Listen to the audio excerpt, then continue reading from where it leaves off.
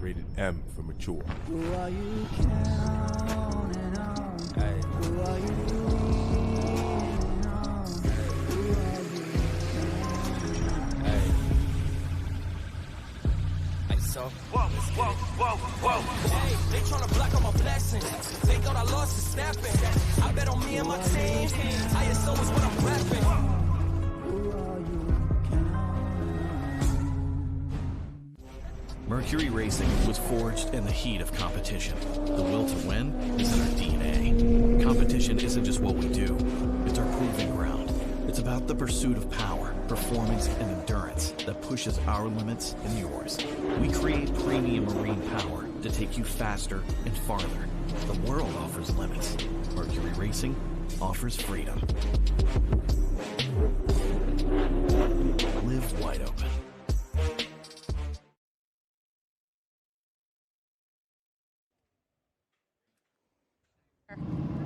We're after.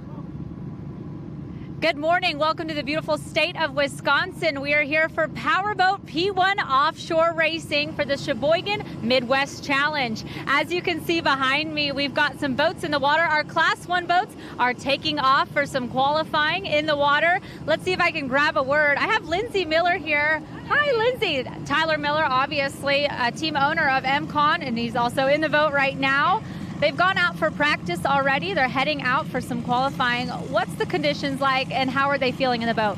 They're both really positive. Yesterday testing was great, a little calmer than it is today. It's a lot more windy, but we're really excited. The boat's performing very well, and she's a happy girl, so we'll see how she does.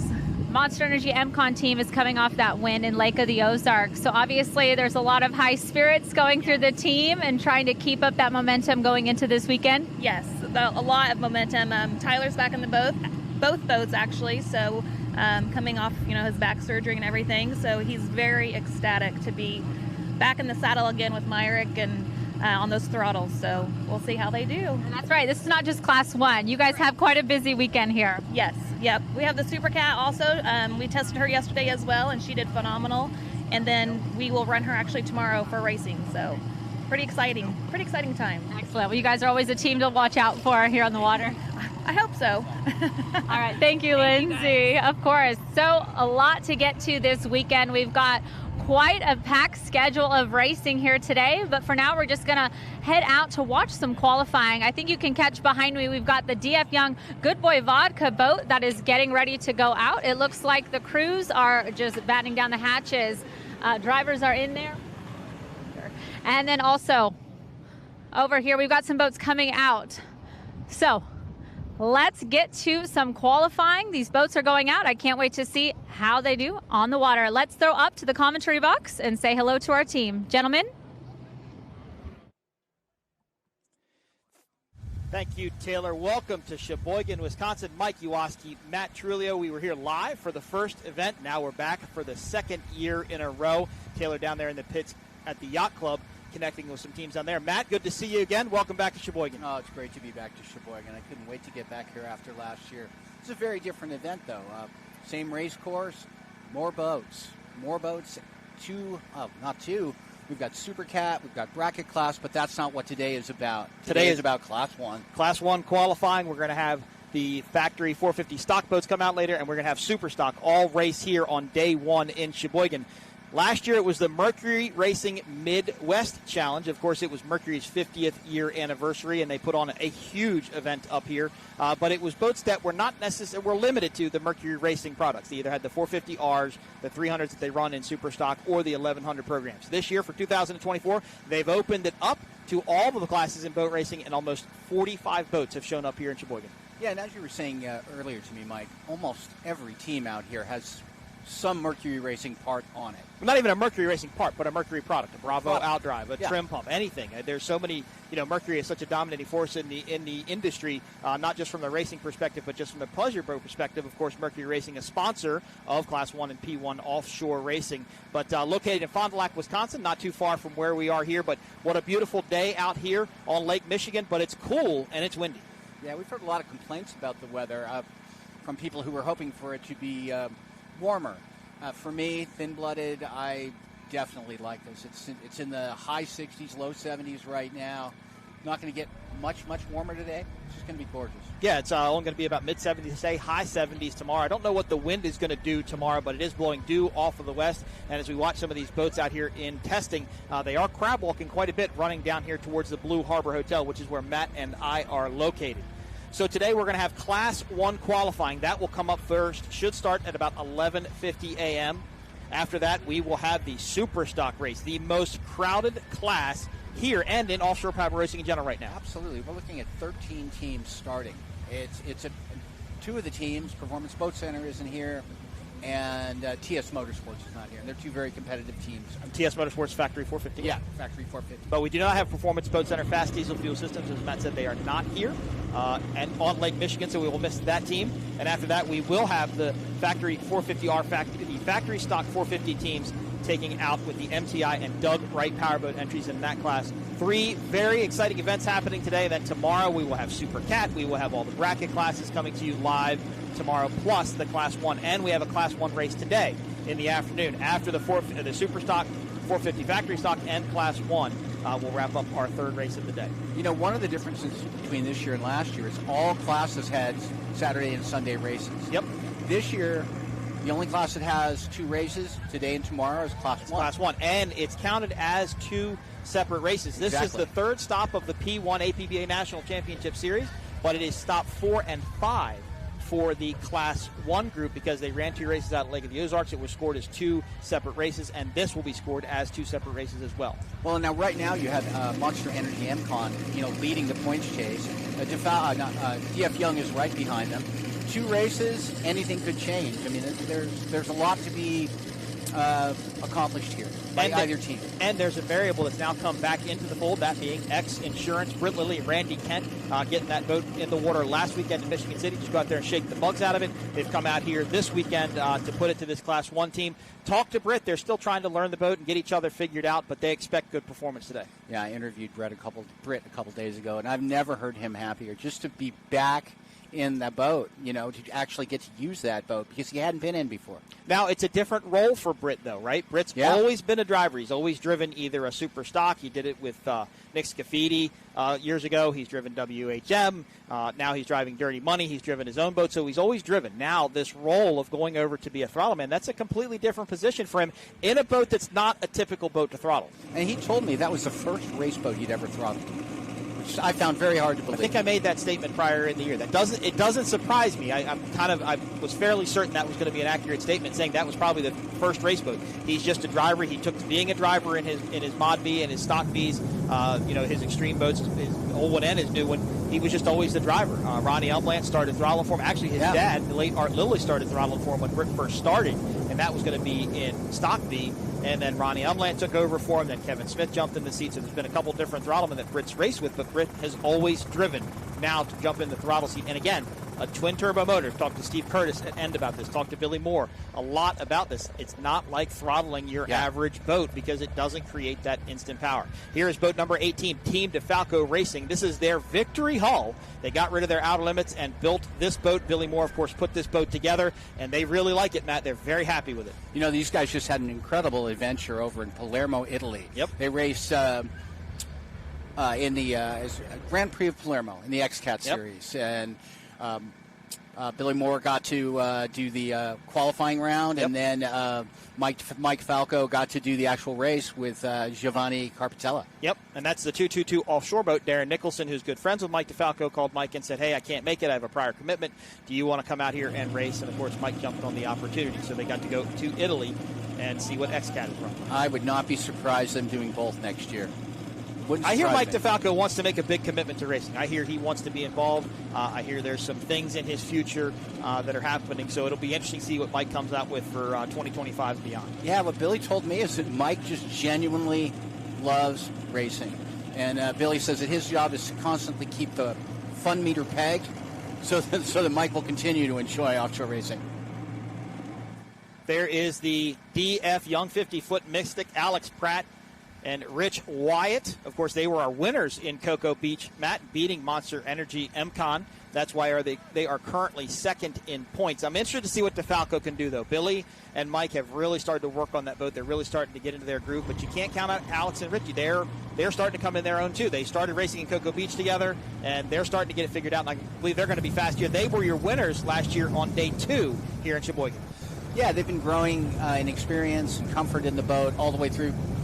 Billy's been improving the setup. I mean, it's been getting better and better as they're going along. Now, that boat actually went through a pretty dramatic accident some years ago in Key West. I believe that was 2018 when it ran over the back of CMS and flipped over. And that boat actually got put back together but sat for a while, and then Billy convinced Mike to buy it, and here it is. Here is the 50-foot Mystic, though, boat number 17, DF Young, Good Boy Vodka. You can't miss a Mystic, Matt. No, that might be one of the, obviously it's a subjective call, but that might be the prettiest boat in Class 1. All apologies to the rest of you. And maybe the prettiest boat in all of offshore racing. It's just the lines of the Mystic hull, just how it flows and how it just rounds off the back. Just a beautiful package.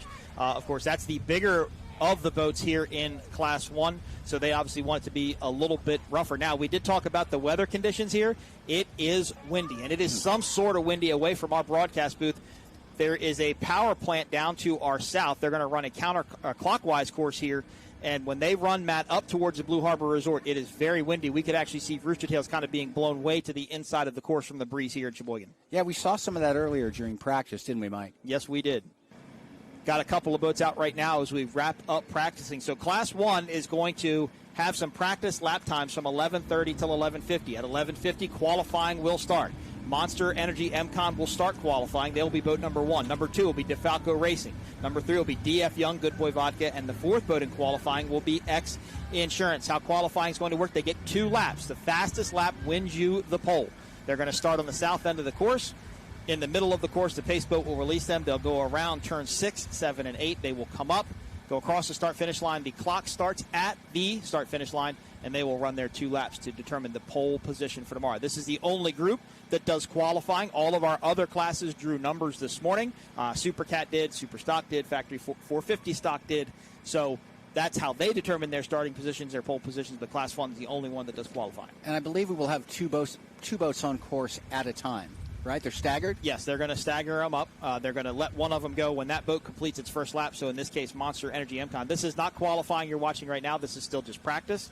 Monster Energy MCon will go. They will go around. When they come around to complete their first lap, then they will release the second boat, which will be Team DeFalco. Then they will get up on a plane and run behind, not right behind, but they will be behind Team Monster Energy MCon to determine the pole. And then these boats will come back and race the final race of the day. That will be the first race of Class 1, 35 minutes plus 1 lap. And after the drivers' meeting, Matt, I went over and talked to the Monster Energy MCon team, talked to Jake, their crew chief, and I said, Jake, tell me how hard it is to plan for fuel when you're racing laps versus time. Laps, my boat is 11, they're going to run 11 laps and I get 1 mile to the gallon. They know they'll use 11 gallons of fuel. It's just a calculation. But I'll explain that in just a few minutes. I understand Taylor is down in the pits. Where am I going after? I'm down here. We have another Class 1 boat getting ready to take off. Britt Lilly, no stranger to this class, but little hold up. Mercury Racing doing some. Yep, they're doing last final inspections on the boat, getting ready to go out there. We're going to qualify. We got 20 minutes of practice before qualifying and just checking over everything, make sure everything's good to go. Everything is good, right? Yep, you hear them start it up. We're getting ready to go now. Excellent. We'll have a good qualifying session. Thank you. Appreciate it. All right, let's watch these guys get ready to go. Boats are starting up, and we'll head back up to the booth for qualifying, guys. Thank you, Taylor. Of course, Britt Lilly, the gentleman we were talking about, stepping into the throttle man role for the first time in the X Insurance MTI. Of course, that boat is going to be its second time out here in Sheboygan, Wisconsin. It'll be interesting to see what Britt and Randy can do. Never raced together before until last weekend in Michigan City. So not only do you have to learn the boat and learn what you're doing, but you've also got to learn your teammate. There's a driver and there's a throttle man. The way I compare it is when you go to leave here, the races at the beautiful Sheboygan, Wisconsin, Blue Harbor area, Matt, you can drive the car, and I'll give it the gas, and let's see if we can make it home. Oh, I don't think so, Mike. It's going to be a tough one. So if you're married, trust your wife to steer the car while you give it the gas. I don't think she's going to trust you to give it the gas. There is no other sport in motorsports, at least, that requires the level of perfect coordination that offshore racing does when it comes to syncing and driving between throttleman and driver. Yep. It is, if they don't get it right, they're slow. If they get it very wrong, they crash. It takes a half a second to lose a race. You can make one mistake, and that's going to be it. And the best of these guys, they have to practice. They go out and test. It doesn't just come on Sunday. They work at it hard. I can tell you, teams like MCon, Monster Energy, MCon, they go out as often as they can. They have a routine.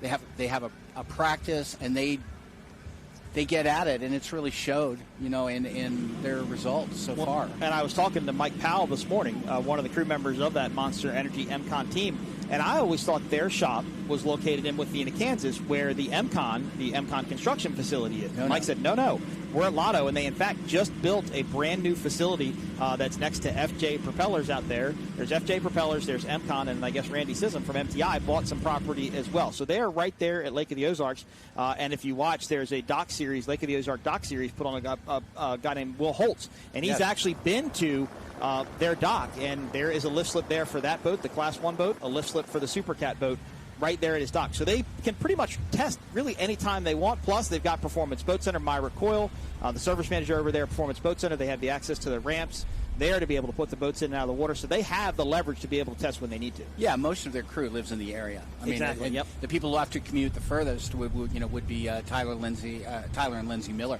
Yep. The rest of those guys are down there all the time. So if Myrick needs to get that boat out on the water just to fire it up and check something small, and Jake, their crew chief, works as a technician at Performance Boat Center. So again, they can go out and test that boat when they need to. It's an amazing program. They're not professional racers in that they make their living exclusively from powerboat racing, but they are every bit a professional racing team. Yep. So here we see DF Young, Good Boy Vodka. They are out practicing. They did practice a little bit earlier this morning. They may have gone back and made a gear propeller change to try and find a little bit of speed. Most everybody did practice yesterday. Conditions were completely different, though. We did not have this breeze out of the west.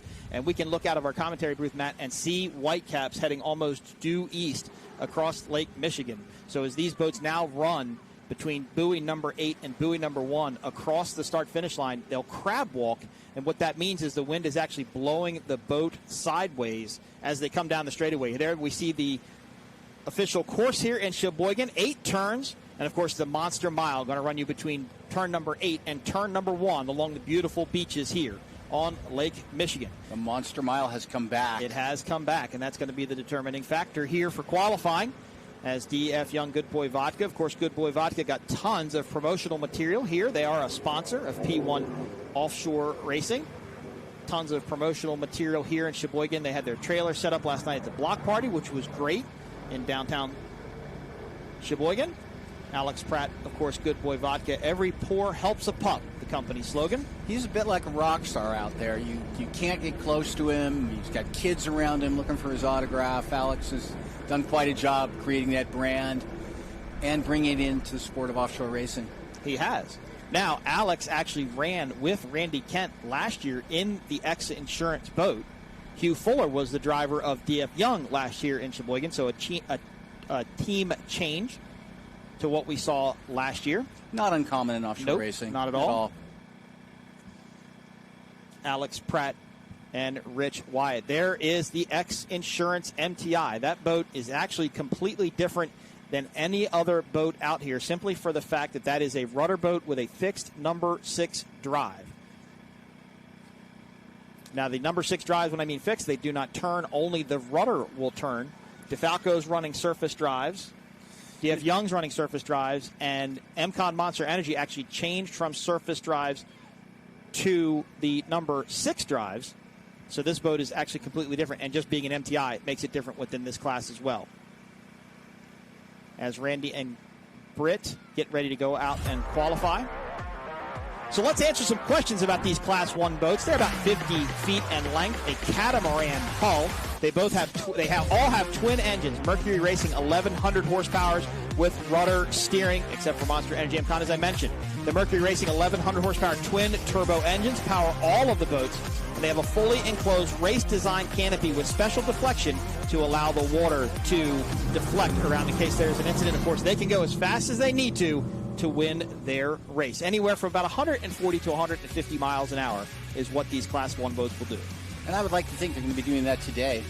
As we take a look at the course here in Sheboygan, 8 turns. We're going to make all right turns except for one dog leg. That's turn number 5. Of course, the Monster Mile between turn 8 and turn 1 here on Lake Michigan. Helicopters are up in the air. They will be out to support qualifying. Again, Monster Energy MCon, Myrick Coyle, and Tyler Miller. They will go first. Matt, why don't you run through the rest of the entries in Class 1? Well, as Mike just said, we're starting off with the Monster MCon team of Myrick Coyle and Tyler Miller. The Team DeFalco, Billy Moore and Mike Falco in that boat. DF Young, Alex Pratt, and Rich Wyatt. Last but not least, the X-Insurance boat of Randy Kent and Britt Lilly. And there is the X-Insurance boat. So that boat actually blew over in Key West last year, had Grant Bruggerman and Randy Kent in it at that time. And if you look closely, they took it downtown for the block party in Key West, the Friday night party on Duval Street, and they actually let the participants sign the boat, and there's still a lot of signatures throughout or all over the hull of that MTI. Yeah, there were some spots that were completely white. Yeah, you know, yep. Worked perfect with a black Sharpie because they sanded it down to that level. Exactly. That right. crash looked like it would destroy any given boat, and yet they were able to repair this. It destroyed it. I mean, Britt said it was pretty much could be considered totaled at that point, but they were able to get it fixed and able to put it back together. Now I was going to. Good. So X-Insurance heading out to qualifying. MCon Monster Energy is going to go first. They're going to run 2 laps. Fastest lap determines your pole position here in Class 1. The first race will be later today. After the Superstock and 450 factory stock races, we'll have our first Class 1 race, 35 minutes plus 1 lap as we wait to get qualifying underway. As I was saying earlier, with these conditions, I would expect these laps to be really fast.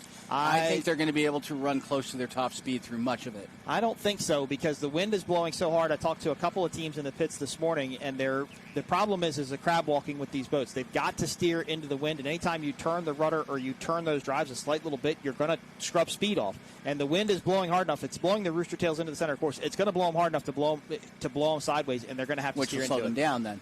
A little bit, yeah, a little bit. Well, we'll see. There were some talks of some of the Supercat boats, if these conditions stay as they are for tomorrow, that some of the Supercat boats deal worse with a crab walk than other boats do. Some boats you have to steer into it a little bit more. So some teams are saying we'd like to see the wind. Some teams were saying they wouldn't like to see the wind. So it really just varies on the boat and on the setup. Well, and any time you're steering, you're turning either drives or in the case of that one boat, you're turning rudder. Yep. You're creating drag, and that's slowing you down. Well, and we've told this story many times in our broadcast career together. If you watch Bob Teague and Paul Whittier, used to run Supercat Light and number 77 Amsoil, if you watch their onboards, when they go down the straightaway, Paul Whittier will actually take his hands off of the wheel. Not like rest him down on his legs, but he just hovers him over top of the wheel because Bob does not want him to turn that steering wheel. Now, when they go into the corner, Bob sets the boat, and it becomes Paul's boat to go through the corner. So when you're running down the straightaway to get the maximum amount of speed out of a number 6 boat or a rudder boat, you do not want to turn that wheel. That's correct. And if you're running in this breeze, a crab walk is basically, if you look at a car with a bent frame and it walks kind of to the side, it's the same thing. You get that same effect. And it's really kind of flat between where we are at Blue Harbor and the power plant on the south end of the course. Matt, it's a pretty open area right there. So I think the breeze is going to be pretty significant coming offshore out onto Lake Michigan. Wind is coming due out of the west from everything that we can see. There is a dog leg here, and that is going to be turn number 5 before they head down to turn number 6. Again, running clockwise, making right-hand turns. Now, all the Class 1 boats look like they're down in the milling area, which would be in the center of the race course. Martin Raby and Jim Jackson are starters for P1 Offshore. Will let the boats go per Dale Owens race control information. Should be Monster Energy MCon going first. They will go around turns 6, 7, and 8, and then they will charge up that straightaway. They want to be wide open by the time they get to that start buoy because that's when the clock starts. No third lap here, no optional lap. 2 laps is all you get to run as fast as you possibly can. There is the Class 1 fleet. That's DeFalco on the right. There is DF Young just to the inside of them. Of course, Monster Energy MCon not hard to miss, being the only black boat out there. And, of course, X Insurance with that beautiful green, red, black livery. Of course, thanks to X Insurance, they are also sponsor of P1 Offshore. Rick Lindsay provides the helicopter footage, the X Insurance helicopter cam, going to be chasing these boats around the course today and tomorrow. Thank you to Rick Lindsay for all he does with the sport and the support he brings as he hovers over top of his beautiful MTI. This boat came from Team Abu Dhabi overseas, once raced by Johnny Tomlinson and Gary Ballou, I believe. And I believe it won a Class 1 World Championship. I think it did. I think with Gary and Johnny in it. It did, actually. Yep. I know it did. And again, this is a completely different boat because it is a rudder boat with number 6s. The number 6s are fixed. They cannot turn, so they have a rudder to steer it. The only boat that is running the number 6s, and Matt, that changed from last time we were in Sheboygan, is Monster Energy MCon, boat number 1 to qualify. It went from a rudder BPM boat, it went back to skater in Michigan and got changed to a full number 6 boat. So within the UIM class rules, the drives can turn or the rudder can turn. Yep. Both cannot be used to turn the boat. Yep. And there's different rules now between props and gear ratios. And I don't remember exactly what they were, but the number 6 boats can have more props, but they have less option for gears because the gears are in the drives. Correct. The surface drive boats can have more options for gears, but less options for props because the drop box located on the inside or the outside of the boat allows for a quicker gear change. Here is Monster Energy MCon. Looks like they're getting started. Yep, they're getting up to speed now. These are twin-turbo Mercury Racing 1100 horsepower engines. These are not supercharged engines. They're turbo motors. They do not make power at the bottom similar to a turbocharged or a supercharged motor does. So they wind these boats up. They get these boats up in the upper RPMs, and that's where they want to keep them. Beautiful skater hull, boat number 06, Myrick Coyle and Tyler Miller will start their qualifying lap when they go by the start-finish buoy. That is the most recent Class 1 boat built. It is. Just a year old. Yep, it is. And already significant changes made to the design as they've got the X Insurance helicopter in tow. Significant progress, too. Yep. The performance. They dive into turn number 1. This is a 4-pin turn here at the north end of this course. 1, 2, 3, and 4. As we look at that skater hull. Now, they realize they don't have to go as fast as they possibly need to on the first lap. They may just want to sight the course just a little bit. I think conditions may have changed slightly, but what we were talking about with fuel between Class 1 and Supercat, the two classes that the MCon Monster Energy team or Monster Energy MCon team run, this boat will run 35 minutes plus 1 lap, so it's a timed race. The Supercat boats will race a lapped race. Again, as I mentioned, 11 laps, but I think tomorrow they are going to run 10 laps here. So if your boat gets 1 mile to the gallon, okay, and you're running 10 laps on a 5-mile course, you know you're going to burn 5 gallons of gas. I don't think my math was right there. I apologize. I had that going better in my head.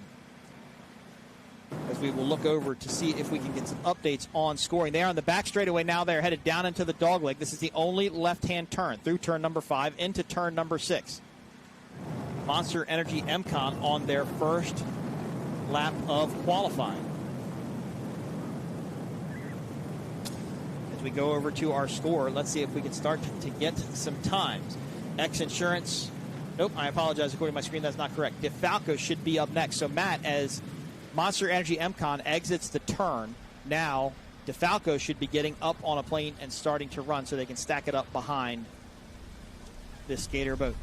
That should be happening momentarily, Mike. Went out real wide through that turn. That was an interesting line. I hadn't seen anybody run that through practice yet between 7 and 8. They actually ran out more towards the beach. So, Matt, I think what they're doing, what Myrick and Tyler are doing, is they're anticipating that breeze. They're anticipating that crab walk. They're anticipating that boat getting pushed down. Look, the boat can get pushed over as long as you line yourself up with where you need to be. Right. You just don't want to have to steer to it. If you can hold the boat straight and get the wind to force you to go over there, that's okay. It's not a bad thing. They're not putting themselves in any sort of dangerous position. They're playing the wind. Right. They're just letting the boat run as they can. Monster Energy MCon, this will complete lap number 1 of qualifying. We will look for a time here on our scoring app here shortly. I do not see DeFalco going, so I guess maybe we're going to run 2 laps on our own, or each boat will run their own 2 laps before the next one gets out. around turn number 1. There's buoy 2, going to buoy 3, then buoy 4. Starting their second lap lap. time soon.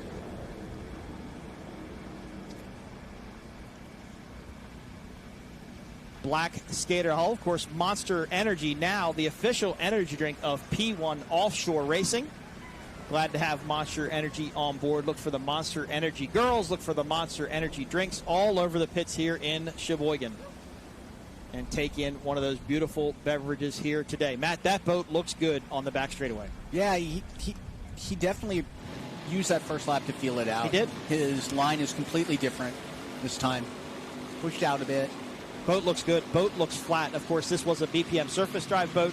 They just never felt they could get the boat where they wanted. They felt they never could get it dialed. They didn't have the feeling that they had. And when I talked to Tyler about it in depth, he brought up a very good point.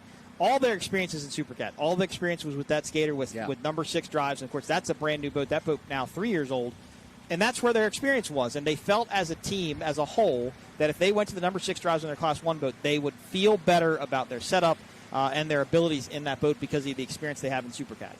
That's absolutely what he told me as well, Mike. And you know, it makes sense. It does. Just because everybody else is doing it one way doesn't mean it's going to be the right way for a given team. And this is the only team that is running Class 1 and Supercat, 2 individual boats on a combined team throughout the entire sport. All of our Class 1 teams solely focused on Class 1 racing. Now, I hear that could change in 2025 with a team or two, but we will let Speed on the Water report that in the off-season.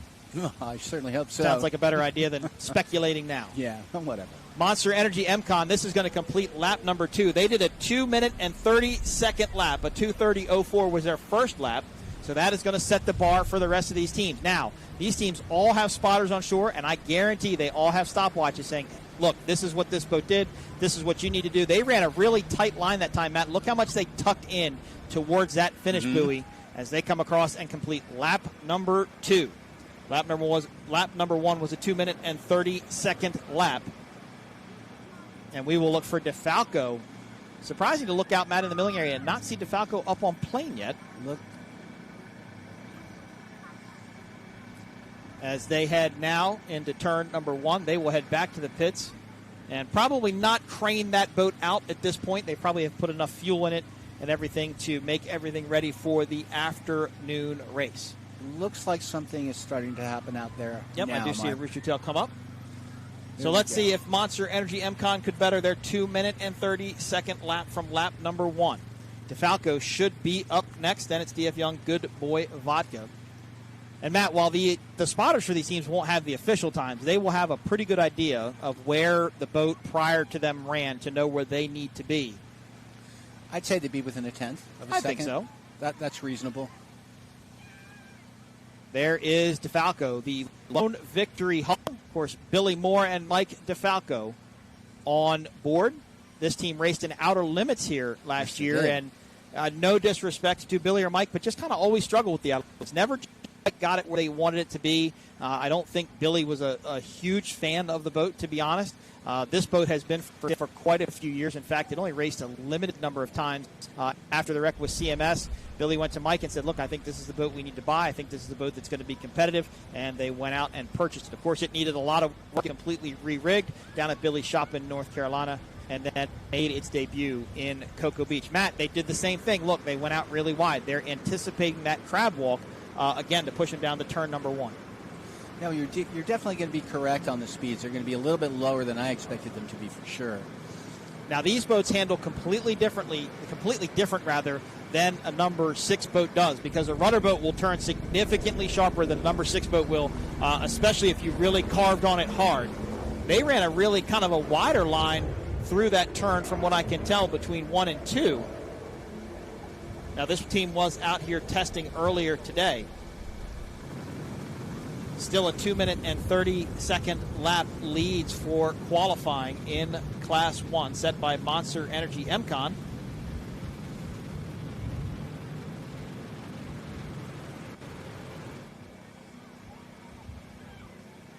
As DeFalco, of course, DeFalco, a New York-based construction company, works a lot in New York City. If you get to look at the livery on the side of this Victory Hill, very cool with the New York City background, the Statue of Liberty, the construction cranes. And Mike has put on, Mike, for being his second year in racing, has really brought an excellent show to the pits. His equipment is beautiful looking. He does a great job at keeping it clean, and they have brought a nice program to the series. Yeah, and that was completely redone in the off season. It's got a little bit more vertical oomph to it. Yep. Mike is a very quiet guy. He is, but he is as excited about this as anybody in the sport, and it shows in the effort he's putting into it, the resources he's putting behind it. Monster Energy MCon on their second lap ran a 2:27.89, so a 2-minute and 27-second lap. They shaved off 3/100ths of a second from their first lap. I'm sorry, 3 seconds, not 100ths of a second. 3 seconds off of their first lap. That is quite a bit. And that makes me think they were doing a sight lap on that first time by to see what the course looked like. Here come Mike and Billy. This is going to complete their first lap. Again, they've run out wide to let that boat kind of crab in and factor in that breeze. And you can get just a shot there of that rudder right down the middle. You can see that little, looks to be a wedge there at the bottom of the boat. That's actually the stainless steel rudder. These drives are fixed. They can only go up and down. They cannot steer side to side. They can only trim up and down the BPM surface drives. Of course, Billy Moore, the son of Bobby Moore.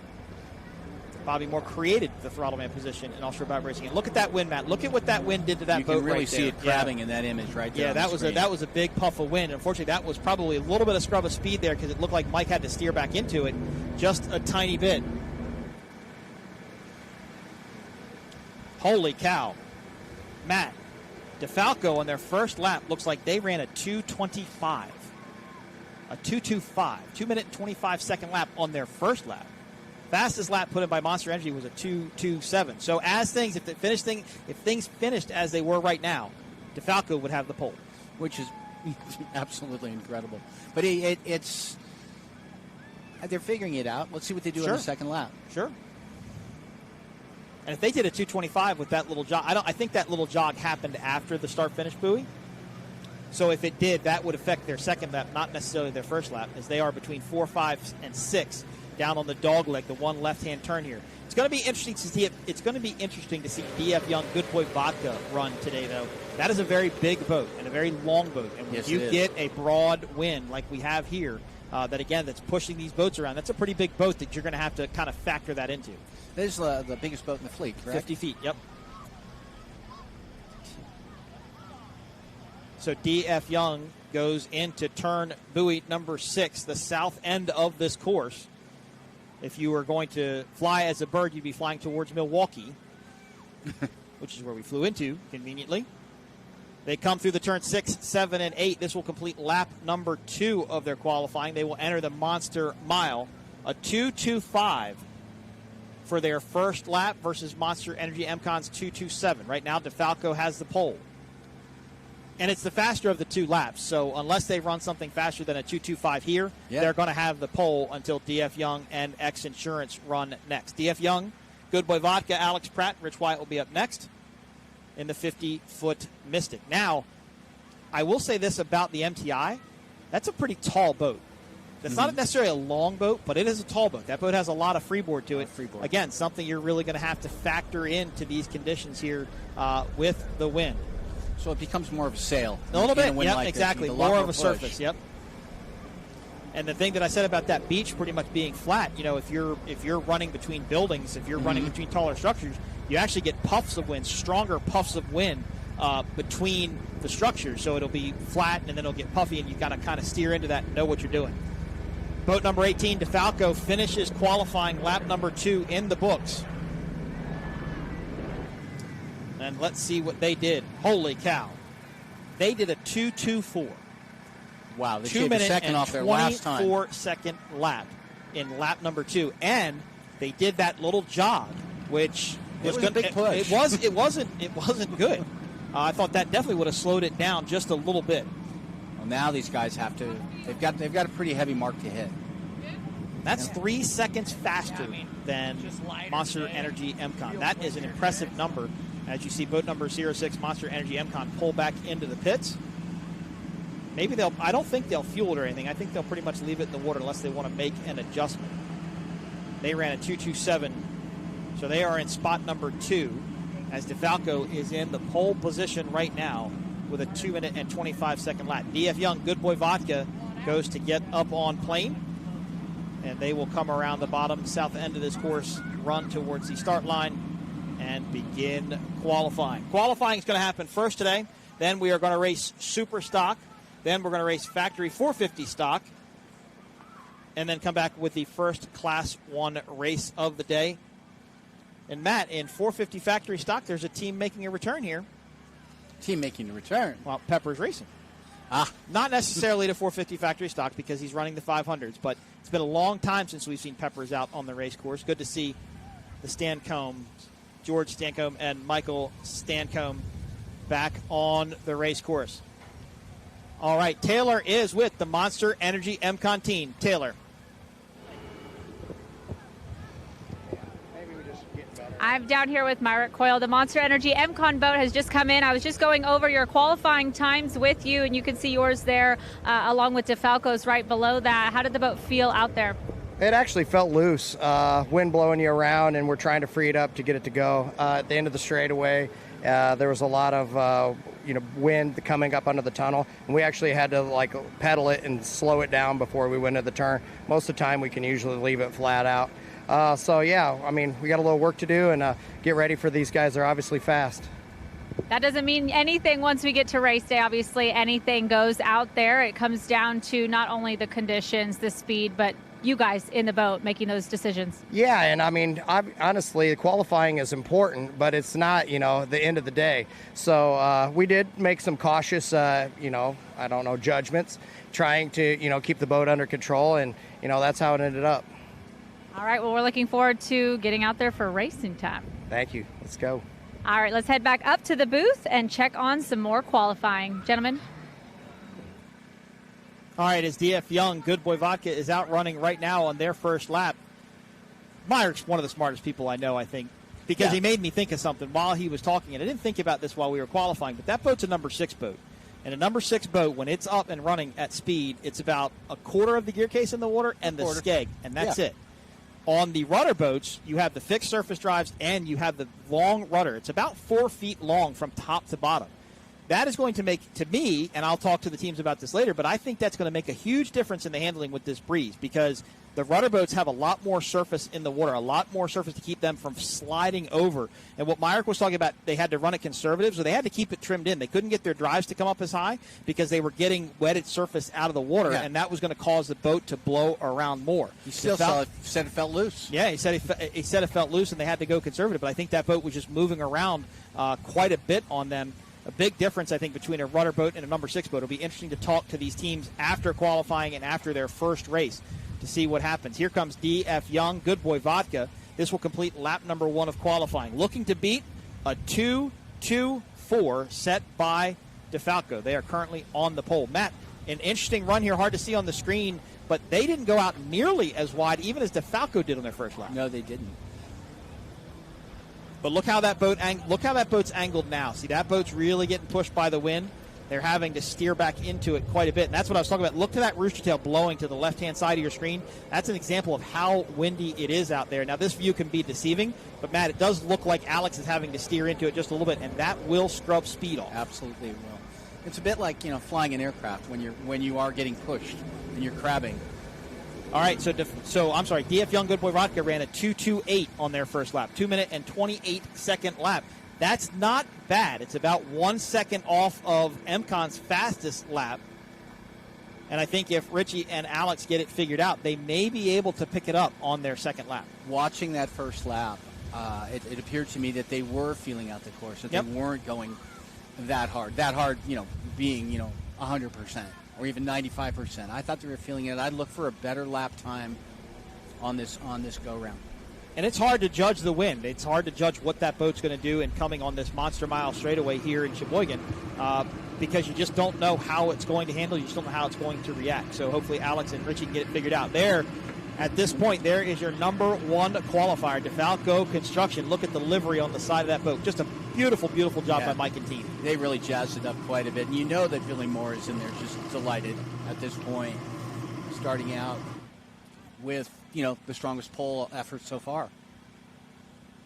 Great showing for that team is DF Young Good Boy Vodka. They were your first-time winners here on the second day of racing, Sunday's race here in Sheboygan, Wisconsin. Beautiful 50-foot Mystic. Now, I will say, Matt, while I commented about how I thought that boat was longer, it is a very low-profile boat. It's a very low cut-down deck, and that's going to kind of affect how it blows around with the wind. I do feel X Insurance probably has some of the tallest freeboard here. Of course, X Insurance will qualify next with Randy Kent and Britt Lilly. Let's see what they do. This is a great shot. And see, they turned right back to that inside. They didn't want to run it out nearly as much. And when I say that, I can look at our shot, and then we can look up from our commentary booth, and I can look at right where the boat is coming out towards us. Yeah. And they're not swinging out nearly as wide. We had a tunnel shot as they were coming up before. And there it is. See, Matt, it still looks like to me they're steering into it just a little bit, steering into that wind just a little bit. That rooster tail not blown around nearly as much. But what we see could be deceiving. Very much so. But it's still, see, that boat is still, it's walking. It's moving side to side. It's getting blown around by that wind quite a bit as they come across and finish their second lap of qualifying. They ran a 228.95, so a 228.76 and a 228.95. They're currently going to sit in third for qualifying. DeFalco is going to be your number one qualifier, and Taylor is with them right now. Down here with our second Class 1 team to come in from qualifying, Billy Moore. We're just going over the times, and you can see a 2:25 and a 2:24. That means as of now, you guys are the fastest out there on the water. Did it feel like that in the boat? Actually, I knew we were going pretty fast, but we hooked it in the first lap down here at this top turn and hooked it pretty hard, and I was like, oh, this is not good. So I was like, all right, we got to change our strategy going into the turn. I think the wind just caught it. The offshore breeze is just blowing the boat around, so I know everybody's struggling with it. We'll see what happens in the race, but later this afternoon if the wind picks up or dies down. But glad to be the fastest so far, but there's still another boat to go, so you never know. Absolutely. And then changes. I mean, it seems like it's a long time out there, but 2 laps. Is that enough for you guys to feel absolutely ready for a race? Yeah, we did a little bit of testing this morning. I think we went 3 laps and 2 laps in the pole, so I think we have a pretty good setup for if it stays the same. When we ran the boat yesterday, it was very similar in the afternoon as what we saw just now. And we felt pretty good and comfortable yesterday, minus the hook in the first turn, but that's part of it. I mean, you're pushing flat out, so every once in a while, if you don't have a moment, you're not going hard enough. Excellent. Well, thank you, Billy. We've got one more boat ready to see what times they lay down for qualifying. Guys, let's head back up to you in the booth. Thank you. Well, Matt, great minds think alike. Yes, Told you they did. hooked it through that turn, but Billy said it actually happened on the first lap, not the second lap, so it may have been a little bit further away from us than what he anticipated. That means Billy's got some speed in that boat. He knows what that boat is capable of doing if he was able to make that correction after that slight little hiccup. Here is X Insurance, the 48-foot MTI. Britt Lilly, Randy Kent. I think this has to be the most intriguing of all the boats doing qualifying right now. It is It's been completely rebuilt. It's got a new crew in the cockpit. Yep. A relatively new throttleman, extremely experienced offshore racer. Well, it's funny. I was talking to Britt last night when I got into town, and I said, so tell me, what was Michigan City like? What were you thinking? And he goes, he said, I told myself I was going to take it easy. I told myself I wasn't going to push it. I told myself I was going to take it easy. He said, Mike, by the time I was done that straight away on the start, I was trying to break the throttles off. He goes, I was just trying to push it to get more speed out of it. So obviously didn't listen to his own advice there. They begin their qualifying lap. DeFalco is going to sit on the pole with a 2:24. Monster Energy MCon is going to be in second with a 2:27. A 2:27. And DeFalco is going to be, DF Young is going to be in third with a 2:28. So let's see what X Insurance can do. The MTI hull. Beautiful livery on the side of that boat. And they have the X Insurance helicopter in tow. There we are. The X Insurance helicopter aerial footage. That's the Blue Harbor Resort you see there in the upper hand right of the screen, the beautiful beaches here in Sheboygan. Really cool. I was flying into Milwaukee yesterday, Matt, and I told my wife and my son who were on the plane with me that it looked like I was flying into Florida. Yeah, it's it was just clear, crystal. You could see all the sandbars and the different colors. And you could see it from our vantage point here at Blue Harbor quite well. And it was just an interesting way to see the water. Never quite looked at it that closely. You know, looking at that shot, it's just impossible to understate how much X Insurance puts into this sport. Yep. There's the helicopter. There's the boat. That's just one team they sponsor, by the way. That is, yeah. That's a team they own and sponsor. You're going to see a lot more. Bunch more. Yeah, you're going to see a lot more X Insurance boats come out tomorrow. Not later today, but tomorrow between Mod V and Class 7 and Class 5. Yeah. All have X Insurance sponsored boats. 6, 7, and 8. They're coming through those turns right now. Randy Kent on the wheel. Britt Lilly on the throttles. Went in real tight there to that buoy. Interesting to see that. But now from the vantage point of when I look up, now they start to go out just a little bit. Matt, it looked like Britt lifted there just a little bit and then got back into the throttles. Maybe didn't like that turn as much as they thought. Could have hit a puff of wind, pushed it in just a little bit harder as they enter that monster mile. X Insurance, get on board. xinsurance.com for more information. I love that boat, though. It's such a great boat, beautiful lines. And I love that shot. The camera angle is fantastic. It shows how that boat's running good. That boat's running flat. But they are. It looks like to me they are struggling with the wind quite a bit, a little bit more than DF Young was. So I'm interested to see if we're going to similar time to what we saw with DF Young, Good Boy Vodka in qualifying for this X Insurance boat. You know, and you've got to learn these boats just a little bit too. You know, if you've never run these boats in these conditions or anything, you're going to get used to have to steering it into that breeze. Randy Kent has tons of experience driving a boat, been around for a very long time. So X Insurance runs a 2-minute and 32-second lap, a 2:32 for their first lap. Let's see if they can improve on it. I think that was definitely a sight lap. Let's get this thing figured out. Yeah. Let's see what it can do as the DF Young Good Boy Vodka team pulls back into the pit. That is their driver, Alex Pratt, as he is up on the deck getting ready to land that boat on the piers. There is the S7 Superstock entry, getting ready to go out. They will be the next race coming up. It's currently about 12:20. That race should go off somewhere around 12:45 after qualifying. That will be Superstock. Running 9 laps here in Sheboygan. Beautiful shot of the MTI X Insurance Hall, boat number 11. A little bit of a chine walk too, Matt. That tells me that it's a little bit choppier out there than maybe what they thought it was going to be. But the boat looks great. They enter that dogleg, turn number 5, and then they will jog back out to the left towards turn number 6 and complete lap number 2. 2-minute and 32-second lap for X Insurance on their first time by. Matt, you've been in many of boats and poker runs like I have been. There's nothing quite as exhilarating when that helicopter gets down in tow off your rear corner there. Yeah, it makes you feel very James Bond. You know, it does. It makes you jump drive up and faster. grab a skid and lift up and go. Makes you want to try and blow your boat up even more because you just want to go as fast as you can. X Insurance comes around turn number 8. And let's see what Randy and Kent do. They went to that turn a lot hotter that time, Matt. They really drove into that corner Cut that fast. one hard. They did for sure. And back on the gas with these Mercury Racing 1100s. Of course, Mercury Racing has a nice display set up down in the pits. They've got their Mercury product trailer and the Mercury Racing product trucks out front. Go down to the pits and check those out. Lots of other vendors going on down there. We've got the VIP hospitality tents. Probably not too late to buy your tickets for VIP hospitality experiences here in Sheboygan, Wisconsin. Yeah, and I'm not trying to sell you anything, but it's a nice setup. It's worth doing. All right, this is going to wrap up lap number 2 for this X Insurance MTI. Let's see what Randy and Britt can do. They ran a 2:32 last time by. Let's see if they can improve on it. They went way to the inside again. Oh, that might have been a mistake there, Matt. I think they missed a buoy. Yep, look at that. I think they didn't line up quite with this buoy. And it looks like they ran a 2:37, so they actually lost about 5 seconds on their last lap. So they will be qualifying all the way on the outside. And when I talked to Britt this morning, he said, you know, they've never done qualifying. This is their first ever time doing it. So Britt said, look, if we're in number 4 on the way to the outside, that's probably where we're going to end up. So he kind of knew that's where they were going to be. But, hey, you can't lose it from the outside. You always got the chance to possibly win it.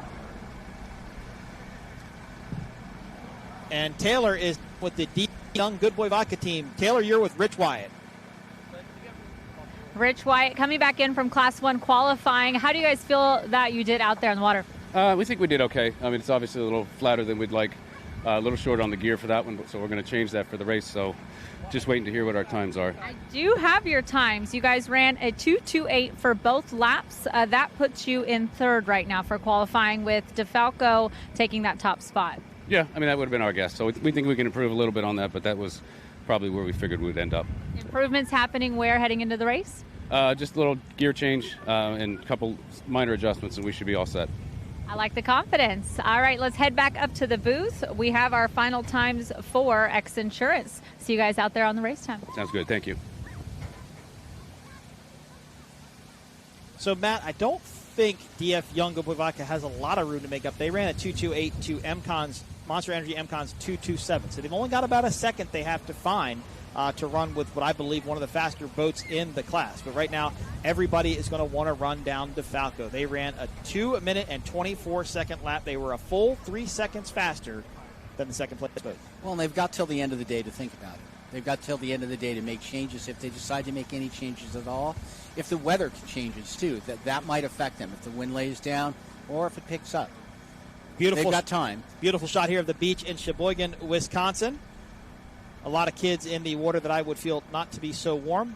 More kids than adults, so that probably make me think it's pretty chilly here on Lake Michigan. As we wrap up Class 1 qualifying, Superstock will be our next race of the day. 13 boats, 13 outboard-powered catamarans, and the wind, I think, is definitely going to get to these boys a little bit. They'll be moving.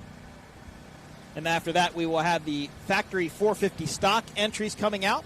Look very similar to what you see in Superstock, but they are all a bit bigger boats running the Mercury Racing 450 horsepower outboard engines, and that will wrap up racing for the then we will have our Class 1 race, our first of 2 Class 1 races coming to you later this afternoon. That will be 35 minutes plus 1 lap. Oh, that's going to be another great one. And then tomorrow we will have another Class 1 race. We'll have Class 5, Class 7, Supercat, Mod V, and Class 4 all running tomorrow here in Sheboygan. A lot of racing for the fans here. And all but the Class 1s racing for the first time tomorrow. Yep. On Lake Michigan in Wisconsin. Now, the one thing we don't have this year that we had last year were the F1 boats. Remember, they ran in the harbor over by Sheboygan Yacht Club. And they're going to run reverse qualifying order tomorrow for their start in Class 1 is what we are being told. So we will confirm that from the Class 1 officials. But a beautiful day here at Sheboygan. Class 1 qualifying is complete. DeFalco, number 1. Monster Energy MCon, number 2. DF Young Good Boy Vodka, number 3. And X Insurance in the 4th place spot. You can guarantee these teams are going to go back and do a little bit of work, just like Rick Wyatt said. Oh, yeah. As we wrap up the first event here in Sheboygan, Wisconsin for the Midwest Challenge 2024, produced by P1 Offshore. Go to p1offshore.com for more information. Follow us on Facebook as you look at Class 1 qualifying. There is number 1. They are DeFalco. Billy Moore, Mike DeFalco, getting it done with a 2 minute and 24-second lap. Pace boats will head back in. They will gather up the Superstock boats, and we will get ready for race. Well, it's race number 1. Really, that was qualifying. Race number 1 will come up next with Superstock. We're going to take a short commercial break. Oh, I'm sorry. We have Taylor down with the X Insurance team. Go.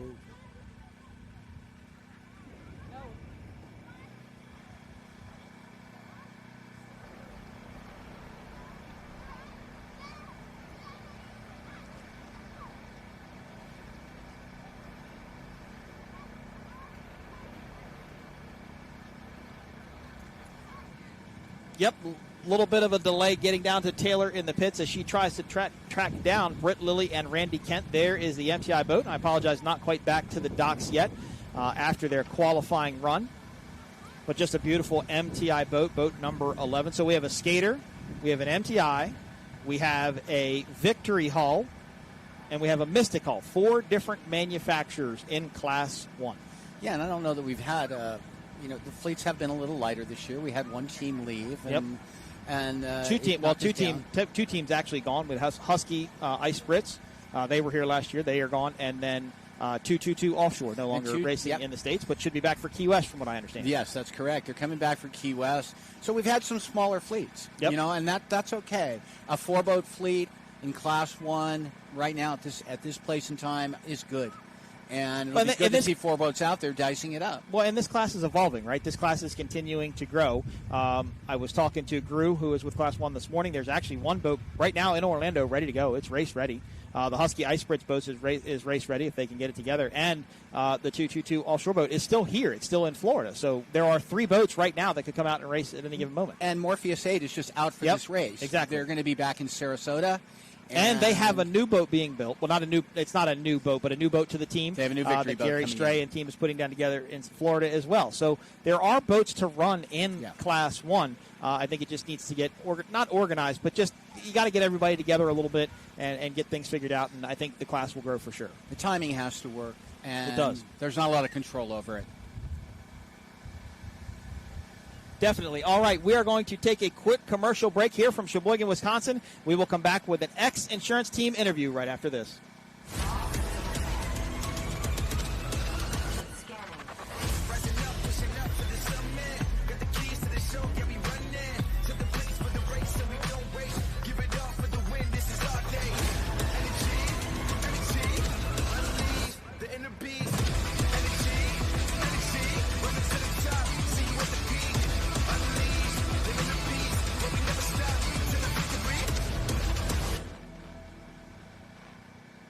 It takes your breath away.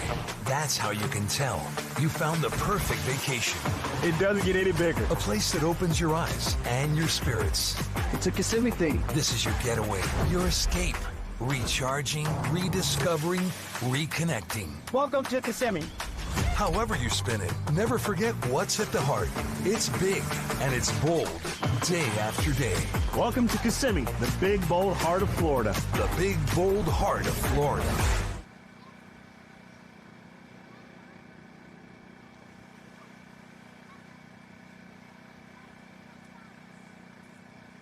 Beautiful shot of the harbor here in Sheboygan, Wisconsin. That's the yacht club to the left-hand side of your screen. That's where the pits are. That's where Taylor is with the X Insurance team. Great things happening down there in the pits. The VIP tent. We've got a little RC car Traxxas booth there outside of our screen. The Mercury, Experience trucks right there. A lot of things happening here in Sheboygan.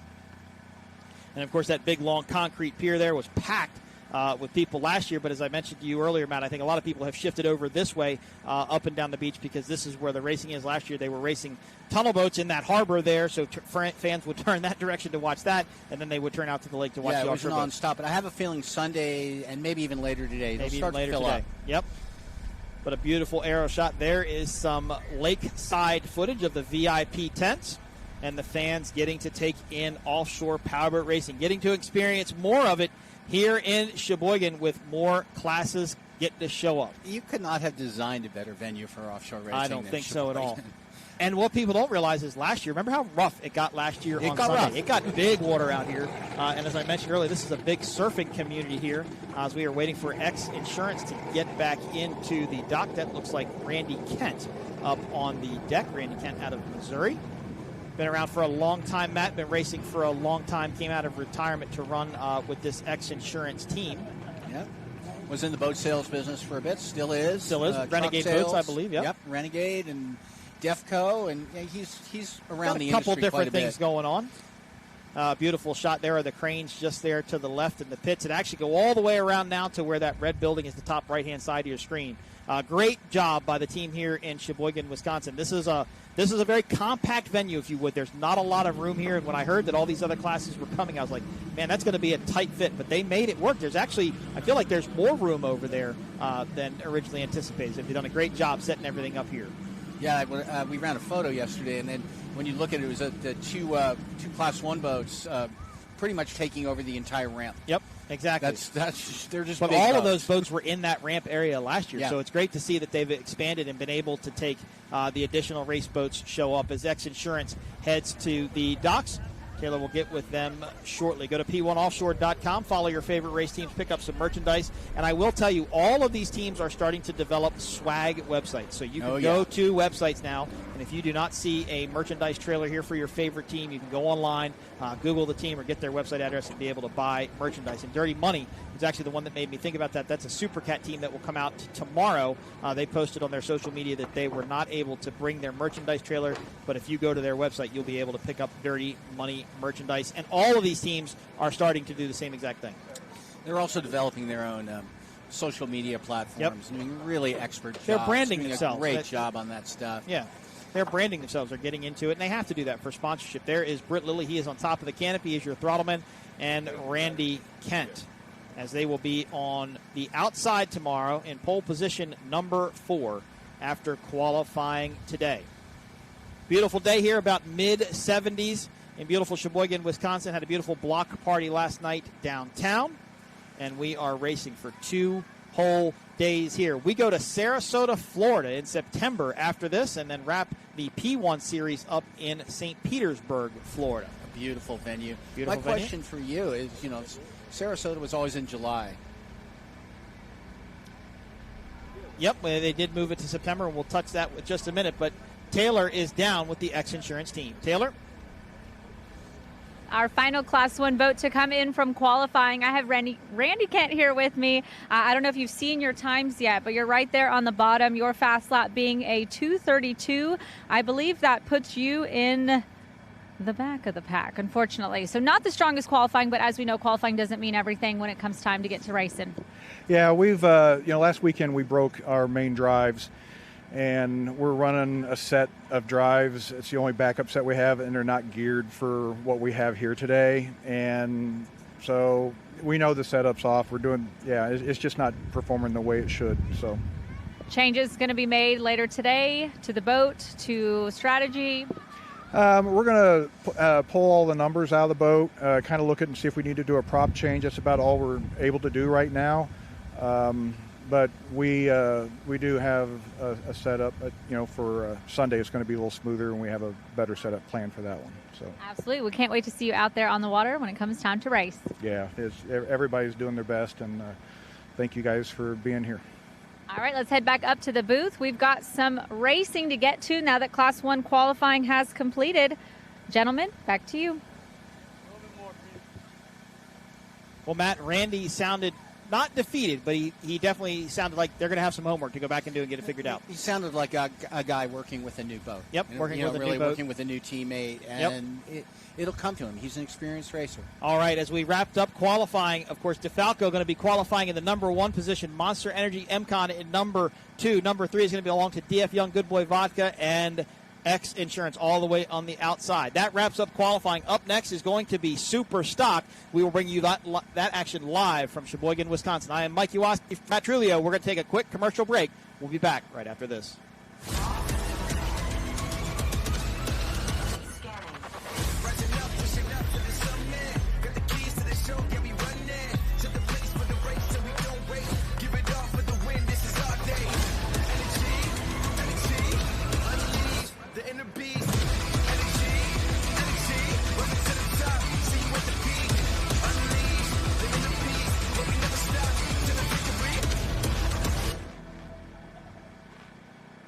It takes your breath away.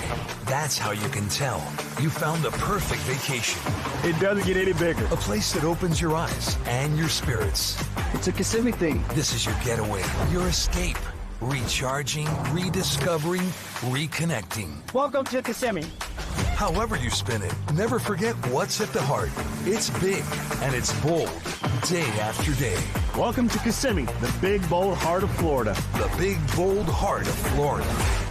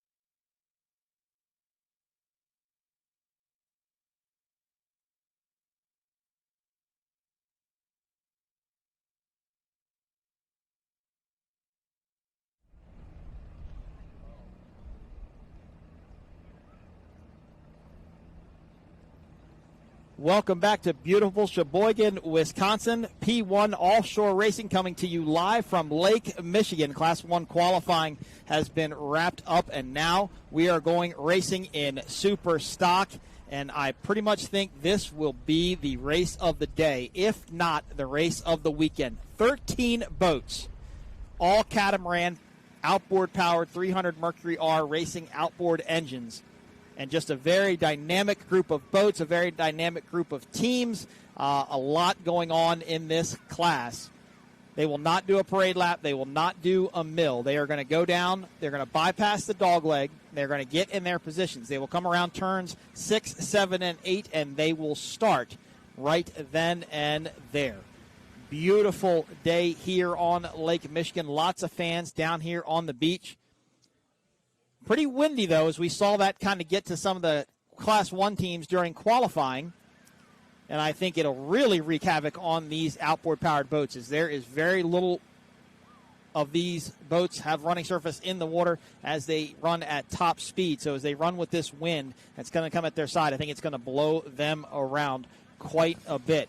Matt Trulio joining me here in the commentary booth. Taylor Sheridan down on the pits, bringing you our interviews with the race teams as they come back. Beautiful shot there, Matt, of the fleet in Superstock. Yeah, now there's quite a few boats out there. Let's get into the team lineup. Boat number 43, Celsius, is going to be on the pole. Chris Hopgood and Jay Muller in that boat. All right, next to them, we've got Jack Hammer, Reese Langheim, and Julian Maldonado. Coco's Monkey with AJ Bogino and Peter Bogino. Team Allen Lawn Care and Landscaping, Randy Keys and Billy Allen. S2 Powerboats, Sean Connor and Sean Tarente. And Sean Tarente, I'm sorry about that. That was a typo. Team Bermuda, Geo Construction, David Selly and Stephen Bridges. Atlas, MasterFenceCentral.com. MasterFenceRental.com. Rental, Connor Toomey and Ryan Beckley. JS Racing, Tit for Tat, Connor Langheim and John Strema. Sign Shark, Tom Sanderfoot and Maxwell Sanderfoot, father and son team. Steel Offshore Racing, Steel Industries, Ricardo Maldonado and Ricky Maldonado. Mom Ain't Happy, Thomas Kennedy and Scott Bloomberg. Big East Construction, Cole Leibel and Gary Ballou. And last but not least, in North Wing Offshore, Darren Kittredge and Casey Boaz. Big fleet here in Superstock. They're going to come around turn number 8. They're going to start right away. Look for that green flag to drop quickly from that cigarette pace boat. Let's see how this wind treats these boats here on Lake Michigan. I think it's going to blow them around quite a bit. Ryan Beckley was very stern in the drivers' meeting, said, do not do what you did in Cocoa Beach. Let us go early as possible on the straightaway, and let them get it figured out. In Cocoa Beach, they held them for what was quite a long time, and the boats just didn't quite get the start they wanted to, so they're going to want to get released quickly on this northbound straightaway. Still under a red flag on the pace boat. Waiting for the green flag to drop in Superstock. 13 boats going to take to the course. Looks like the P1 race officials trying to wave them back just a little bit. Don't know if they're encroaching on that pace boat a little bit. They have to stay about 100 feet behind. And he's pointing at somebody specifically. They're trying to get them lined up. This is what's going to hold them for a long time. You cannot slingshot a start. They want to try and get everybody an equal start. And that boat, that 13th boat all the way to the outside, that cannot see the pace boat. It's going to be very difficult to see. And now it looks like we are maybe green flag racing here in Superstock. These twin-engine, outboard-powered catamarans taken to Lake Michigan, headed down towards turn number 1 on the Monster Mile. And look at them. Look what they're doing. They are pointing to the beach, trying to steer and counteract that wind. That is Celsius. Looks like they are your leader. S43, Chris Hopgood, Jay Muller. 9 laps here on this 5-mile course. And this first turn is going to be chaos. They have to maintain their lane through the corner. And let's see what they do. Celsius is going to be in the lead. Oh, we almost blew Real over. tight in there between Steele. Whoa, Steele, big wheelie there. Oh, and I'm not sure who that was. That might have been Mom Ain't Happy. Big wheelies there as it looked like Celsius steered down on them. That's caused a chain reaction behind the whole rest of that group. That's JS Racing Tit for Tat. They dove to the inside. And that is Celsius in the middle. It's kind of hard to see, Matt, who is all the way on the inside. Oh, is that MasterFenceRental.com. S14, Ryan Beckley, Connor Toomey. And that's who it is. They are out to the early lead. Let's go back to a replay of that start and try and dissect what happened going into that first turn. It's chaos here with this wind. It's really blowing everybody around. Celsius looks like they did a good job holding their line. Oh, it was. MasterFenceRental.com went right in front of those two other boats, and they both wheelied up. So that's going to be on MasterFenceRental.com, and there could be a penalty on that team.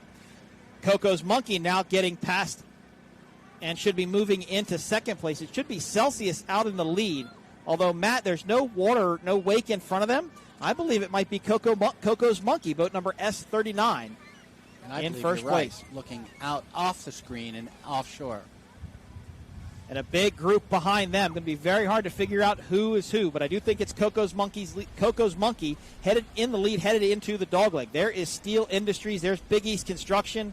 There is S2. Of course, Big East Construction, your winners in Michigan City, Indiana, and Celsius, your winners at Lake of the Ozarks, Missouri.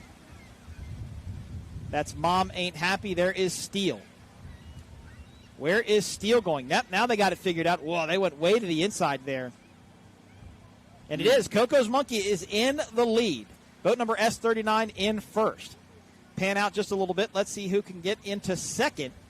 It is a big group behind them. This is what the Bajoinos, Matt, this is what they wanted to see. Let those guys battle out behind them. Let this Doug Wright get out to the early lead. Yeah. You can see that slot and that drift right through the turn. It looks like that is Celsius. Looks like they are currently maybe now in third. And is that Jackhammer? Has Jackhammer gotten into second? So how in the world and where did that happen? They were nowhere in view on that start. And look at these boats, Matt. They're doing exactly what Class 1 did in qualifying. They are steering towards the beach. They are steering into that wind. And as I described it to Joseph, the best way is like you said, they're going to let the boat sail down to that first pin turn. Starting to get some separation now in Superstock. Using the wind to push and then slingshotting back. Yep. That's a boat slowing on the inside there. Not sure who that was. That is Jackhammer. That may have been Coco's Monkey. As I look up from our broadcast booth, Coco's Monkey looks like they might be down. So now Jackhammer in the lead. Reese Landheim and Julian Maldonado. Of course, the Maldonado family, very big in Superstock racing, as I think the whole family competes. Oh, wait a minute. We are going to a red flag situation. Not sure why.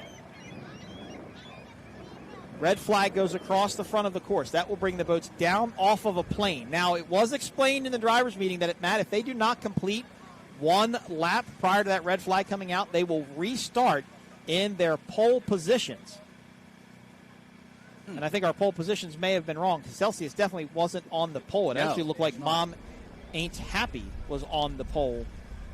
So as we are under a red flag thing. We do have some boats moving down to the south end of this course. I do think we have an incident on the south end of our course. It's out of our purview right now, and we will not bring you any information until we know exactly what's going on. But just to the top side of your screen, I think there is some sort of an incident going on. Don't know if a boat went over or not, but we're under a red flag situation. And we have the helicopter circling. We can't really show it to you. There is a boat over there, just to the left-hand side of your screen. I have a guess who it is. It looks like the crew and everybody is out on top. And I will go right now with it. Looks like it might be North Wing. That's the boat that has that black graphic at the back. So let's see if we can get an update on possibly who went over. And that was in the narrower of the two turns. So it is not Team Bermuda. That's the boat you see there, GL Construction. They're the other boat that has that black graphic on the rear transom of the boat. So red flag situation here. More than likely what will happen is they will get the boat under tow. Of course, Fast Response doing the towing here. And since the first lap wasn't complete, Matt, I believe they're going to restart in the pole positions, not their finishing positions. Yeah, I think they would have to. Isn't that the rule? Of course, that means we have to relive that chaos of the first turn all over again. That incident happened, beyond, not just beyond our view, but it was not on camera. No, it wasn't on camera. It was way far south. It's actually entering buoy number 6. So that's out of the dogleg as they come back in. And, Matt, we saw on a shot that showed running from the dogleg down to that turn, that whole group was really tight. Yeah. And that wind will wreak some havoc on these boats going around turns. So that may have caused the incident. So let's see how this is going to pan out. And this will really help some of these teams that may have been affected by that start. That could really help them kind of gain an advantage now, because if you're going to restart, you don't have that incident happen, maybe you're going to be up towards the front. And, for some of our viewers who might not know, these boats aren't just light. They're air entrapment hulls. Yep. They use wind pressure coming in through the tunnel to provide lift. So they're susceptible. They're sensitive to wind. They're sensitive to direct wind in particular. Exactly. Well, and you saw that on the start when it looked like what to be masterfencerental.com went to the inside. You saw Mom Ain't Happy and Steel wheelie up. Yeah. Well, that's because as it compresses air down to the tunnel, well, now it's compressing water down the tunnel, and that causes those boats. And boats will flip over from getting caught up in a rooster tail, You can not ride just up a the breeze. other boat's rooster tail or wake. Even. Now, if they get out of the throttle soon enough, the gravity will get them down. It will allow them to come down, and both of those boats were able to do so. But definitely a hairy moment on the start in Superstock. But I would think that in this turn with these conditions, I don't think it was an air issue. I think it was probably maybe they slid a little bit, hooked the rear corner of it, and just high-sided and went over. They could have ridden over a rooster tail as tight as all that was going through these turns. It could have been something similar to that as well. It was so tight we couldn't see what was going on in there. All we could see was both noses of the boats come up. I thought Steel was going over, didn't. But, we get to restart. We get to relive the start again. Yep, and we have the P1 offshore medical staff. Of course, they are on scene. Now, I don't know if they deployed a diver or not. We couldn't quite see that. If they did, then the diver will have to get back in the helicopter. Of course, Fast Response Towing is our towing company for the weekend, so they will get that boat hooked up and probably just drugged to the center of the course. Now, the good news is, you flipped your boat over. That's bad news in general. But the good news, you flipped it over in saltwater. Good news. Or freshwater, rather, not saltwater. You flipped it over in freshwater. I was wondering what kind of good news you were talking about. That one. We normally do saltwater races. But as long as there's no structural damage to the boat, in theory, this boat could come back tomorrow. It could. Well, no, they're not racing tomorrow, so it's out for the weekend. But as long as the boat is structurally okay, none of the electronics get damaged in freshwater the way they do with saltwater. The moment a boat goes over in saltwater and an energized wire gets saltwater on it, the wire's destroyed and all needs the to be wiring's replaced. Gone. At this point, but they use freshwater to rinse that saltwater off. That's right. That's true. So that could make a bit of a difference as we look along the beautiful pier here in Sheboygan, Wisconsin. The X Insurance helicopter camera. It's a nice overfly. It's a beautiful, beautiful place to watch a race. And they'll get a great view of the boats coming down and racing down looking down the tunnel of the boats as they head north here. And then it turns over to the Blue Harbor Resort. The VIP hospitality tent's a great experience. If you're looking for the best way to watch a powerboat race, aside from being in a race boat, check out the VIP hospitality areas. Go to p1offshore.com and reserve your tickets now. Food, beverage, tons of Good Boy vodka flowing down there now, I'm sure. Oh, quite a bit. And can we get down there? No, as long as we have this moment, it's worth talking about the rescue, the safety crews.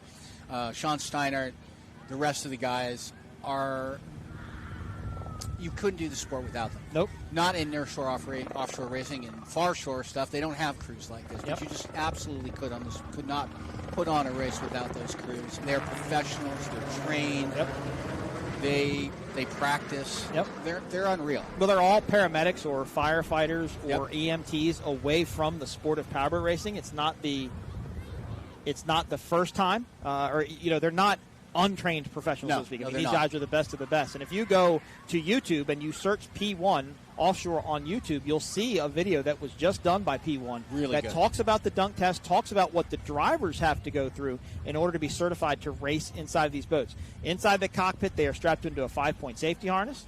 Nobody's really running Hans devices at this point, but they're running helmets and air and safety belts. So there's a procedure they have to do in order to be able to get out. While we're under this red flag situation, we will take a short commercial break. There you can see the boat upside down just to the right-hand side of your screen, rather. Fast Response will get that boat under tow, and we will get Superstock restarted. We'll be back right after this. Rated M for mature. Who are you counting on? Hey. Who are you leaning on? Who are you counting on? Hey. So, whoa. Hey, they tryna block all my blessings. They thought I lost the snapping. I bet on me and my team. ISO is what I'm rapping. Who are you counting on?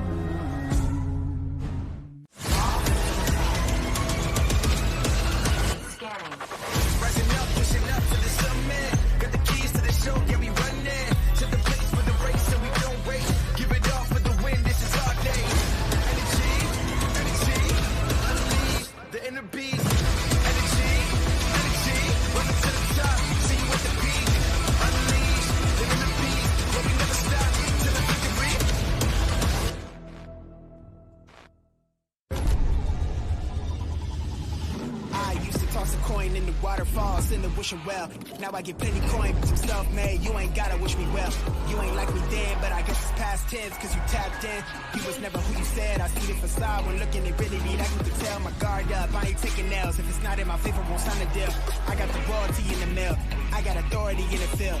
Take a look in my iris. I'll be precise with the timing. I never know where my mind went.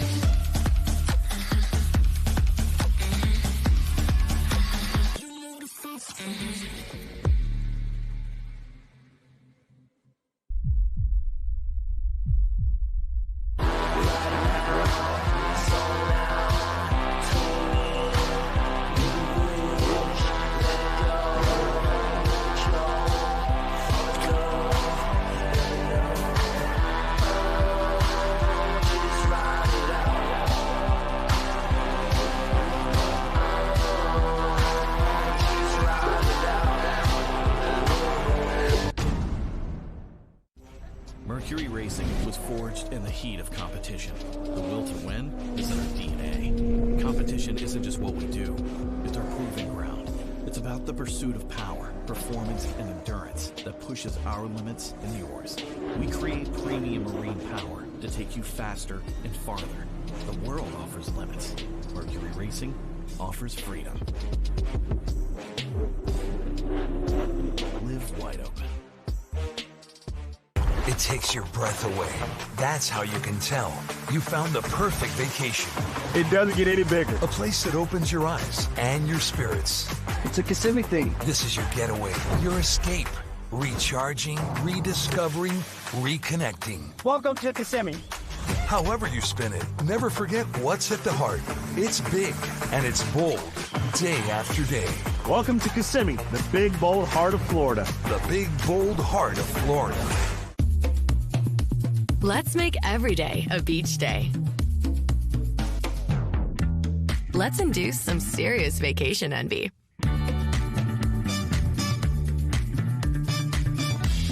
Let's make it look like we've done this before. Let's reconnect. Let's get it fresh from the Gulf. Let's shine in St. Pete Clearwater.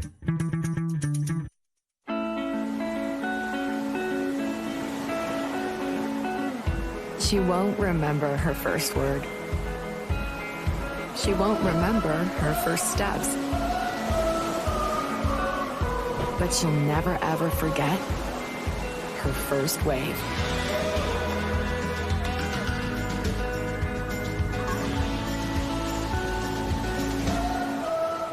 Plan your trip at DaytonaBeach.com. For over 60 years, ICOM has been your trusted companion, keeping you connected on the water, in the air, and on the ground.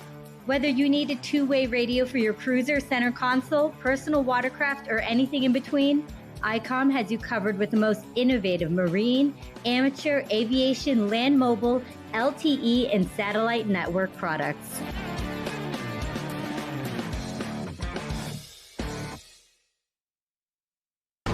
Insurance sucks, and we think so too. Why? Because traditional policies don't provide complete coverage, leaving you to deal with the holes and gaps. But not anymore. X Insurance's True Umbrella and True Homeowners are a true partner, covering any potential gaps and exclusions. With X Insurance's True Umbrella and True Homeowners policy, you will experience true insurance when compared to traditional policies. Contact us today or ask your agent about X Insurance. It's time to turn it up to 11 and ride full blast. The all-new Jet Blaster series from Yamaha. We didn't just create a new wave runner, we invented a whole new way to ride.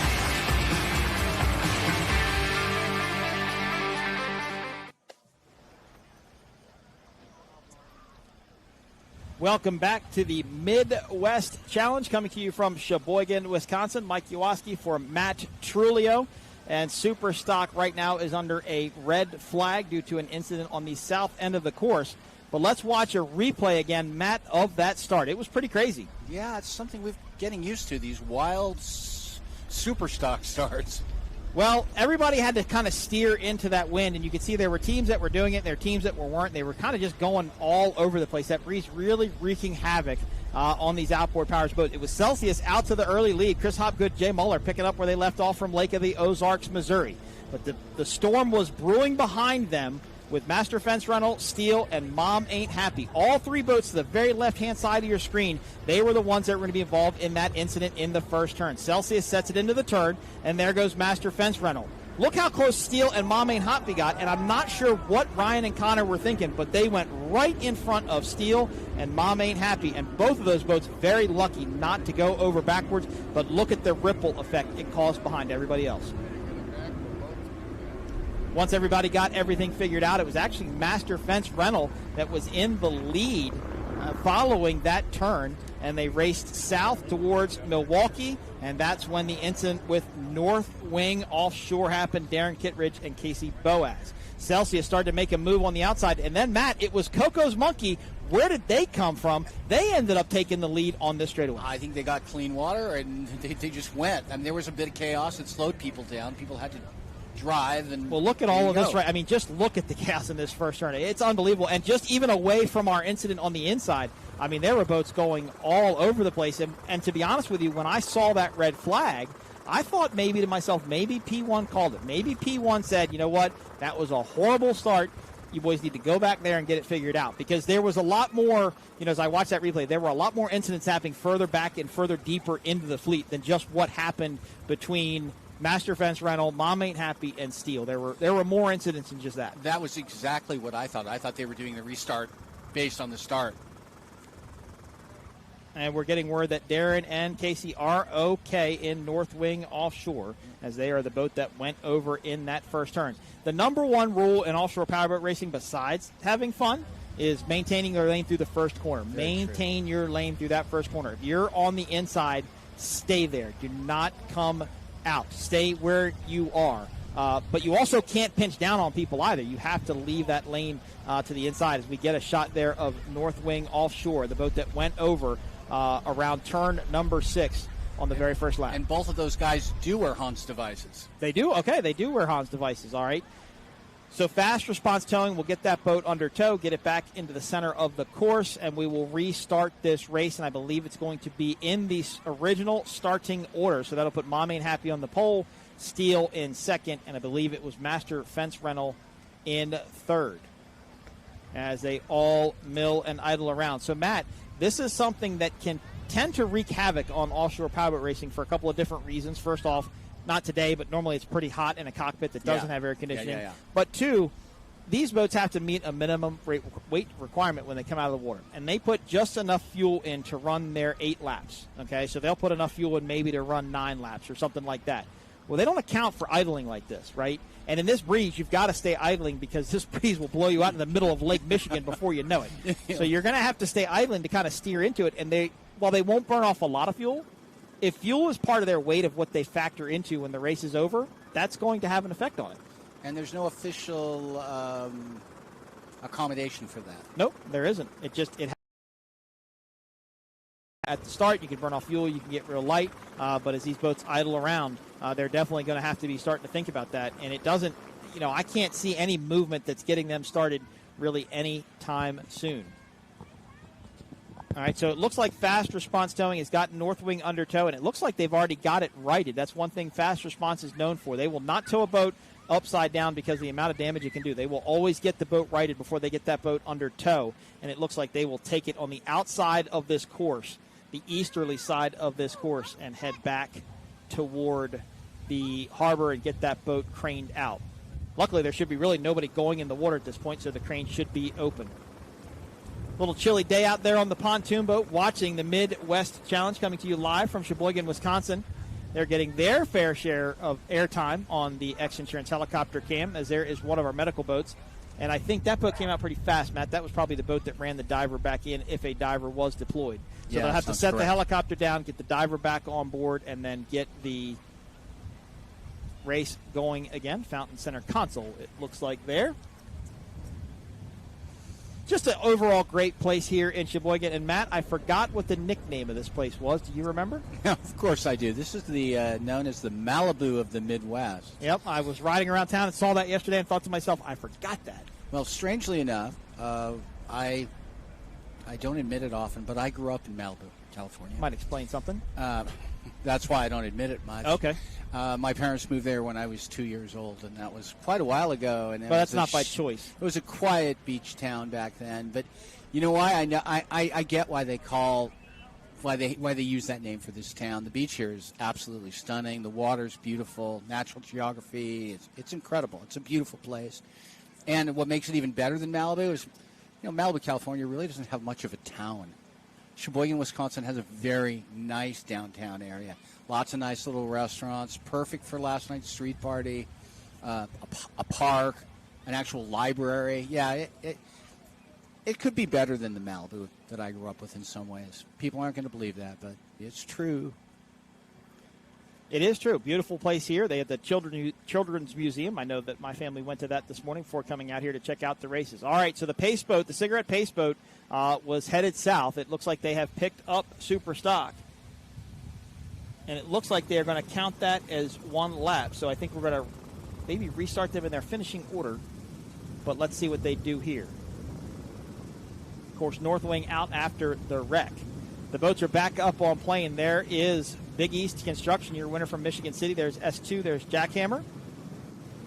And, Matt, they went back to their finishing order. Look, because it's Mom Ain't Happy, Steel, Master Fence Rental. They were all your three inside boats. So they have gone back to their original starting orders.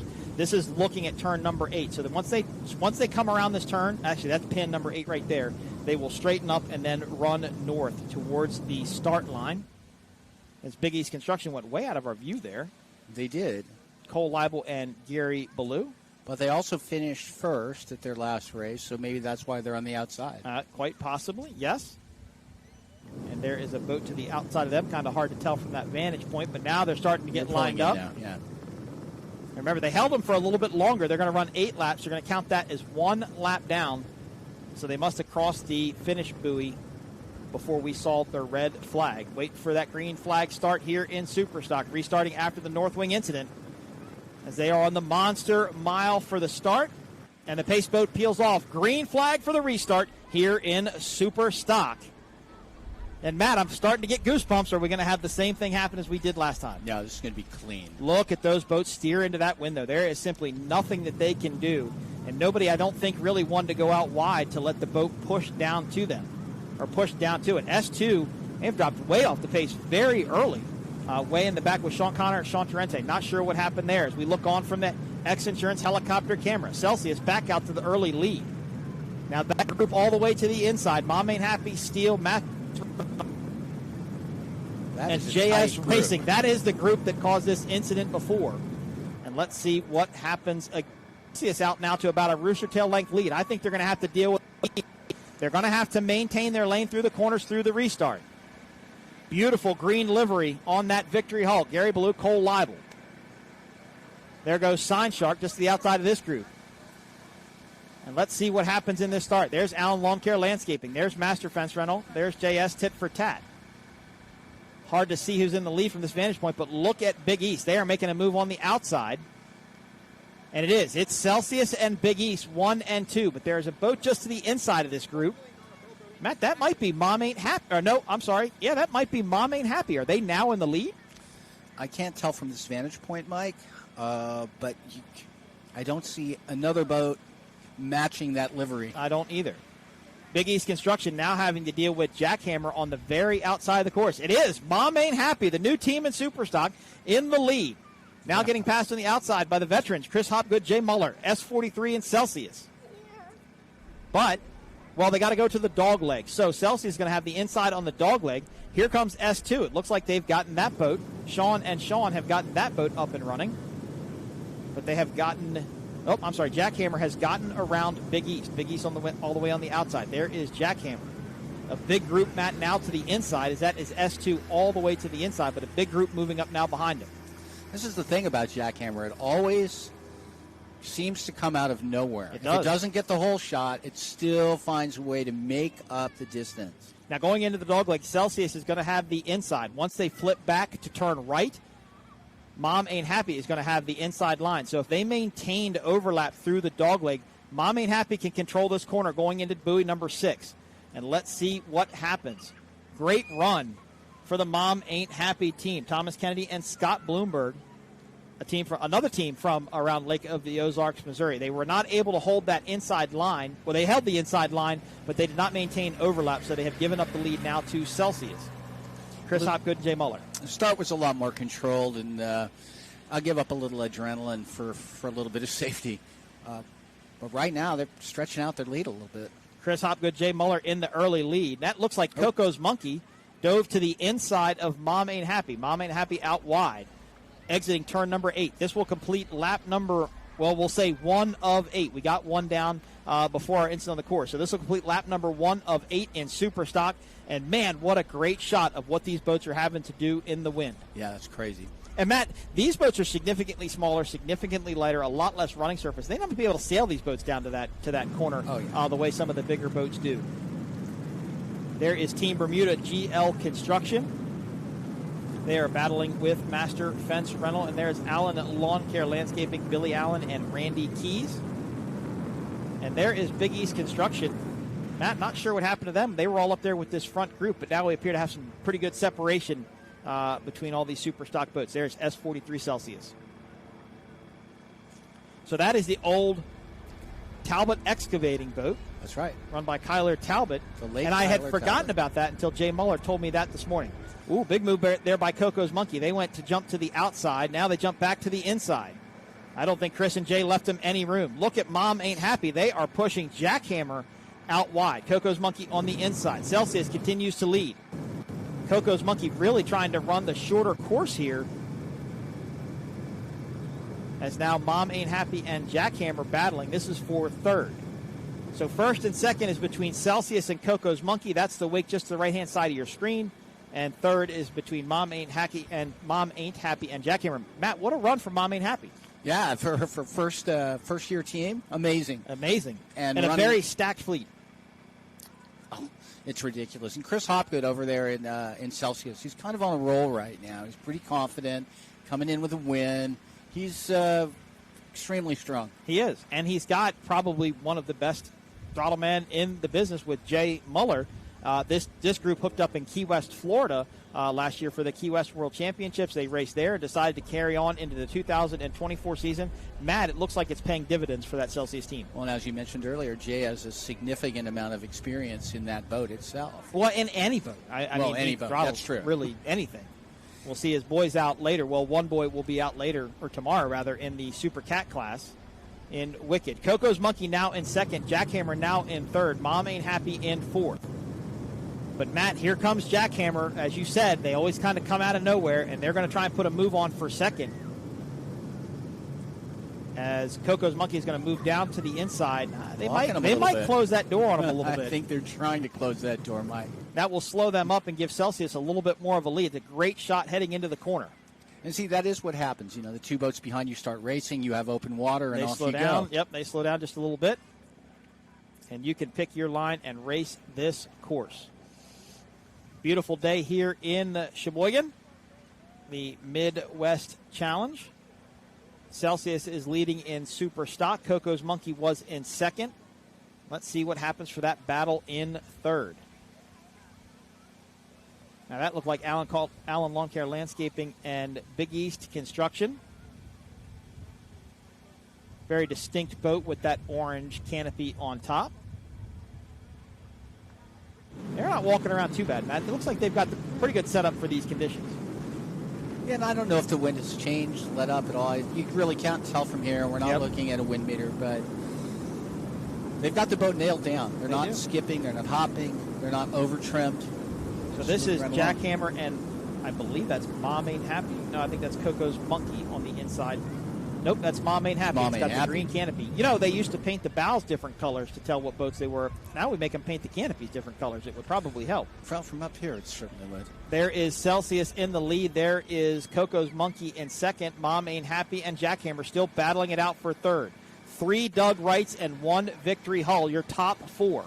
There goes Jackhammer, though. Ooh, they're not going to leave. Oh, are Reese and Julian going to leave any room for Mom Ain't Happy? Yeah, if they did, nope, they did not. They went down to the buoy. Completely legitimate move, though. As Mom Ain't Happy continues to run. Matt, here comes Team Bermuda GL Construction on the outside. Out of nowhere. Just flying. And this is a very sensitive group to set up between props and weight in fuel. One group where I said earlier in the broadcast that your setup can go to you or run away from you. Get away from you, boat could get too light. You could have to start trimming it down a little bit more. That looked like a big move there by Bermuda GL Construction. They tried to dive to the inside of, I believe, Mom Ain't Happy. Hard to the inside. They Very dug in hard. there. I don't know that it. I don't know if haven't it been paid shot off. right Yeah. now, but yeah, I don't know if it did anything for them. Celsius continues to just look perfect. Of course, this class, Matt, went from the 280 horsepower Mercury Racing 2-stroke outboard engine to the Mercury 300R 4-stroke outboard engine. Of course, a much different sound than what we were used to. But evolving with time, like everything else, 2-stroke motorcycles went to 4-stroke motorcycles, and it's only a matter of time before, jet skis used to be 2-stroke, they went to 4-stroke, so it was only a matter of time, I think, before these teams made the transition. And all of it was once said to be impossible. Impossible. You'll never put a 4-stroke engine exactly right. in a personal watercraft. I had an industry executive tell me that. No, not exactly. And I own a jet ski with a 4-stroke motor, and I love it. It's so nice. It just they're starts, great. it's quiet, it runs. Here is S2. Now, it looks like they are battling with Master Fence Rental as Coco's Money. Matt, Coco's Money is making up ground on Celsius. They were not this close. About a rooster tail length, maybe a little bit less behind your leaders. This will complete lap number, I believe, 3 of 8 this time by.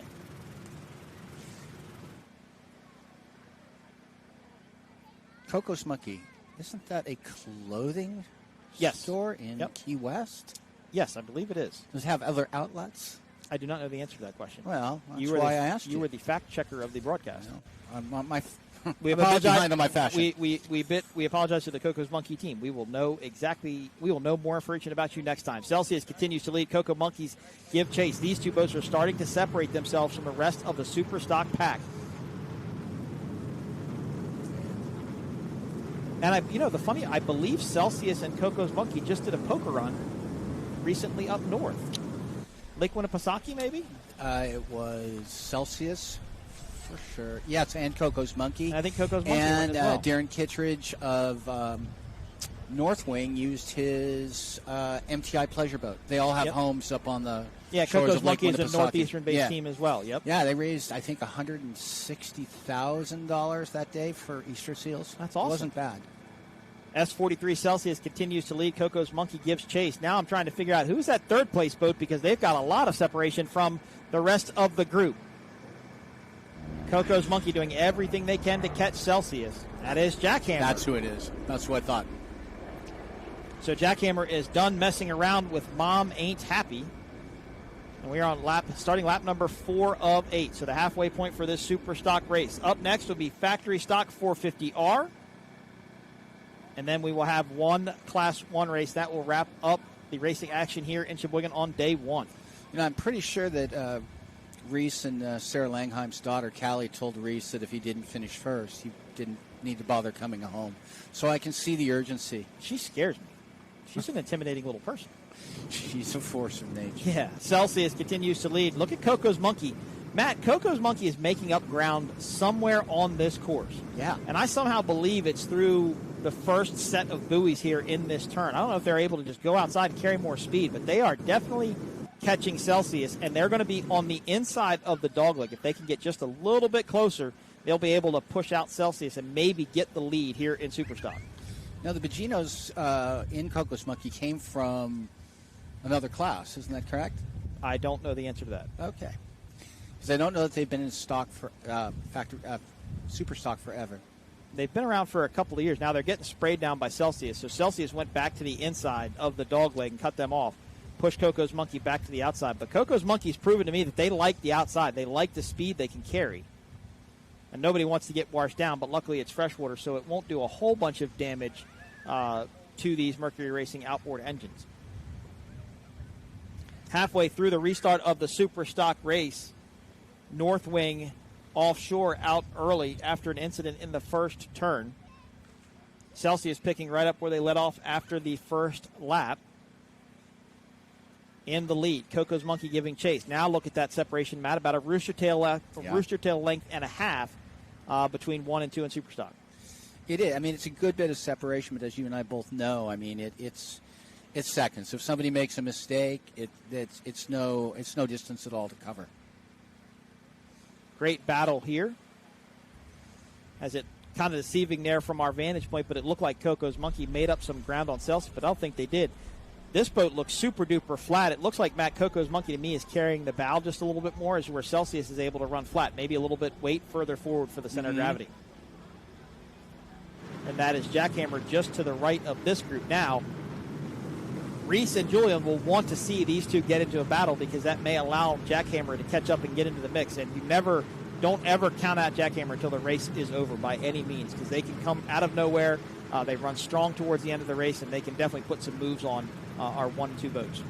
They look strong. And another fine shot from the family Lindsay. Beautiful.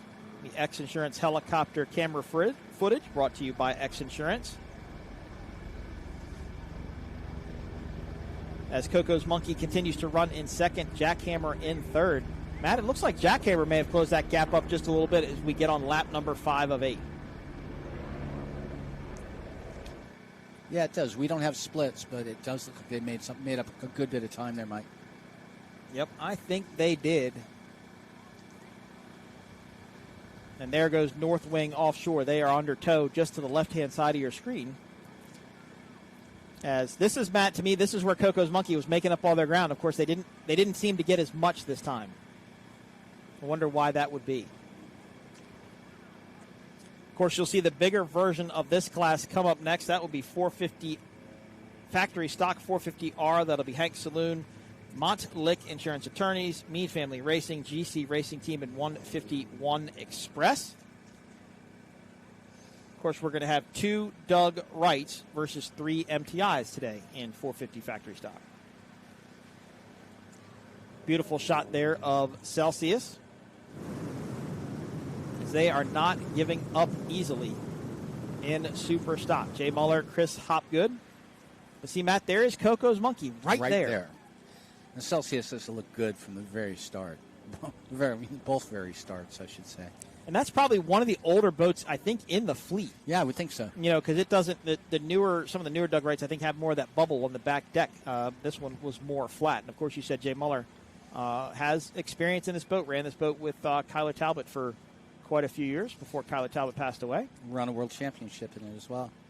Kyler Talbot was always a character, fun to hang out with. West Coast guy from Washington State. That's right. That gives you a shot of exactly how far ahead Celsius is of Coco's Monkey, a rooster tail length. It looks like Coco's Monkey is trying to make up some speed. And Jackhammer watching this happen in third. But who is that behind Jackhammer? It looks like in fourth. It looks like they may be making up some ground as well. These are the boats back in the fleet. That was Team Bermuda GL Construction. There's Alan Lunk here, Landscaping. I believe that's Mom Ain't Happy. And then Big East Construction. Yeah, Big East seemed to come out strong from the outside, but it's sort of faded away.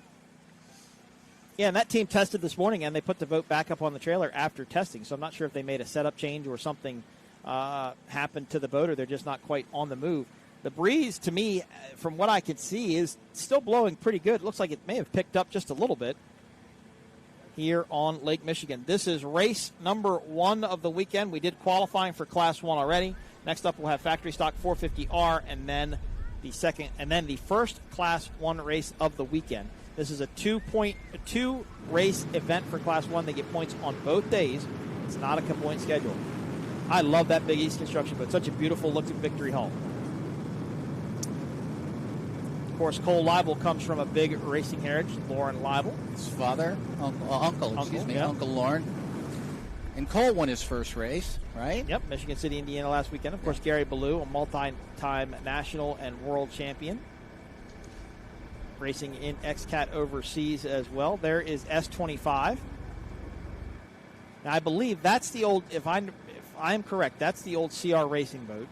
I think you're right. And Mom Ain't Happy is the old LPC boat. Lauren Peters, who is in town this weekend. I did see him last night. Didn't get the chance to catch up with him. Same. Randy Keys and Billy Allen in Allen Lawn Care Landscaping.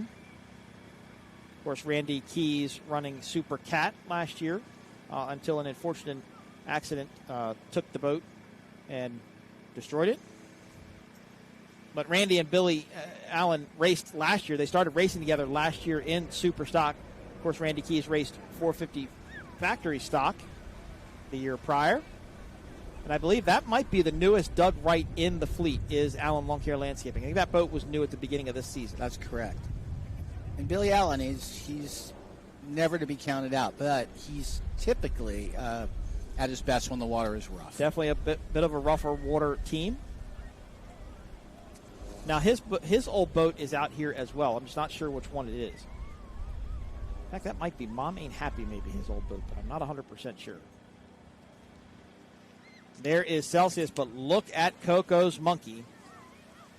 They are so close, and it's hard to tell, Matt, at this point, if Celsius is speed checking them. I don't know if they have rear view cameras or not, but are they just running a race where they know where they have to be and how fast they have to go? They just seem to be. I don't even know that they're looking hard in their rear view much. They certainly know that Coco's Monkey is close, but they're running such a consistent race. Every lap looks identical to me from where I'm sitting. That was a good shot of Jackhammer going into this south end turn around buoy number 6. Here comes Celsius. There is Coco's Monkey right there within striking distance. Oh, yeah, still there. Yeah, where is Jackhammer in this group? There they are.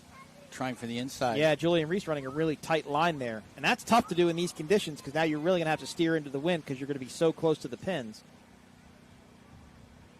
As this should be the start of lap number 7 of 8 in Superstock. Talked about it all race, but that crab walk is getting the best of you on these straightaways. Yeah, it is. I mean, look at where they're starting out. The wake is all the way to the right, and the boat is all the way over to the left. That gives you an idea how much it's getting blown around. Of course, Julian Maldonado, son Rick Maldonado, Manatee Marine down in Florida, which they are partners with the Landheims in. They posted an MTI boat for sale on Facebook a couple weeks ago, and I asked Julian, I said, what boat is that? He said it was the old CRC boat, which is the old Gossi boat. That's correct. Did not know that. 48. Yep. Last run by Mike DeFries. Team CRC Sunlight Supply. Coco's Monkey in second. Celsius in first. I believe that's Team Bermuda GL Construction. Man, look at that boat just getting blown around. Yeah. Just coming at you sideways, essentially. And there's Allen Lawn Care Landscaping, Randy Keys, Billy Allen. Not so sideways. A little bit more set down in the water. Look at this. Look at this. Change for the lead. Coco's Monkey to the inside. My. Look at what that. a move. It looks like they just drove right up the inside of Celsius. Coco Monkeys takes the lead. Wow. And as I look from our vantage point, Matt, they didn't just take the lead. They made it with a statement. They've already pulled a rooster tail length ahead of Celsius. What a race for the Boginos. S39, Coco's Monkey now in the lead in Superstock on lap number 7 and 8. This could be the second to last lap for Superstock. Well, you kept bringing them up. You kept saying they were hanging in there, and they were hanging around, and sure enough, they hung around long enough. They may have been looking for a place to make their move. They may have been just looking to the inside, to the outside. Let's get a replay as we look at the pass for the lead. Wow, Celsius was out real wide there. Yeah. Not sure what happened, but that allowed Coco's Monkey to get real tight and real close. And the battle began for the lead in Superstock, and Coco's Monkey was able to get it done. Oh, look at that pass. That makes me wonder if that was a wind issue with Celsius. With these conditions, your setup is going to have to be almost on point the entire race. If you have to start lightening these boats up and fly them really loose to get speed out of them, it's going to be pretty hairy with this wind coming at the side of your boat. Although Celsius does look a little bit more bow high than they did now than the beginning of the race, so maybe they are having a little bit lighter. The wake of Coco's Monkey is just to the left-hand side of your screen. That is Celsius as they try and shorten up the course. Matt, it looks like they might be losing time to Jackhammer as well. Something's going on there. Oh, no. Looks like we had a boat spin out. We did. It looked like Celsius spun out just as I looked up. They did spin out. It looks like they are upright. As long as the boat didn't go over, they won't put out a red flag. They will continue to race. As long as they are upright, we don't have to put divers in the water. Coco's Monkey in the lead. Celsius was in second, but they are out now what looked to be a spin. We lost our picture at the time, but when Coco's Monkey passed them, it looked like Celsius had something of a bobble in that turn, something of almost loose, a little bit too loose. And that makes me think that they were lightening that boat up a little too much, and they just weren't sucking it down enough to the water. You know, cat boats, just like big cat boats, these have to be set when you go into a corner. You got to slow the boat down so it'll dig through a corner. And it looks like, well, we do have boats slowing. Alan, oh, they are over. They're over. Oh, and there go divers. All right, Celsius has gone over on the south end of this course, almost the exact same spot that North Wing did at the start of the race. Divers have been deployed, and it looked like I saw somebody poke their head up. Coco's Monkey, and we will give this race the checkered flag. We are going to checkered flag this race, and that will give Coco's Monkey the win in Superstock after a ridiculously tough battle with Celsius. Congratulations to S39, the Baginos, in Coco's Monkey. Just incredibly tight. So that unofficially would put Jackhammer in second place, and I believe Team Bermuda GL Construction would get up to third. By my count, that works. Yep. I think that's how this is going to pan out. Of course, all the results we tell you are unofficial. Extremely unofficial. Until the boats go back. These boats have to be teched, weighed, measured, and examined by the Race World Offshore team. Of course, P1 teamed up with Race World to do the tech inspection. You know, Mike, as you said, that incident happened in almost the exact same place as the first one. I wonder if there is that part of the course. It's just something really tricky to navigate out there. Well, look in that shot there. It shows you exactly how rough it is on the outside of this course, and it could be just really bumpy and choppy through that corner. Confused, perhaps. Yep. Coco's Monkey, your winner in Superstock. Jackhammer in second, and I believe Team Bermuda GL Construction in third. As Celsius on the not the very last lap. They were going to get ready to start their last lap, went over in that turn. And I told you I thought it was looking a little looser. The bow was up. That boat was real flat, real bow down the entire race.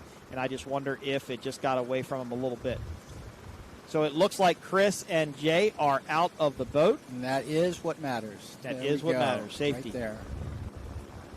As the P1 medical staff got wet for the second time today, and that has concluded our Superstock race. Up next, it's going to be Factory 450, and then we will have the first race of Class 1, and that will wrap up racing for day one here of the Midwest Challenge. Produced by P1 Offshore. Go to p1offshore.com for more information. Follow on Facebook, follow on Instagram. Our sponsors, Monster Energy, the official energy drink of P1 Offshore Racing. Mercury Racing, located a short distance here from Sheboygan. Myco Trailers. ICOM Radios. As the safety team tends to Celsius. One thing I wanted to add before we go, if you are watching this live stream and you are paying for it for some reason, you are on a copycat site. This live stream is not for pay. It's free. Yep. So check it out. Get off. Don't put your credit card down on anything. Get to P1 the P1 Offshore Facebook page. Go to the Powerboat P1 or P1 Offshore website. Start there. Clear your cash. Don't give these crooks any of your hard-earned money. Good point. We always kind of run into that incident during our live streams as Coco's Monkey. Now, I believe that they were going to get a checkered flag from the finish boat and get to wave the checkered flag for the fans here in Sheboygan. Might be a little windy for those conditions out there, but what a great run for this Doug Wright. Yeah, this is a couple-year-old team, just kind of getting their rhythm about them, running what I'm now probably calling the toughest class in offshore powerboat racing. I mean, these guys are on the edge. I mean, they are on the edge and not out of control, but they're pretty dang close. Well, it shows you on a windy day. We had 2 rollovers and 2 wheelies. Yep. And that's what we saw. Yep, the divers getting back on the medical boat, so they'll probably get run back into shore so they can get back in the helicopter and get ready for factory stock 450. And let's watch some highlights of this Superstock race here in Sheboygan. It was an exciting one from the beginning. Our first start saw some chaos in the first turn. Then we had a boat go over, and then the restart. Oh, that was an incident there we never saw happen, I don't think. Celsius and Mom Ain't Happy did a battle for the lead for the first lap or two, and it was Coco's Monkey, the one that was consistent. They applied the pressure to Celsius. Celsius cracked under the pressure. Coco's Monkey took the lead and the win here in Superstock. There is the pass right there. Celsius went out way wide in that corner. And, Moment of truth. Yep, and that handed it over to Coco's Monkey. And there is Jackhammer. So these boats will now head back all to the crane area. And we will go to a commercial break. You are watching the Midwest Challenge coming to you live from Sheboygan, Wisconsin. We have wrapped up qualifying for Class 1. Superstock is in the books. Up next, Factory 450 Stock. I am Mike Uwoski for Matt Trulio. We'll be back right after this. Rated M for mature. Who are you counting on? Hey. Who are you leaning on? Hey. Who are you counting on? Hey. Hey, so. Whoa. Hey, they tryna block all my blessings. They thought I lost is snapping. I bet on me and my team. ISO is what I'm rapping. Who are you counting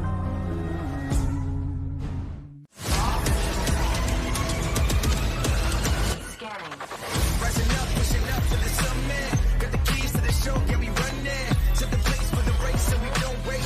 Give it all for the win, this is our day. Energy, unleash the inner beast. Energy, welcome to the top. See you at the peak. Unleash the inner beast, where we never stop till the victory.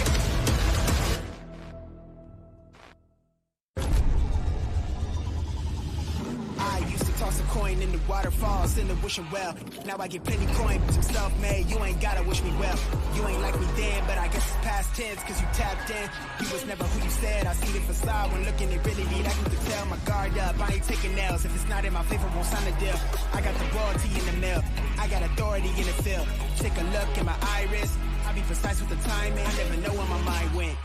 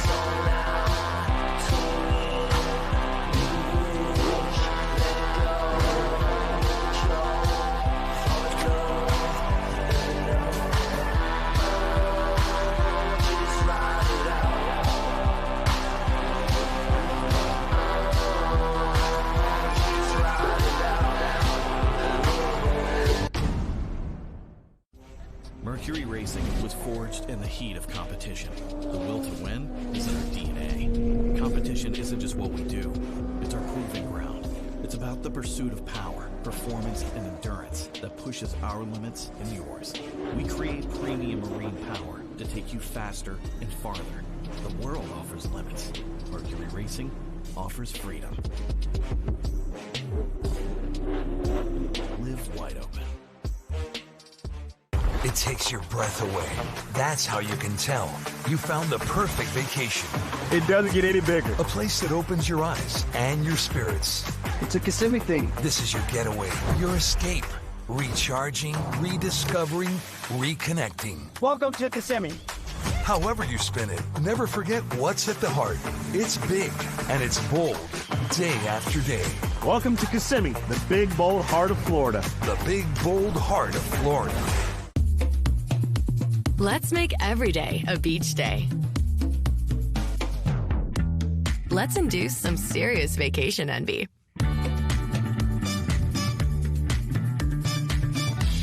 Let's make it look like we've done this before. Let's reconnect. Let's get it fresh from the Gulf. Let's shine in St. Pete Clearwater.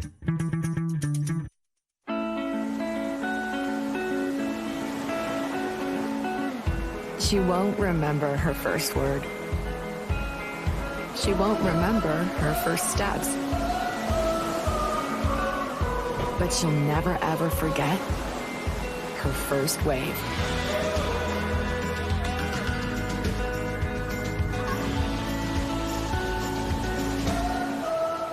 Plan your trip at DaytonaBeach.com. For over 60 years, ICOM has been your trusted companion, keeping you connected on the water, in the air, and on the ground. Whether you need a two-way radio for your cruiser, center console, personal watercraft, or anything in between, ICOM has you covered with the most innovative marine, amateur, aviation, land mobile, LTE, and satellite network products.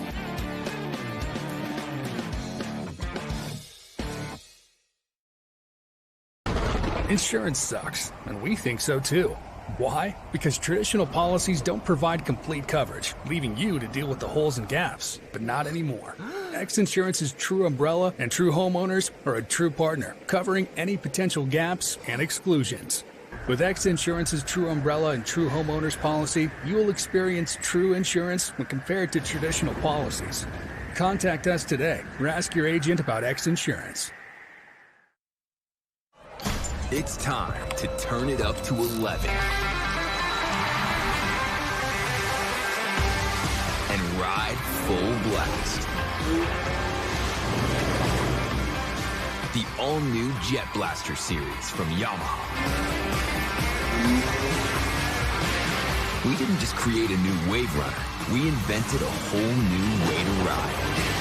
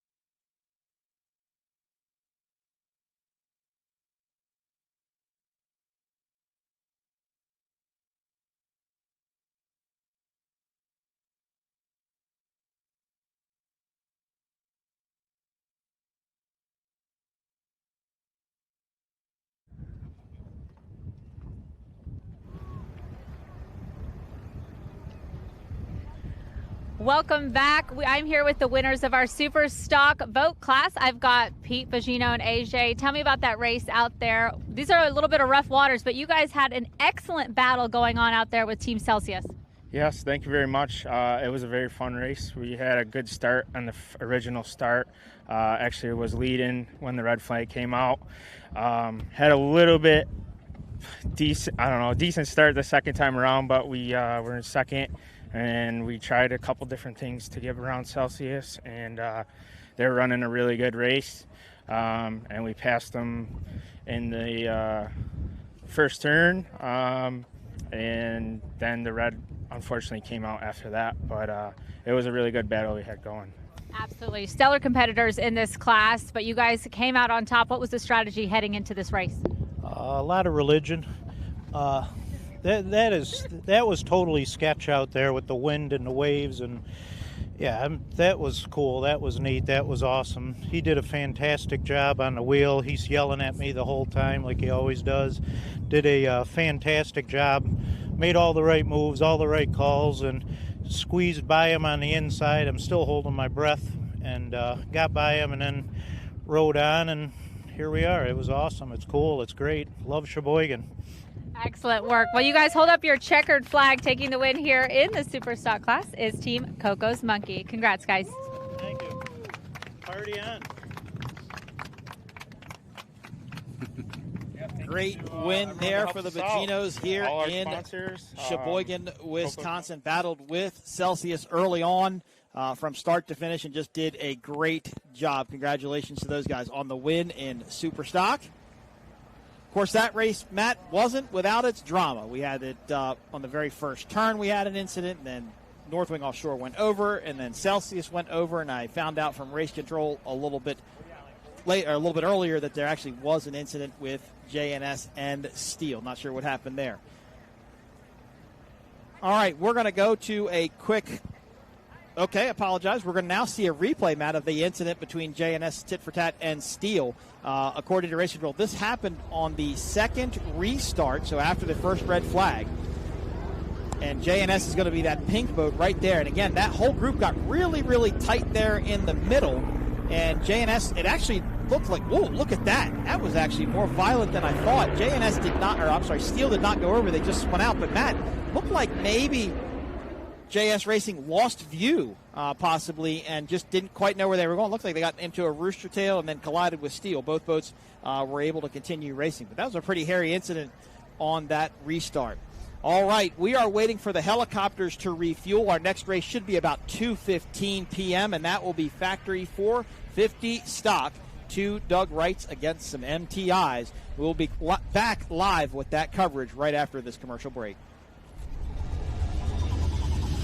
I used to toss a coin in the waterfalls in the wishing well. Now I get plenty coin, some self-made. You ain't gotta wish me well.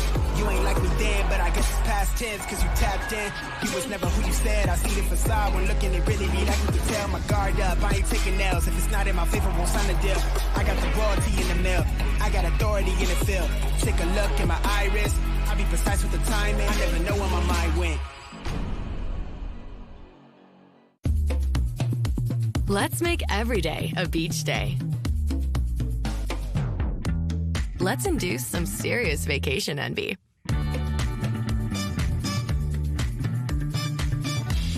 Let's make it look like we've done this before. Let's reconnect. Let's get it fresh from the Gulf.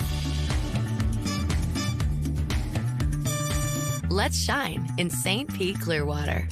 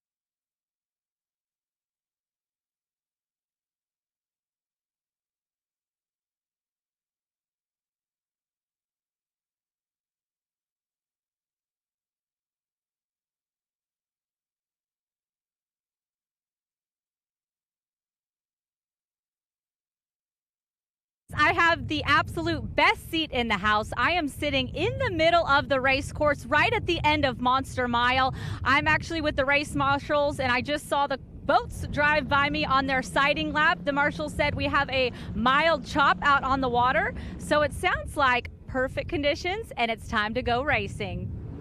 Thanks a lot, Taylor. Great job at the top of the show, by the way, as well. And as you can see, we'll find out how things sort out here as they turn them loose. So right now, as the drivers and the throttle man are all getting synced up, there's a lot of pressure inside the cockpit. Your heart rate is up. It's hot. You're trying to get position. Where is situational awareness? What boat is around me? So as you can see, everybody is starting to position. We got a green flag. All right, all right, all right. Let's go racing. Woo! It's a little bit of flyer. Wow. Billy has a mission right now. He is checking out. He's got good speed. The boat ran tremendous in qualifying yesterday. He gave it a lot. You can see just eased out. Oh. He's trying to find his thing. Remember what I said about that little swell out there?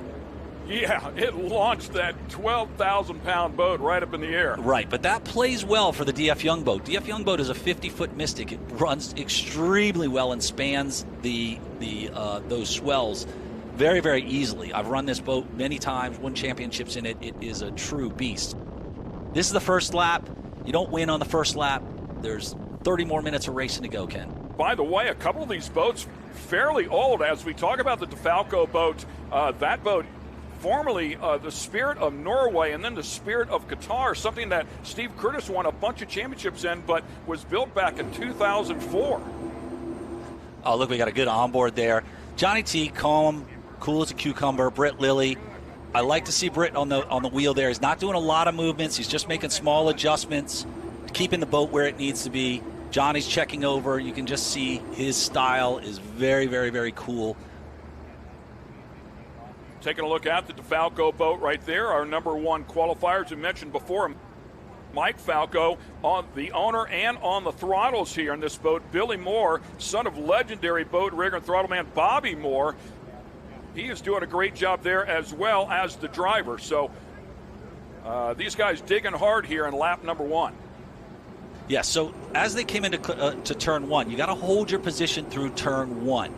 And that means you can't cross over and make lane changes there. That's just to keep everybody out of each other. From here on out, it is an open run. You can see it looks like there's a lot of space here.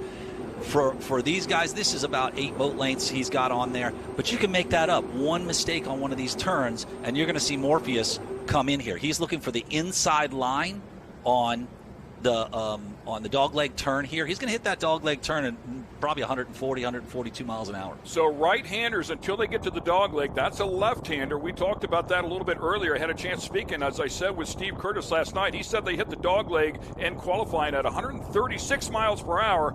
Big air right there. So he's coming in here. Now you've got to deal with wakes and you've got to deal with rooster tails. So that's something that you have to consider as you're coming through here. Watch how that Mystic just leaned in and turned on that outside run.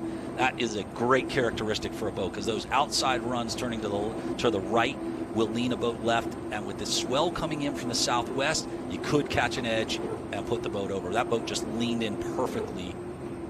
And this is Alex Pratt's first race driving with Rich White. This is his first race driving. Alex has been a throttle man for the X Insurance boat for the past couple of seasons. So this is something new for him. He's an experienced boat racer and motocross racer, so he's got the skills to do it. Yeah, the man behind, of course, Good Boy Vodka.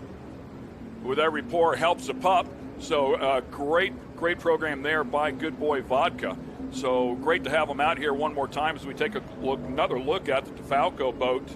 Just look at how he's running. Now he's got it dialed in. Look at how it's just flying straight, just bouncing on the tops of the waves. That is a perfect setup right there. So something I want to bring up here, there's 2 different drives, a stern drive off at the back of the Monster Energy boat, and then these are prop shaft drives. Right, these are BPM drives, they're Victory drives, so they are straight shafts that are coming out best. They're built for super high speed turns. The number 6 drive was built somewhat differently. It's a very effective type drive, but for Class 1 racing, generally it is, it's widely used as a rudder 1 lap in the books here, working lap number 2, but it's a 30-minute race. As you can see the clock up at the top, it'll be 30 minutes plus 1 lap, and they are side by side out here battling. This is what it's all about. This is what it's all about. And these two boats have battled deck to deck before for many, many years. Look at this onboard here. This is the view that you're looking at. You've got this rooster tail coming off the back of this. You can't drift over into that because that water will drift up into your tunnel and compress and push you up a little bit hard or farther. So you got to find good clean water where those propellers can grab and find that spot to be able to optimize where you're going to turn. Obviously, the chop here getting a little more aggressive as well. You could see the DeFalco boat way up there in the lead. So, and the Monster Energy boat trying to pick up the pace here and get caught up. But you mentioned it before, caught up in that roost, man. It's just so difficult. It's super duper difficult. What you just saw here, DF Young just made a move here. He did a higher speed run on the outside here and passed Morpheus.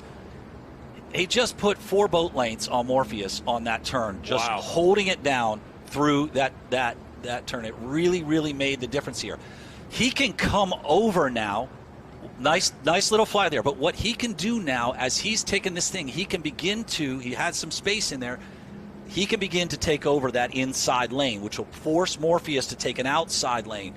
He's got to make a good run up here to DeFalco, and as you can see, he's starting to make ground on him. I know Richie, when he's running like this, he's on a mission. He smells it. He's licking at his tail here. This is where this Mystic comes alive here. He's going to stay consistent, and he's going to push and push and push. 22 minutes yet to go inside of this one. Watching throttle man Johnny Tomlinson, 35-plus years, has amassed over 50 national and world titles, knows how to get it done. And as we watch these throttle men and these drivers, I think something we need to talk about for the fans at home that are watching, as these things come up out of the water, you'll see the throttle men pull back on those things. They don't want to bump those limiters. I don't know if I mentioned this at the top of the show when we were talking about the engines, but these are twin turbocharged V8, so if you get up into that limiter for any amount of time, you're going to lose all the boost in this thing, and then you've got to rebuild it again. I know you said it comes up quick, but that's still a moment in time when you don't have full power. A look at the 4 boats that are competing out here today. There's a good look at the Monster Energy supported MCON boat. Brand new 2023 Skater. That is a gorgeous piece. I had a chance to look down in the engine compartment one night ago in that one and in the cockpit inside of that one. As we talked about, it's certainly regarded as one of the best. Myrick Coyle, certainly a very impressive resume for him as well, out of Osage Beach, Missouri. So he is doing the driving duties inside of this one. We talked about it being the smallest boat in the field, about 40 foot long here in comparison to a 50-footer there in some of the other cases, but feels like it would be good in this style of water. But unfortunately, he got behind, was stuck in that roost, and he's got a lot of ground to make up. I just saw DeFalco swing a little bit wide out here. Rich is diving in a little bit early now. He's just going to make, I bet he comes up, and he's 2-3 boat lengths that he just made up, diving in a little bit early on that turn and shaving off 1. You just start to calculate how many laps that I can do that with. If he keeps swinging wide, I can shave off 1. I can shave 1. Then I'm licking at him. Then I'm right on the transom. Now you have time to pressure. When you're pressuring tight, generally people he clearly closed the gap. Oh, he closed the gap. There. By the way, checkered flag buoy right there. That is where the finish line is located here at the end of the race. But man, this is a drag race. This up, baby. It is on right now. This is a drag race right now, and I got to tell you, Rich has got the inside line. Wow, he had wicked terminal speed on it. Rich has got the inside line. I'm telling you, DeFalco's not catching that boat right now. if Rich can hold it together, DeFalco's not going to be able to catch that boat. It's this Mystic is running so good right now. It's running so easy. DeFalco boat is going to have to work to hold it together. Richie can put it on cruise control with that 50-foot running surface and literally skip over this thing. So I think what you're going to start to see here, Rich is going to have they've got good clean water on this turn, so he's going to be able to make the turn he wants. And then as he hits that back straightaway, he's going to stretch it out another 2-3 positions. And why does Mark know this so well? Because he raced with this guy. Rich Wyatt, you were teammates. Yeah. Of course, Rich racing for 26 years, Class 1 debut 2022, and joined the DF Young team. I've just seen the boat start to lose that bit of speed that he was running at the beginning of the race. They may have scared themselves. They may have took a flyer out there. They may have an issue in the boat. And we're hearing that DeFalco just stopped on the course as well. Taylor, you've been in the middle of all of this, gathering information. You have a little bit more. I was able to get a word from the MCon Monster Energy team. They are not having engine trouble. However, this is a new build. They changed the line. So they did have a small problem with the engine line. They were out this morning at 7:30 a.m. testing that boat. Unfortunately, it just wasn't enough to get it out in the front of that test. It's also a new throttleman, a new partnership working together with Myrick and Steve Curtis. So they're running this for points right now. However, DeFalco just pulled off the course. So that is a really good place for MCon to get them a little bit further up in the points. And we'll see, we've still got some race left to go. Back to you, gentlemen. Yeah, that's a shame, obviously, for Mike Falco and Billy Moore in that DeFalco boat. And there's a look at him right there with the hatch open there, left side engine compartment, taking a look inside of that one. DF Young team looking to pick up round one win here for 2024. Yeah, this is a big thing for these guys. Number one, it's a new team. I talk to Richie every day. He's excited. He was super excited to get out here and run the boat. They had made some changes, so he wasn't sure what was going to happen. Alex was running in the former X Insurance boat. You know, as with racing, there's a lot of switching and moving of chess pieces around. But at this point, the boat is on cruise control. You can see he's just taking it easy, super easy turns. He's not really flying it. You see that turn. You know, usually if he was really pushing it there, you would see a lot of side action. I think this is coming up here. Coming up on the last lap. Clock is down to zeros. It looks like he just rounded buoy number 9, finishing up that lap. He'll come back by start finish here and start this final lap. He's got such a comfortable lead right now. He can back off and do this. I think pretty much everybody is settled into. They know where they're going to be when the checkered flag comes around. It was a good event. I think we saw some tremendous racing. Morpheus and DF Young running. DF Young and DeFalco running, pressuring constantly.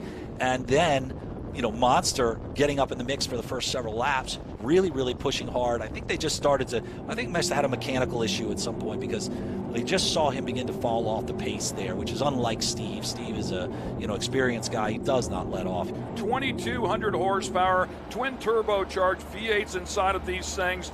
Nothing short of astonishing what they are capable of. But, boy, this DF Young boat has been the class of the field here. Yeah, and to be able to be ahead in flat water, knowing he's got an advantage in rough water as well, really makes this boat the boat to beat. Now, 222, Gio and Darren aren't going to make the first two races here. That changes the whole dynamic again because the 222 boat, which was a former FASA boat, which was a victory boat, was arguably one of the most winningest boats out there as well.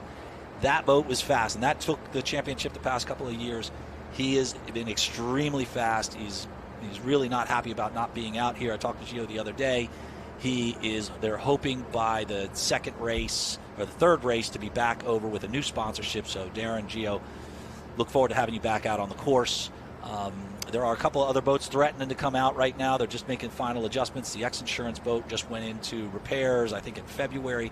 So that X Insurance Class 1 boat we should see probably in the next month, possibly not in Lake of the Ozarks, but for the following race in Sarasota, we'll probably see the X Insurance MTI out there. Aim towards that start-finish line. We'll just call it the finish line now. We'll keep an eye out for that checkered flag buoy. The DeFalco boat certainly was out front, and I mean had a sizable lead. Unfortunately, had a mechanical. That allowed the DF Young boat to close up quickly. There is the checkered flag at the finish line buoy, and it's going to be Rich Wyatt and Alex Pratt who are closing down on it here very quickly at speeds approaching 160 miles per hour. And there it is. That is our winner here in round number 1 of the UIM Class 1 Championship. What a great run here for the DF Young machine. This is the result that Herbie and Rich and Alex, this is the result that they wanted. They know they've got the boat right now. And they're just getting faster because there are things that they know that they can do to the boat that's just going to get the speed, get even more speed. They got to be so happy. Yeah, great stuff here, no question. They did pick up one win at Sheboygan a year ago, but to kick the season off here with a win, it has to feel wonderful. The UIM Class 1 World Championship was brought to you by Monster Energy, Unleash the Beast, and Mercury Racing. Live life wide open. The These are our winners right here. Alex Pratt, Rich Wyatt waving that checkered flag. Let's talk about that race. I spoke to you yesterday. I'm going to start with you, Rich, about qualifying. You guys were starting towards the back. You said that's no problem. We'll make it up, and you did just that today. Yeah, we won't worry about it. We don't go too hard in qualifying. We don't want to, do anything stupid the day before. So, we hit it like it owed us money today, and it ran great. Alex drove awesome. Crew did an awesome job giving us a boat that was perfect. So, can't be happier. I love it. And Alex, what was it like being out there? New team, everything is new, just getting out on the water. Well, Rich and I have got a lot of things in common, and it was just an incredible race. He was yelling outside, I was yelling inside. I was like, listen, we're going where we're going. We got to beat these guys. And so I think it was a tremendous race, and everything ran great. Shout out to Herbie for putting the boat together and getting all dialed in. We picked the right gear stuff today for sure. Feeling, huh? Oh, it is the best. Morpheus 8, Allegra Motorsports with Britt Lilly and Johnny Tomlinson there, finishing up in second. Monster Energy MCON and Team DeFalco. Tough ending for the DeFalco team that got off to such a great start.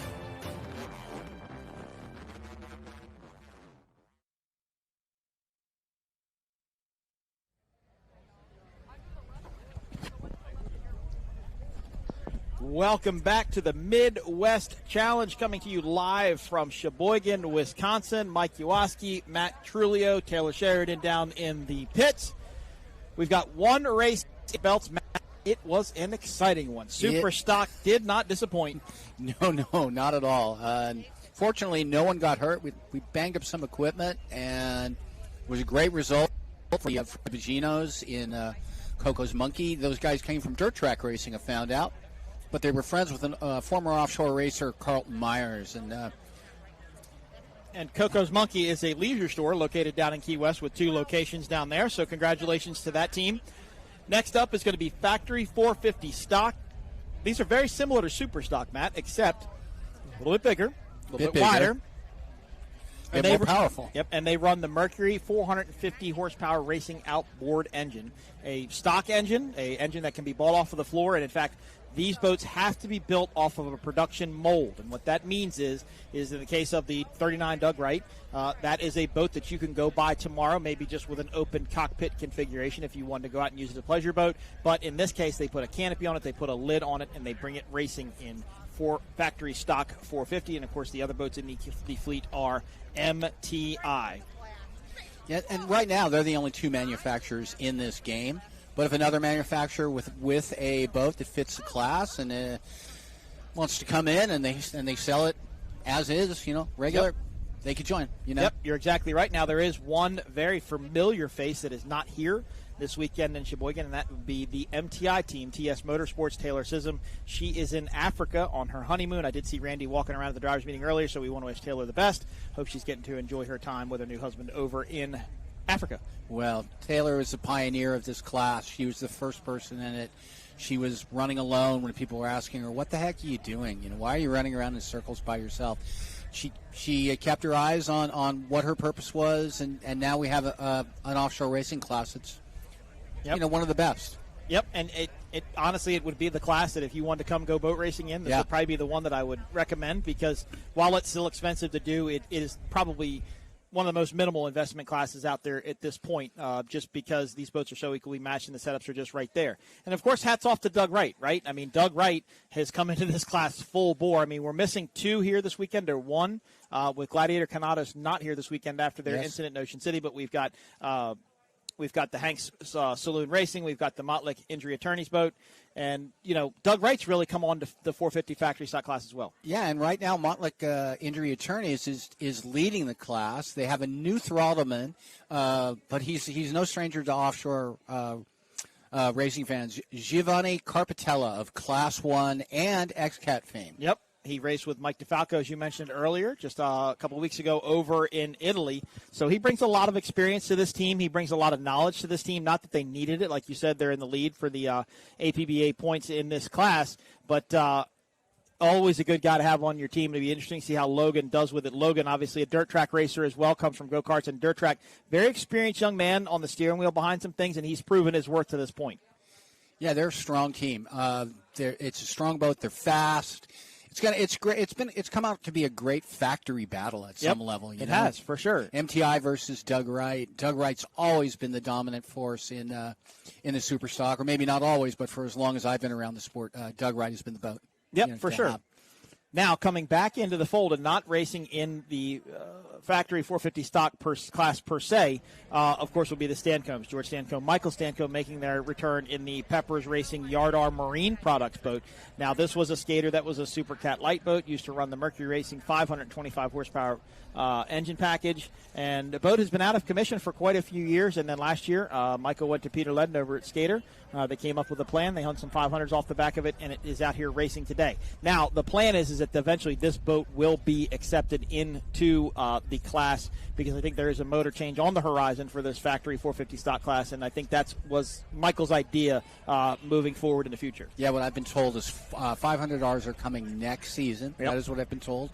I just want them to get mad at you if you tell them the wrong information. Well, they can. I'll tell them something else that might be dangerous. See, the last time I saw the Peppers racing boat, the Stancombs boat, it raced as a Supercat light, was at the 2015 Qatar Cup.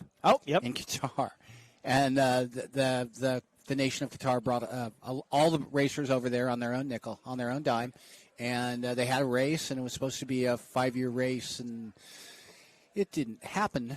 Didn't manage to last long enough, but it was an incredible experience for those of us who went over there and experienced that country. Well, and to show you how the sport has evolved, to show you how the sport has changed, this is what I talked about to Michael Stancomb this morning. So, they put the 500s on the back of it, the 500R racing outboard, Mercury racing outboards, and you kind of look at it and you go, well, that seems kind of like small for that boat. And then there's a guy out in out west somewhere that took an MTI old race boat and hung some 450s or 500s off the back of that. But then you have to think, the Peppers Yard-On Products boat was built as a 525 horsepower Mercury Racing inboard-outboard powered boat with the number 6 drives and the 525.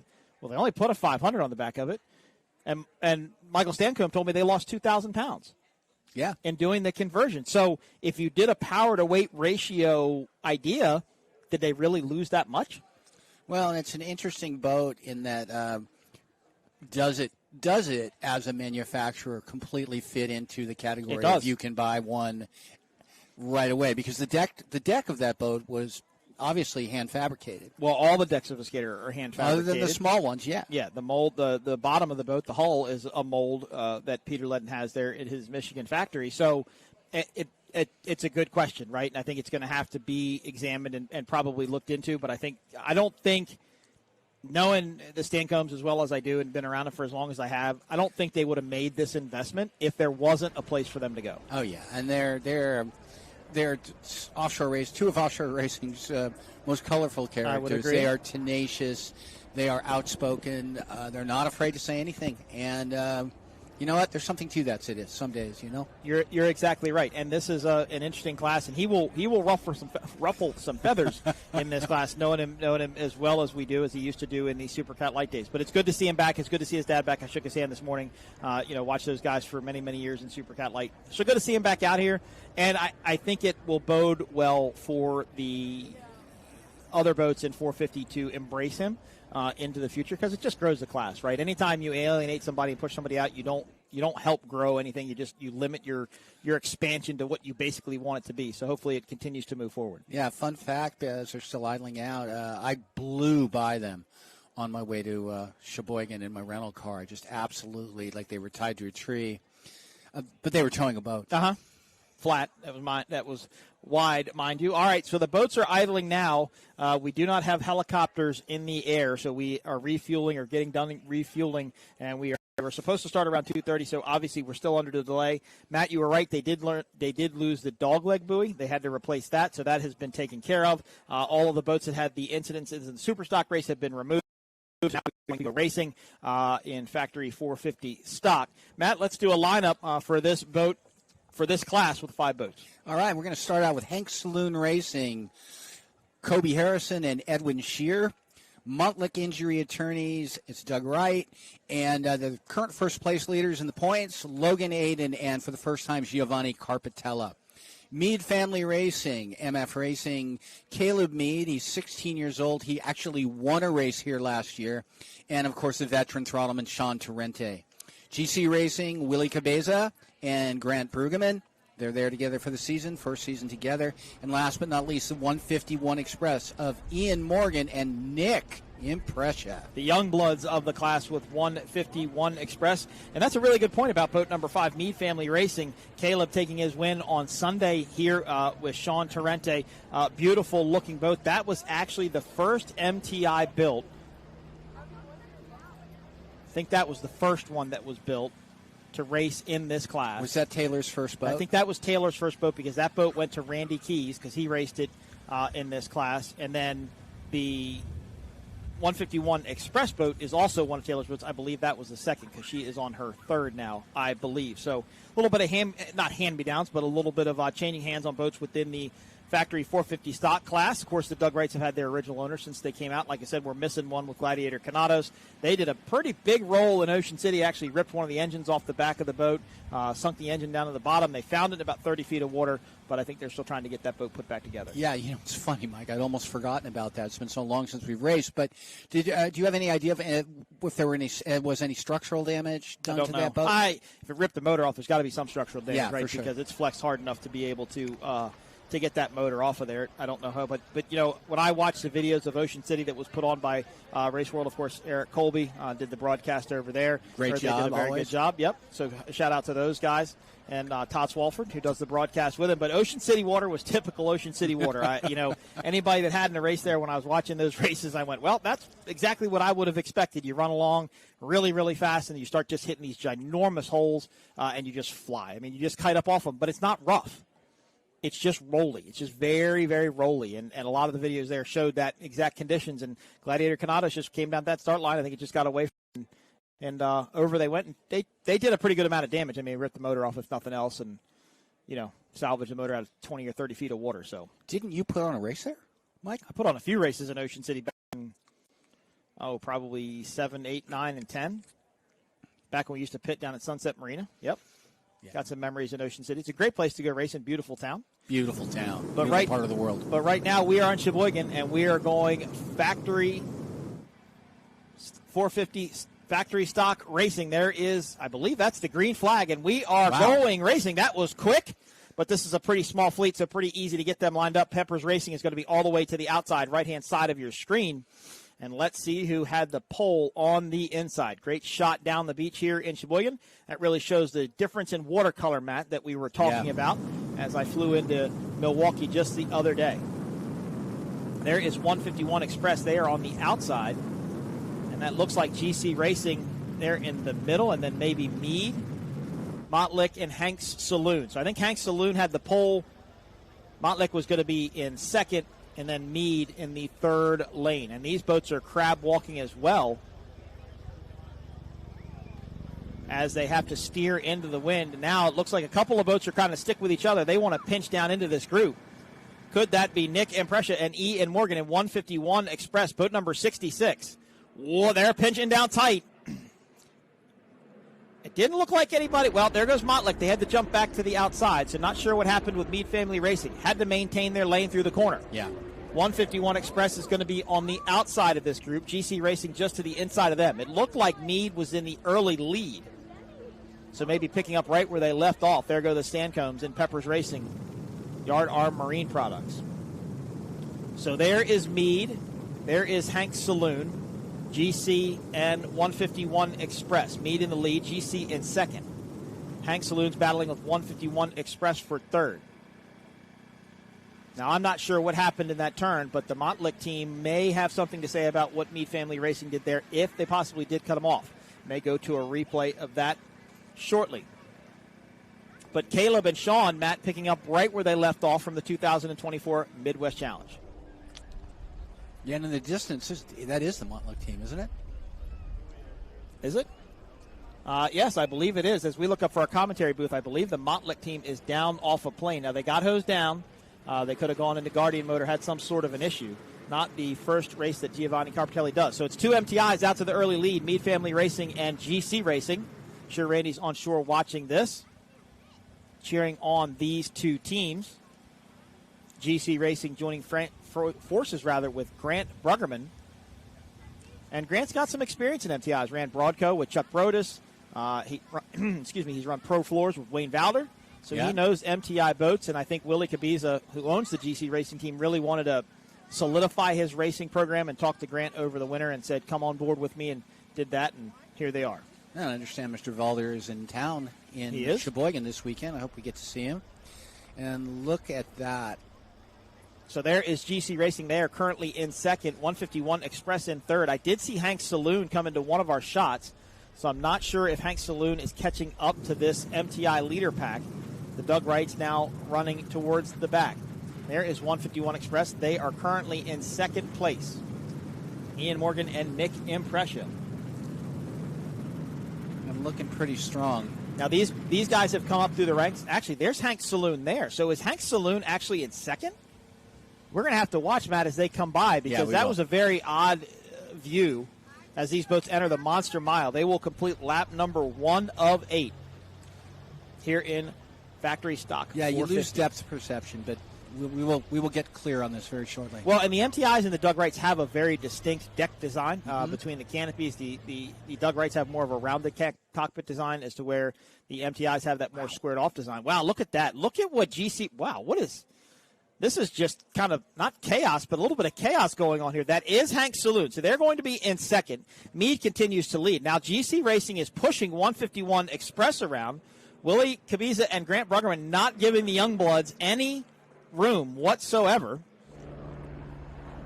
as they steered pretty much right to them, and I would think maybe slowed each other down just a little bit, but maybe some strategy. But Hank Saloon in second, GC Racing in third, battling with 151 Express. Meade Family Racing continues to lead. And, you know, though not officially in the class, look at Peppers Racing. They're starting to catch up to it. Kind of caught up from the back, yeah. Well, GC and 151, they started battling pretty heavily with each other, so that may have slowed them down. Not saying that Peppers isn't going faster, because they could. No, I understand.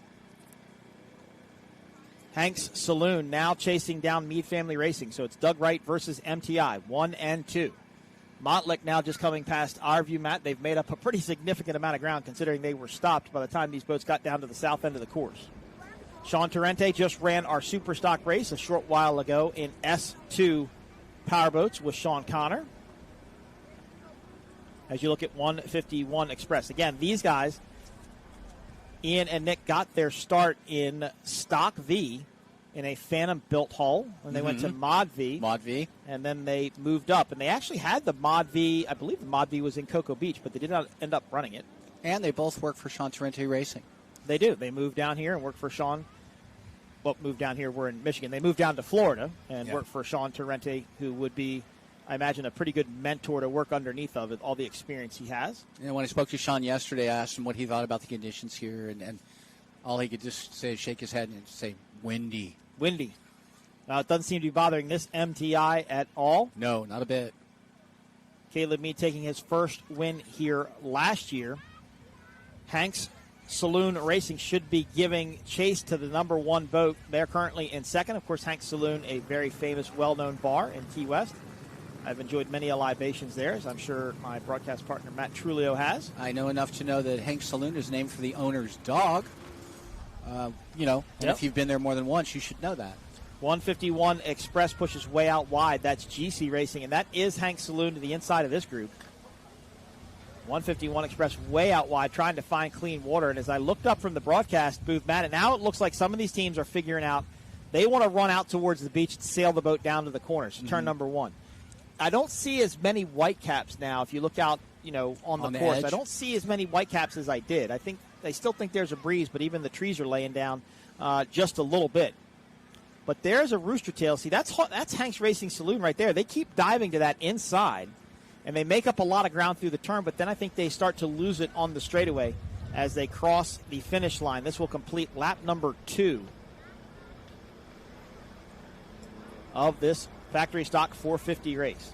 Looks can be deceiving, but there is Meade Family Racing. There is Hank's Saloon. And kind of look at the difference, Matt, there of a boat that went out wide to run to the buoy and then a team that's trying to run pin to pin in these conditions. And you can get to see how much ground they lose. But look at 151. They're trying to put a move on the outside on GC. See if they have enough space to get there. They may not. Hank's Saloon seems to be the only team taking that pin-to-pin approach right now. And it's not hurting them. I mean, No, they're they're solidly second. in second place, and it didn't look like GC and 151 are catching up to them. But I imagine for 8 laps, they're not going to be able to continue to do it because they will just eventually continue to lose ground. But the battle right now is for third. 151 Express goes back to the inside of GC. GC will control the inside corner going through the left-hand dogleg turn. And these two MTIs, Matt, are scrapping back and forth. Yeah, they are. It's very tight.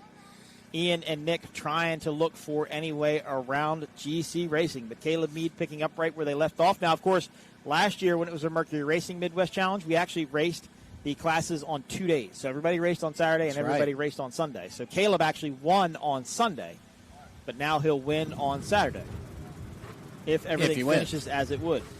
And I believe he finished second the first day. I could be wrong. I do not remember that. I just remember because I like announcing first-time winners. There is Peppers Racing Yard Arm Marine Products, the lone skater out there on the course right now. As Mottlick did come by, I mean, they're still running. It's hard to tell from our vantage point if they're able to make up any ground, but these boats are so equally matched as far as speed and their setup concerned, I'd be surprised if they're able to run this group down. It's a lot of ground to make up. They came off plane completely. Maybe they were hosed down, and maybe they went into Guardian. And if that's the case, they could still be experiencing some issues with Guardian, with the wetness still. You never know. Even from our camera shot here, it does look significantly calmer out there than it was during our Superstock race, and I can't see whitecaps like I was seeing before. So good to see the father and son team of George and Michael Stancombe out running again. And I believe he said Dad wanted to go racing, so when Dad says that, you listen and you do what you need to do to go racing. So here they are. And Michael told me that the boat really didn't require a whole bunch of different setup work. I said, well, what about the center of gravity? What did you have to move around and really change? He said, really nothing. He said it came out of the gate really good. That was always a very strong competitor. I remember Very strong Amsoil and Peppers were like the arch nemesis in the Supercat light days. If BT's listening, he's probably fumigating that I'm mentioning him in a word with Stancombe in the same sentence. What's odd is when you watch that boat, and now we've got, once again, we've got Hank Saloon and I think Hank Saloon might be faster than Mead Family Racing, and maybe Sean and Caleb are running a bit wider of a course. 150 Run Express should still be running in 4th place. They're coming back into our view. This is completing lap number 3 of 8. And we got to watch this battle between Hank Saloon. Hank Saloon might dive back to the inside. They're just outside of your view here on the cameras. We'll see if we can get one of our cameras on them. There goes 151 Express. They are giving chase to GC Racing. In that group, those two Rooster Tails right up there, that's Hank Saloon and Mead Family Racing. And just look at this battle. I do feel that Doug Wright might be faster than the MTI. And the MTI has him through the turn, but Hank Saloon made up ground. That's a precarious move there. Hank Saloon went right down in front of GC Racing, dove back to the inside. Was a smart move, though. Caleb really left that door open. Maybe shouldn't have done that. This is going to be a drag race down to the dogleg. Mead Family Racing is going to be on the inside. Hank Saloon is going to be on the outside. That means Mead can control the line. But if Hank Saloon can stay right with them, again, as I mentioned before, when they go back to turn right around buoy number 6, Hank Saloon will have the inside lane. Good shot. Look at the differences between the MTI and the Doug Wright. All the MTIs in the fleet, by the way, Matt, are actually 4-person boats. There's actually a back seat as they are built, not as a pleasure boat, for pleasure boat purposes if you wanted to do so. Well, I know a couple of people who have they call it the 390XR, used as pleasure boats, and they're great. So Hank's Saloon losing a little bit of ground, maybe about a half a rooster tail length behind Mead Family Racing. As they go into the dogleg, they'll turn left. Hank Saloon is making up time somewhere on this course. It'll be interesting to see where he's doing it, because Mead Family Racing, they just can't get away from him. Sean and Caleb just cannot get away from that Doug Wright. Yeah, and for a while there, they had a pretty good lead. Multiple both lane lead. Now they cut down on Hank Saloon and slowed them there. Hank Saloon had to back out of it so they wouldn't get up in their rooster tail. Again, freshwater's not going to do as much damage. Maybe running, and maybe that's what it is. Maybe Caleb and Sean are running a little bit more of a defensive race. But we critique this pin-to-pin move that Hank Saloon was doing, but to me, it looks like it's working, and I don't think you can count out GC and 151. This whole top 4 group is right there together in this class. This should be passing the halfway point now in 450 factory stock 450. As that is Hank's Saloon way on the inside. Look at the separation there. Now, depending on how this goes, this will be a good proof of what's going to work out better. Do you go to the inside and steer into it, or do you go to the outside and let the boat push down to it?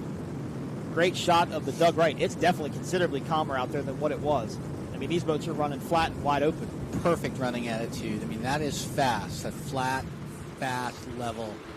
Of course, I recognize the logo on front of that boat is Smoking Tuna Saloon down in Key West, one of my favorite watering holes down there. Another place I may have visited. Yep, possibly. We actually hosted I was a about Speed to on say, the Water party there once. Speed on the party there once. And look at this. Here we go again. So it did not work out for Hank's Saloon. So the faster line is still going to the outside. But now look at this. 151 Express might make a move for second. Yeah. They were on the outside. I think that the Hank's Saloon guys have to get away from running that pin-to-pin line because it's not. It may help them occasionally, but it's not helping them consistently enough to stay with it.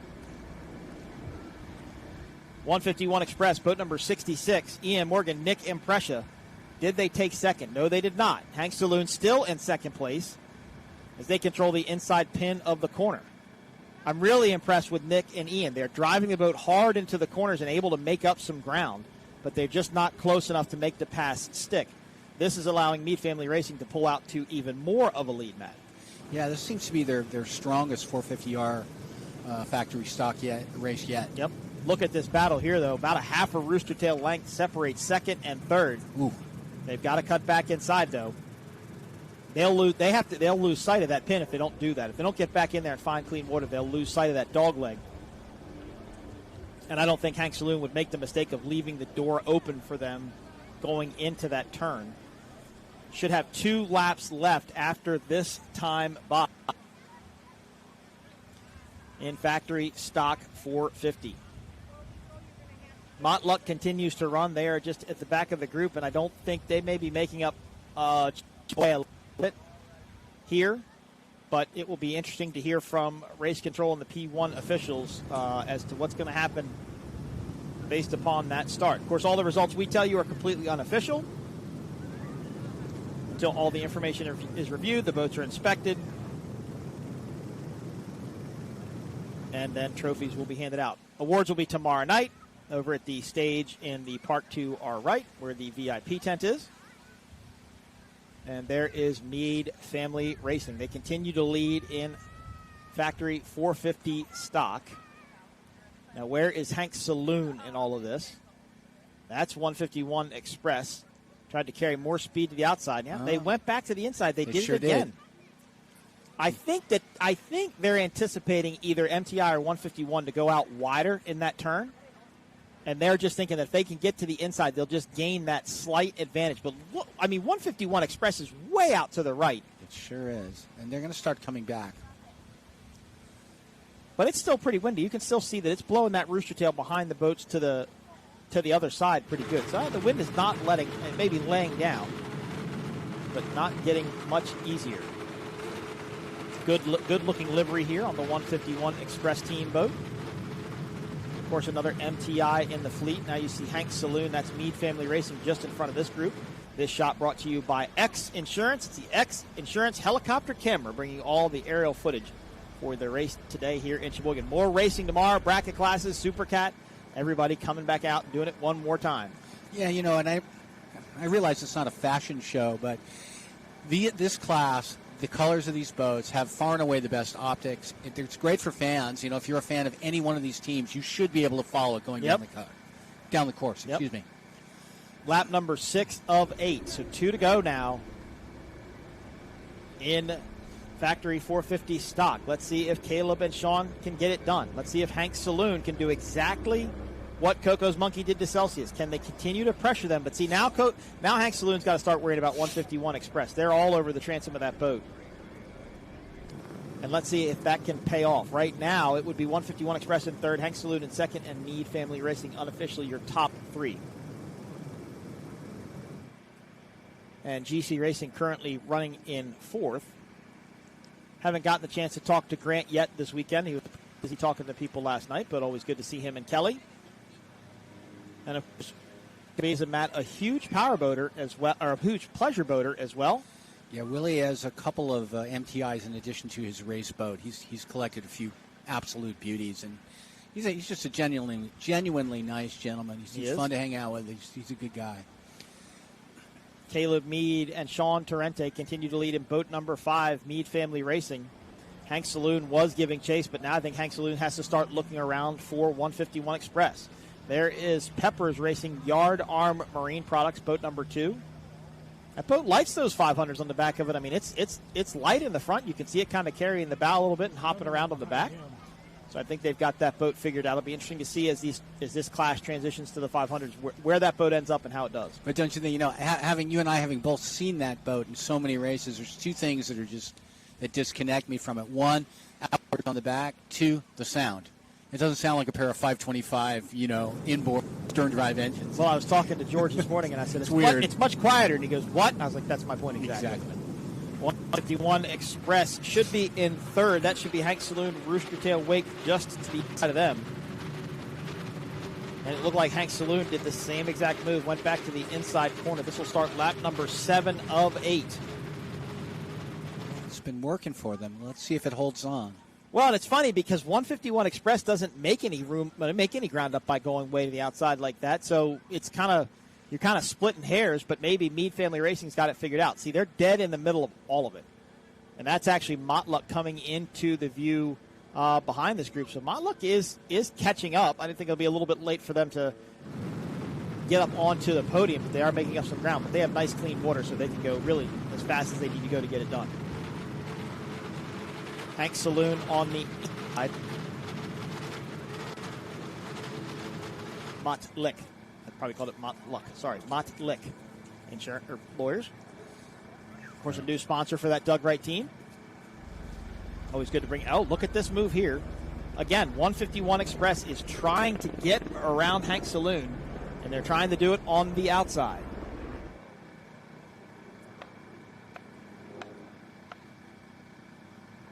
And there's a good view there.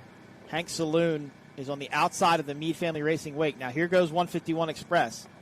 If that door is open at all, I would expect Ian and Nick to jump back to the inside, but it wasn't. In fact, the door was so tight. Now, there they go.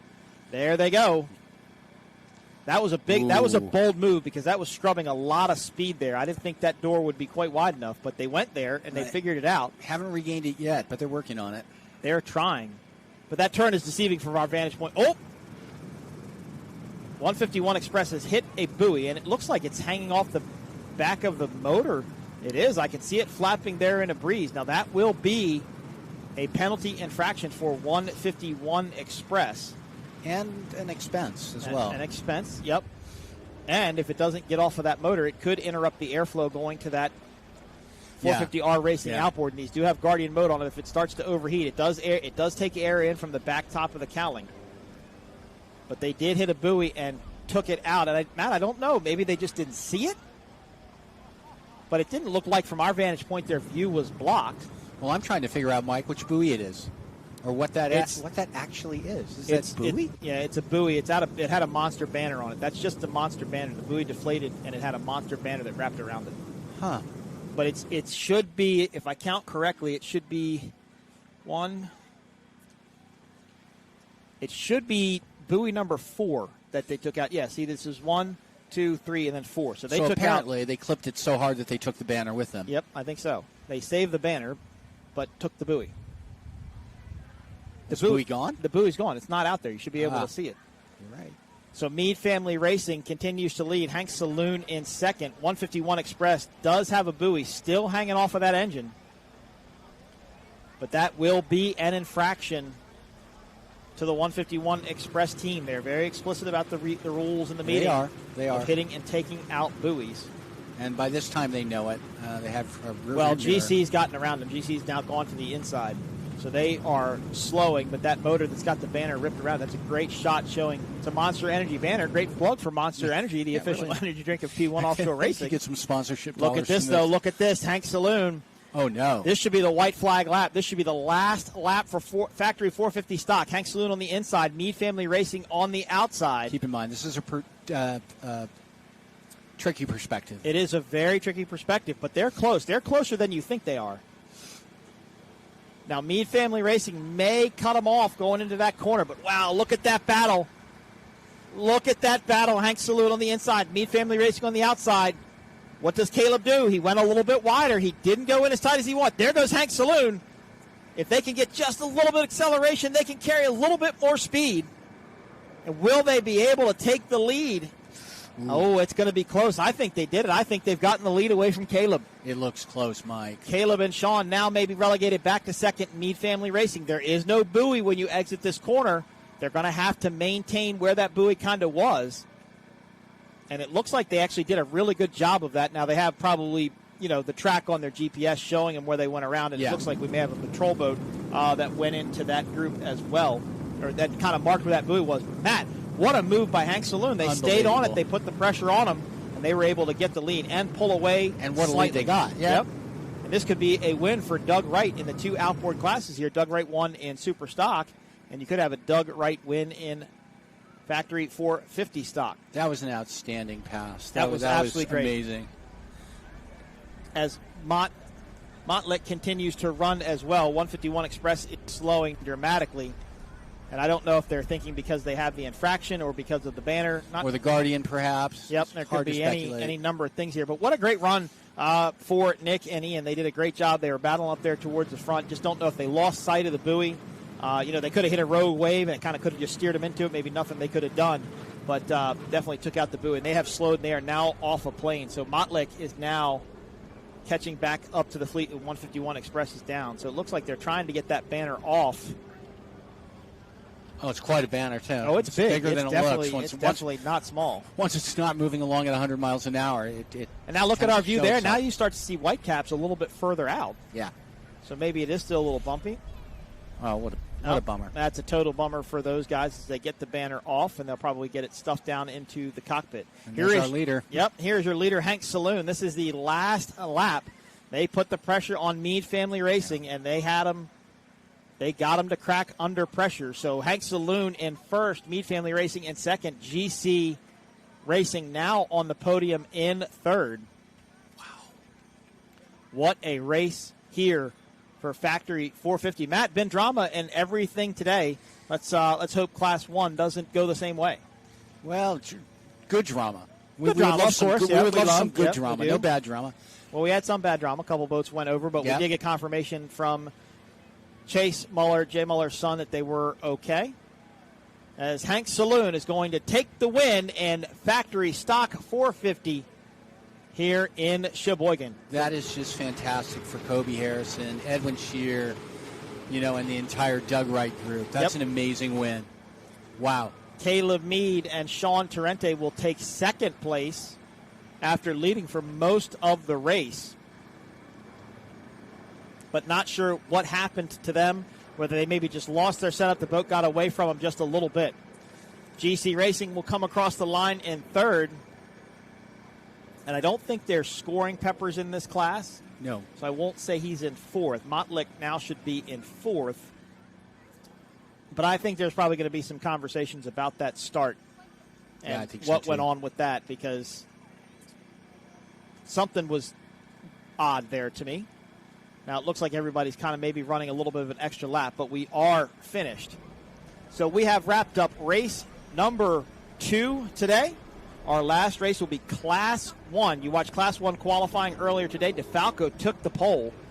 Monster Energy MCon in second, DF Young Good Boy Vodka in third, and X Insurance in fourth. Those will be the starting positions for the Class 1 race. 35 minutes plus 1 lap coming up after this Factory Stock 450 race. Well, maybe they're just putting on a show for the fans. They're just out there, they're having so much fun battling and stuff. Well, and the thing is if one doesn't finish, right, if the leader doesn't finish, then you second guess yourself. You're like, man, did I not count enough laps? Did I not have enough tape? You don't know what's going on. And it's not, Willie and Grant and GC, they're two super analytical guys. They know exactly what's going on, and they're still chasing them down as well. So lap counts were off by somebody. And these boats have to meet a minimum weight requirement, too, when they come out, so they have to be careful of running this extra lap. Again, burning off more fuel. And and maybe coming out light. But what a run for boat number 39, Hanks Saloon Racing, Kobe Harrison, Edwin Shear. And there it goes. Now it looks like he may be turning and pulling to the inside. Nope, maybe not. Still going. Well, the information we were given was they were finished. Yep. Of course, this team and boat based out of Key West, Florida.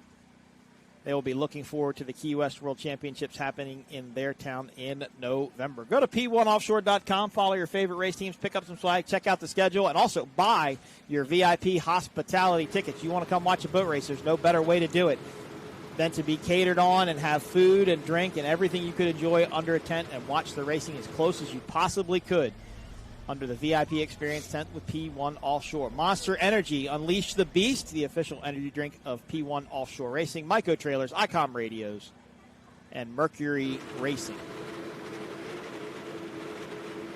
X Insurance providing the helicopter footage, that great deck shot of Hank Saloon Racing. Thanks to Rick Lindsay and his son for doing a great job. It's just an amazing job. It adds so much to the broadcast. And that's his personal helicopter. I mean, he flies that helicopter all over the place himself. So thanks to them for their support. And, of course, Good Boy Vodka, Alex Pratt. If you see a Good Boy Vodka beverage, I encourage you to try one. They're excellent. Got the Citrus Circus, the John Daly Sweet Tea, and lemonade. Lots of great products offered by the Good Boy Vodka team. Of course, the Good Boy Vodka, just the vodka itself. The slogan for the company, every pour helps a pump. There's the these flag. 450 factory stock guys are just not stopping. Maybe they're just enjoying. Maybe the Hank Saloon guys are so excited that they won. They don't want to let the experience go. But this race was done now one full lap ago, and race control will start getting on these guys about this, because if that helicopter they can't continue to be running and the helicopter staying in the air. If that helicopter has to refuel, yeah. These boats have to come down off a plane and stop. But now the Zodiac's going to get them. Right, but nobody is stopping. Nobody is trying to slow down. They ran 8 laps. And Montlick may be sitting back here thinking, what is going on? Why are we continuing to do this? This is a totally confusing situation. Got to love the livery on the GC Racing boat, of course, different from last year, but very pretty. He's actually painted a lot of his pleasure boats to look very similar to his race boats. I know he has an MTI center console, and I think he has an MTI open catamaran now, too, doesn't he? I think he has a 440X. There you go. That is a big boat. It is a very large boat. Hank's Saloon. But a beauty.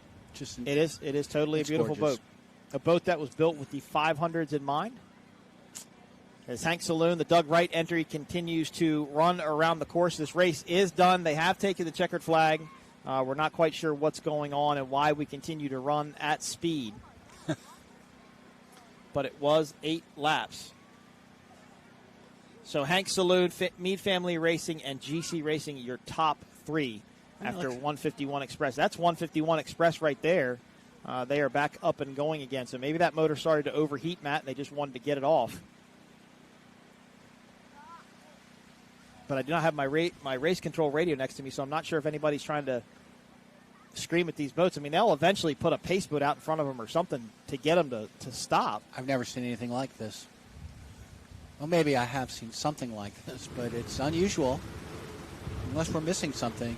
I don't think we are. I mean, our count on our lap counter here started on lap 3. It went lap 4, lap 5, lap 6. I mean, unless they missed those first 2 laps, but I have a hard time believing that. Great shot there, though. Still pretty breezy. Looks like it may have picked back up just a little bit. Maybe a little lull in the wind there. And you can see even the helicopter's having to steer into it just a little bit, or he may just be flying over top of them. That Doug Wright is a good-looking boat, though. It really is. Just a nice, smooth finish line all the way back. Really clean. Completely different than the MTI, where you see more of the squared-off edge. Doug Wright has the more just rounded, finished edges. As they will come across the finish line. And unfortunately, we can't see the finish line or checkered flag from our perspective. I think that's the start-finish boat way out there, though. No, I think I can see it in tight. It's a checkered. I mean, it's right in front of us. It's hard to say. I'm lost. I think it's over. But we're not getting any sort of communication from anybody. Pepper's yard arm, they are now trying to move up inside of GC Racing. Well, I can tell you right now, I can look at GC Racing and tell you I think they're headed back in. I think they know it's done. Yep, they're falling off a plane. So now GC Racing Grant Bruggerman and Willie Cabiza, they came in third. Of course, all these results are unofficial until the boats are tech inspected. And again, I think there will be some sort of a conversation about that first turn. Not sure what it's going to be, but we will update you tomorrow when we come back live for the second day of the Midwest Challenge coming to you from Sheboygan. Look, Matt, now we've got Whitecaps back out here again. Yes, we do. Little choppy. So now it's picking up just a little bit. Here are your results, your provisional results from Factory Stock 450. Hank Saloon coming in first, Mead Family Racing in second, GC Racing in third, Peppers Racing, Yard Marine Products in fourth, Mottlick Injury Attorneys, Doug Wright in fifth, and 151 Express in sixth. What a great run. It was Mead Family Racing very early on. They took the early lead and checked out. Or thought they had. And Hank's, I keep wanting to call him Hog's Breath, and I know it's wrong. Hank Saloon chased him down as we go back to the start of the factory stock race. This is what I'm talking about, though. This is the one that's going to be kind of questioned. It's very hard to tell from that perspective, Matt, if there was enough room for the Mottlick team in there in that first turn. But it was Mead Family Racing out to the early lead. Hank Saloon giving them chase. But this was the game change of the race right here when Hank Saloon took the lead away from Mead Family Racing. Tough day for the 151 Express boys as they hit a buoy and took them out of the race. But congratulations to Hank's Saloon Racing on the unofficial win here in Sheboygan.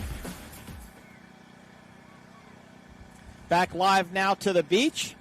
Beautiful day here. We've got one more race to go. That is going to be Class 1. 4 boats, 1,100 horsepower, twin Mercury Racing engines battling here on Lake Michigan, and it's going to be a great one. We will be back. We're going to take a quick commercial break. I believe the helicopters have to refuel. I am Mike Iwaski for Matt Trulio. We will be back right after this. Rated M for mature. Who are you counting on? Hey. Who are you leaning on? Who are you counting on? Hey. So, whoa. Hey, they tryna block all my blessings. They thought I lost is snapping. I bet on me and my team. ISO is what I'm rapping. Who are you counting?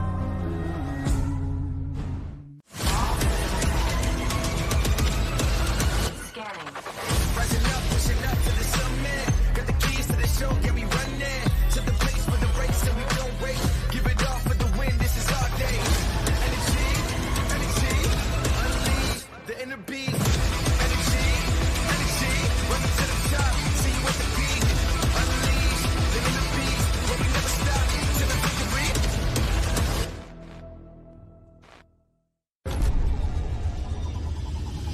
I used to toss a coin in the waterfalls in the wishing well. Now I get plenty coin, I'm self-made. You ain't gotta wish me well. You ain't like me then, but I guess it's past tense, cause you tapped in. You was never who you said. I see the facade when looking at really need. I can tell my guard up. I ain't taking nails. If it's not in my favor, won't sign a deal. I got the royalty in the mail. I got authority in the field. Take a look in my iris. I be precise with the timing. I never know where my mind went.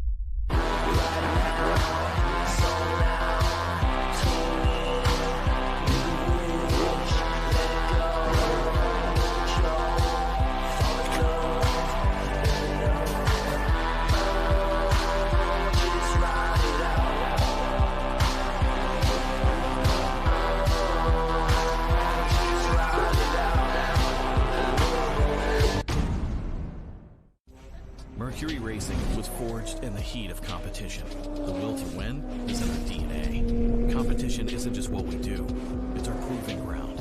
It's about the pursuit of power, performance, and endurance that pushes our limits and yours. We create premium marine power to take you faster and farther. The world offers limits. Mercury Racing offers freedom. Live wide open. It takes your breath away. That's how you can tell you found the perfect vacation. It doesn't get any bigger. A place that opens your eyes and your spirits. It's a Kissimmee thing. This is your getaway, your escape. Recharging, rediscovering, reconnecting. Welcome to Kissimmee. However you spin it, never forget what's at the heart. It's big and it's bold, day after day. Welcome to Kissimmee, the big, bold heart of Florida. The big, bold heart of Florida. Let's make every day a beach day. Let's induce some serious vacation envy.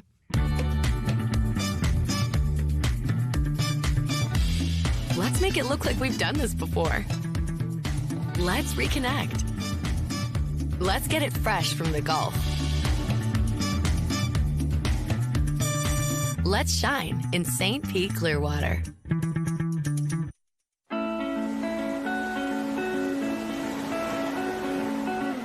She won't remember her first word.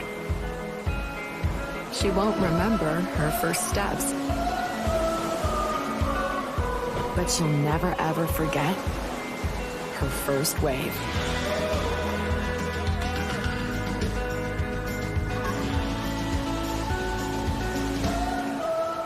Plan your trip at DaytonaBeach.com. For over 60 years, ICOM has been your trusted companion, keeping you connected on the water, in the air, and on the ground. Whether you need a two-way radio for your cruiser, center console, personal watercraft, or anything in between, ICOM has you covered with the most innovative marine, amateur, aviation, land mobile, LTE, and satellite network products.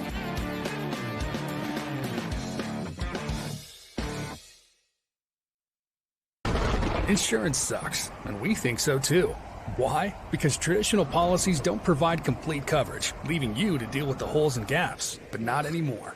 X Insurance's true umbrella and true homeowners are a true partner, covering any potential gaps and exclusions. With X Insurance's true umbrella and true homeowners policy, you will experience true insurance when compared to traditional policies. Contact us today or ask your agent about X Insurance. It's time to turn it up to 11 and ride full blast. The all-new Jet Blaster series from Yamaha. We didn't just create a new wave runner, we invented a whole new way to ride.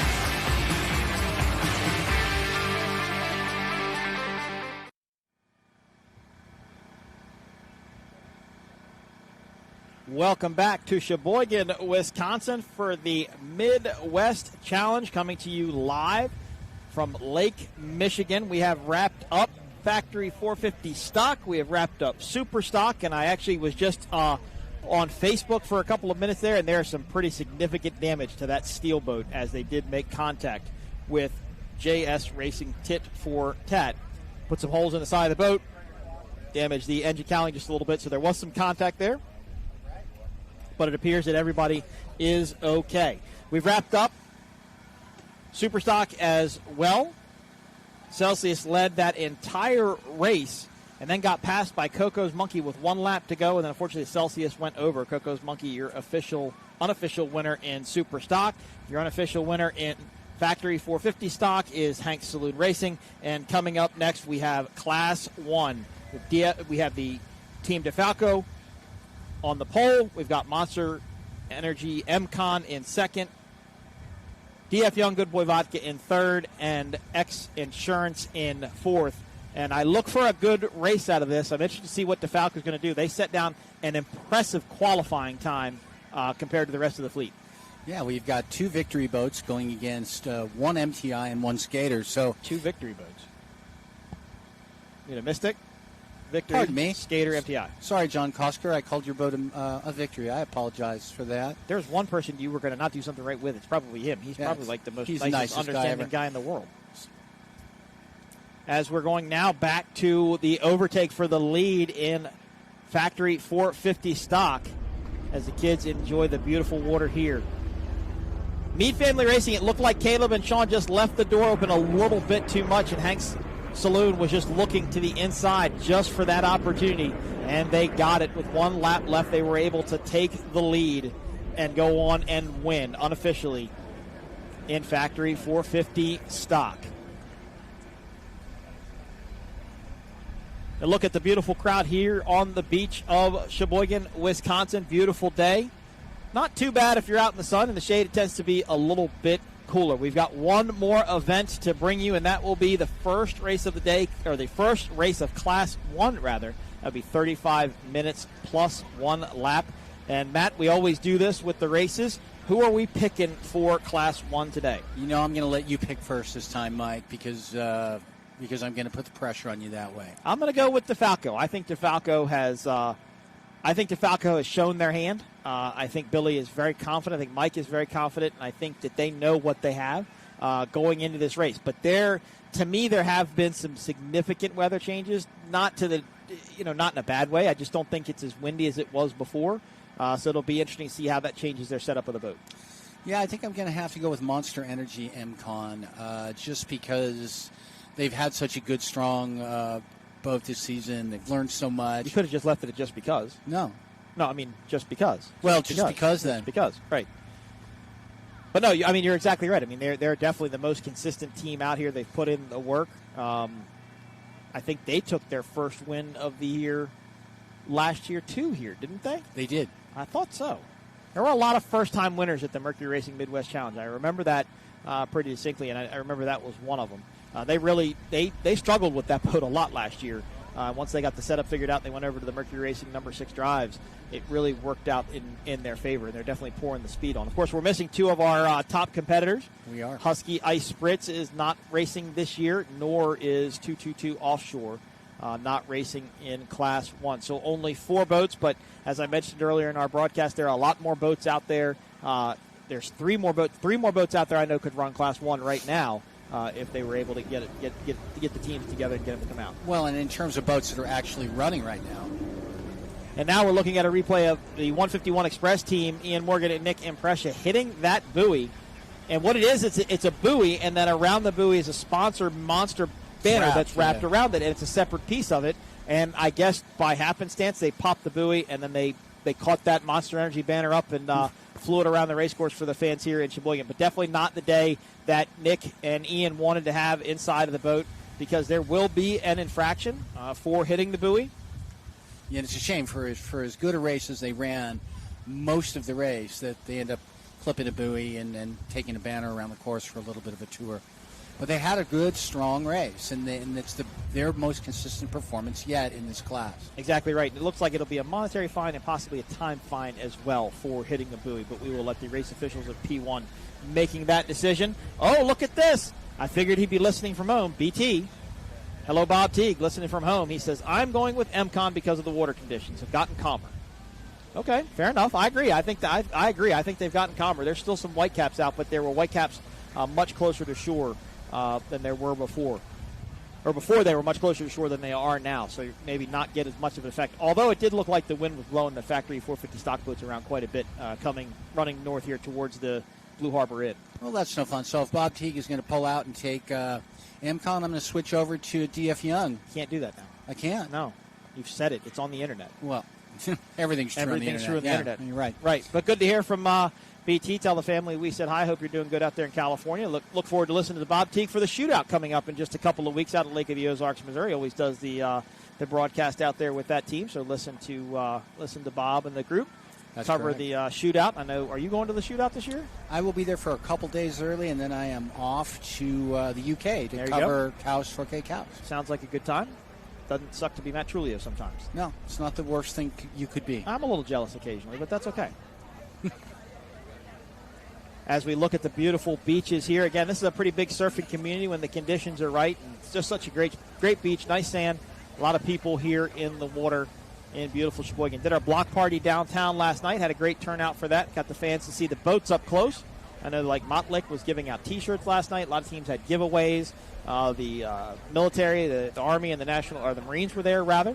And we have to give a shout-out to all of our military branches between Coast Guard, Army, Navy, Marines, and Air Force. We wouldn't be able to do this without the support and love of our armed forces. We get to do this on the weekends because they protect this great country that we live in. Of course, all the local municipalities, the fire department, the police department, EMS, the local governments, the mayor, who we met last year here in Sheboygan, so supportive here. It's their imperative in bringing this race here because of the support that we get.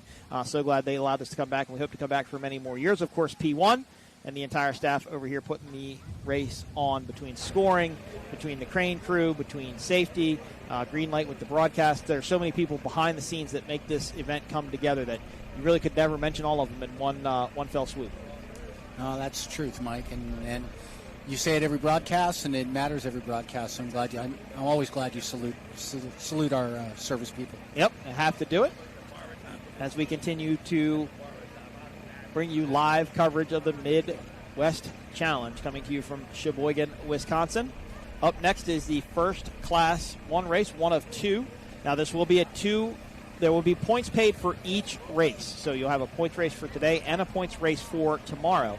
It was scored just like that at Lake of the Ozarks, Missouri, which was the last Class 1 race of the 2024 season, and it was scored just like that last year for the Mercury Midwest Challenge.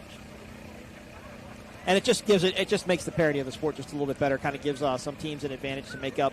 I think if I remember correctly, Good Boy DF Young made up ground last year on your leaders when they took that win on the final day here in Sheboygan. Yeah. So it really does kind of level the playing field, if you would. And it's funny you would say that when Mead Family Racing, finally went into second and lost in the 450R factory stock race. I thought to myself, don't worry, Caleb, Sean, you guys can come back tomorrow. And right, that was last year. We kept saying that. We kept thinking, yeah, they'll be back out tomorrow. I said it about Celsius or Northing. I'm like, oh, they'll get the boat back together. No, they won't. Not that second place when you're 17 years old in this class is anything to be exactly right. ashamed of, to hang your head over. Are you kidding me? Exactly right. What a just an incredible young gentleman. Yep. Entire family. Yeah, super cool. First class people. Very, very nice people to talk to and get to know, as they are MTI customers, for pleasure boats, and then Caleb decided they wanted to go racing. That boat became available. As there is a look at Hank's Saloon Racing, your factory stock 450 winner. Beautiful Doug Wright boat. Number 39. Got Kobe Harrison and Edwin Shear on board. Edwin throttling, Kobe driving. So they're going to open some deck hatches up. They're going to go over to where Taylor is, and we'll get some live interviews with the team as they get the boats tied up. That's a good perspective, Matt, of just how tall that boat is. The 450 Mercury Racing outboard engine is not a small motor by comparison, but you can only really see the top of it there. That means that boat is very sloped, cut down on the back. That's the United States Coast Guard station here in Sheboygan, Wisconsin, just behind the Hank Saloon Racing entry. Of course, none of this would be possible without the Coast Guard. We actually apply for a Coast Guard permit to shut down this part of the body of water. And sometimes we race on lakes and we race on rivers. We shut everything down. We can shut down the whole river. We can shut down the whole lake. It just depends. So without the Coast Guard, this wouldn't be possible. They also help keep our spectators in line. For anybody out there watching on a boat, go to p1offshore.com, keep up with your favorite race team, check out our schedule, and come to our next event near you. It'll be Sarasota, Florida, and St. Petersburg, Florida. As you mentioned, Matt, they moved Sarasota from July 4th weekend now to September. Yeah, you mentioned spectator fleets, and we didn't have much of one today. I'm a little surprised. We got some boats over here by the harbor. We had a bit more last year, and maybe that has to do with the weather. Maybe people just didn't want to be cold. Yep.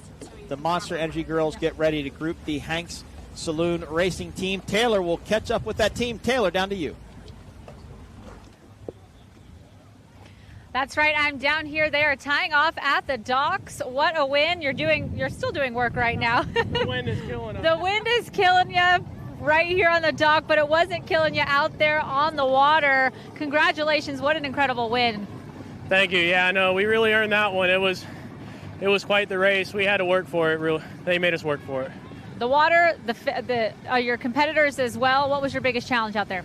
Just trying to get around the Mead boat. They were cutting us off every chance they could, and we were pretty matched up on the straightaways, and we can turn a lot harder than they can. So they had to drift the turns, and we used that to our advantage, and just finally got it in and made it happen.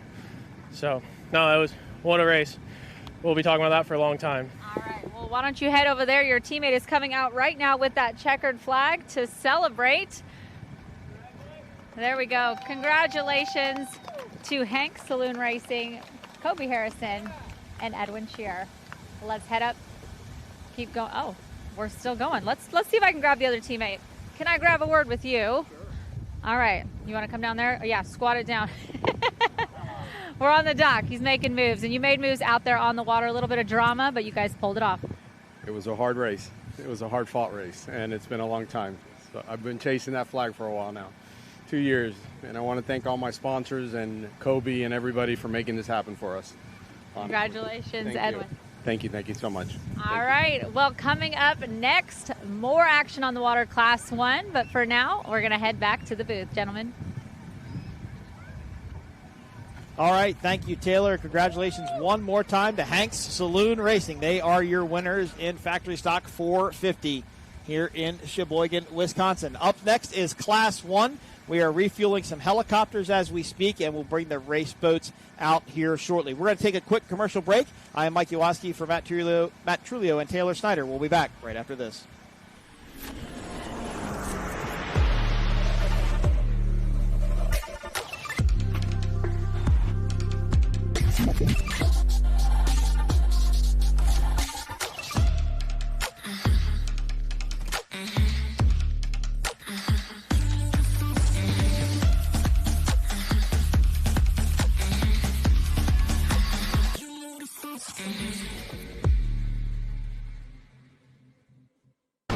Insurance sucks, and we think so too.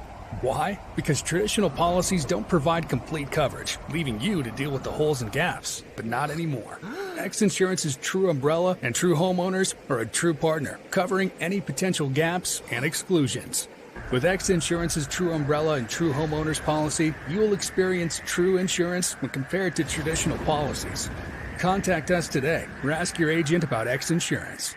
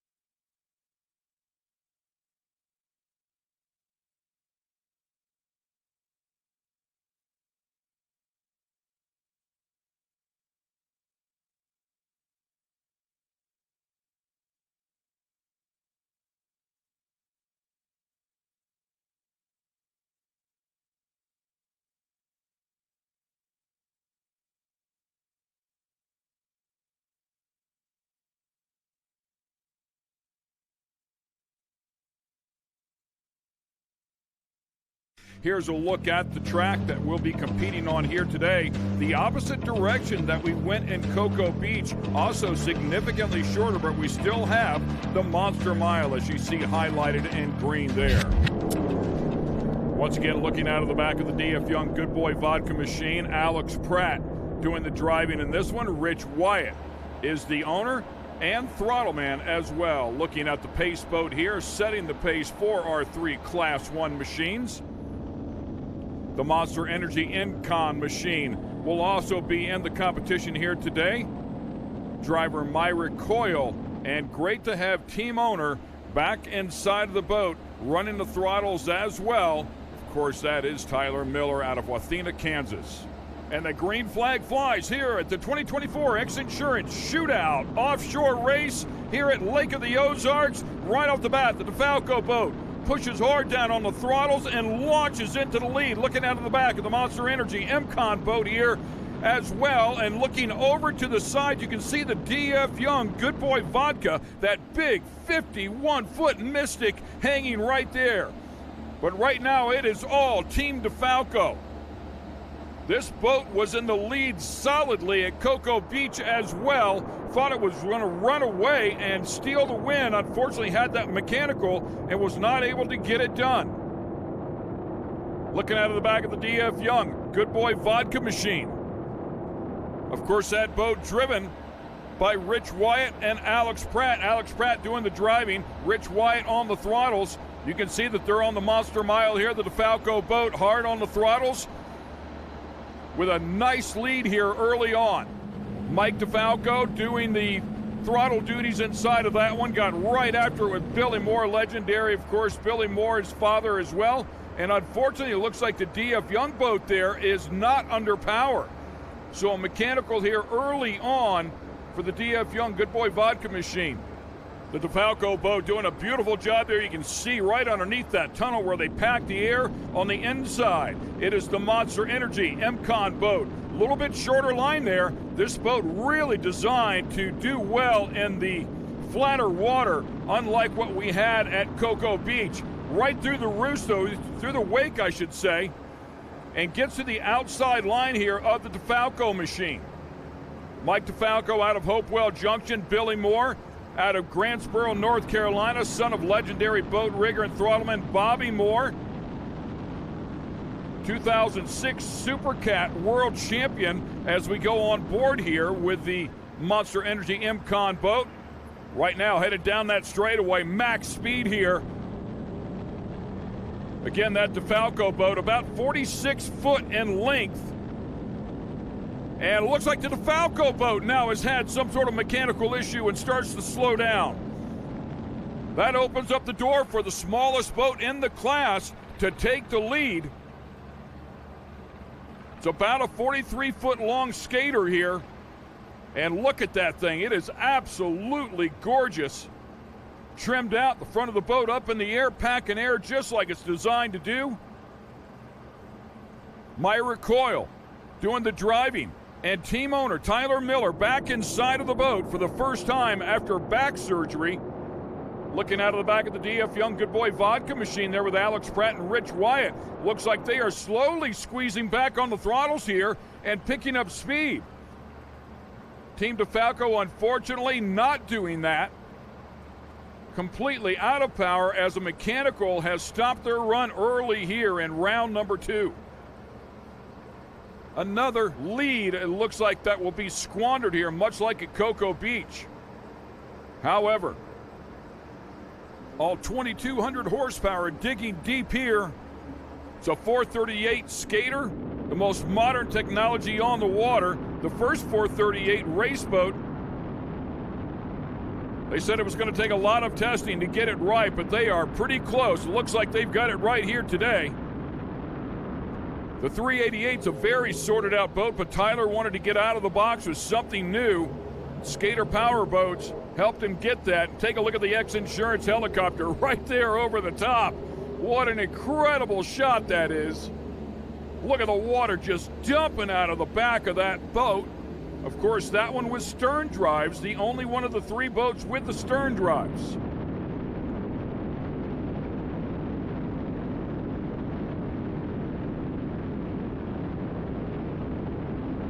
Another beautiful shot here, and this race so important to both of these competitors inside the boat. Myrick Coyle here, lived here since 2000 at Lake of the Ozarks. Fell in love with boat racing right here, as did Tyler Miller. Better part of 10 years ago, he came out here to this race and fell in love with it, as once again we go back on board with the D.F. Young Good Boy vodka machine. And again, as you can see, they have pulled the power back on this one. We'll see if we can find out what happened here. We heard before they did have an issue. They felt like they had it fixed. I believe it was the sea strainer lid that had come off. Thought they'd put it back on, but when that happens, they take on a fair amount of water, so maybe something damaged in the meantime. Checkered flag is going to fly here. Congratulations to the 06 boat, the Monster Energy M-Con machine, grabbing their first win here with that machine in the Class 1 category. It's going to be a special day for them. They've got another race yet to go, though. As we take a look at the final results here, the D.F. Young Good Boy vodka machine down by 7 laps, and unfortunately, Team DeFalco once again suffering a mechanical that takes them out before the checkered flag. This is your home waters. How did it feel taking the win here at Ozarks? It felt great, to be in front of our hometown crowd, shootout offshore, P1, Monster Energy. Couldn't.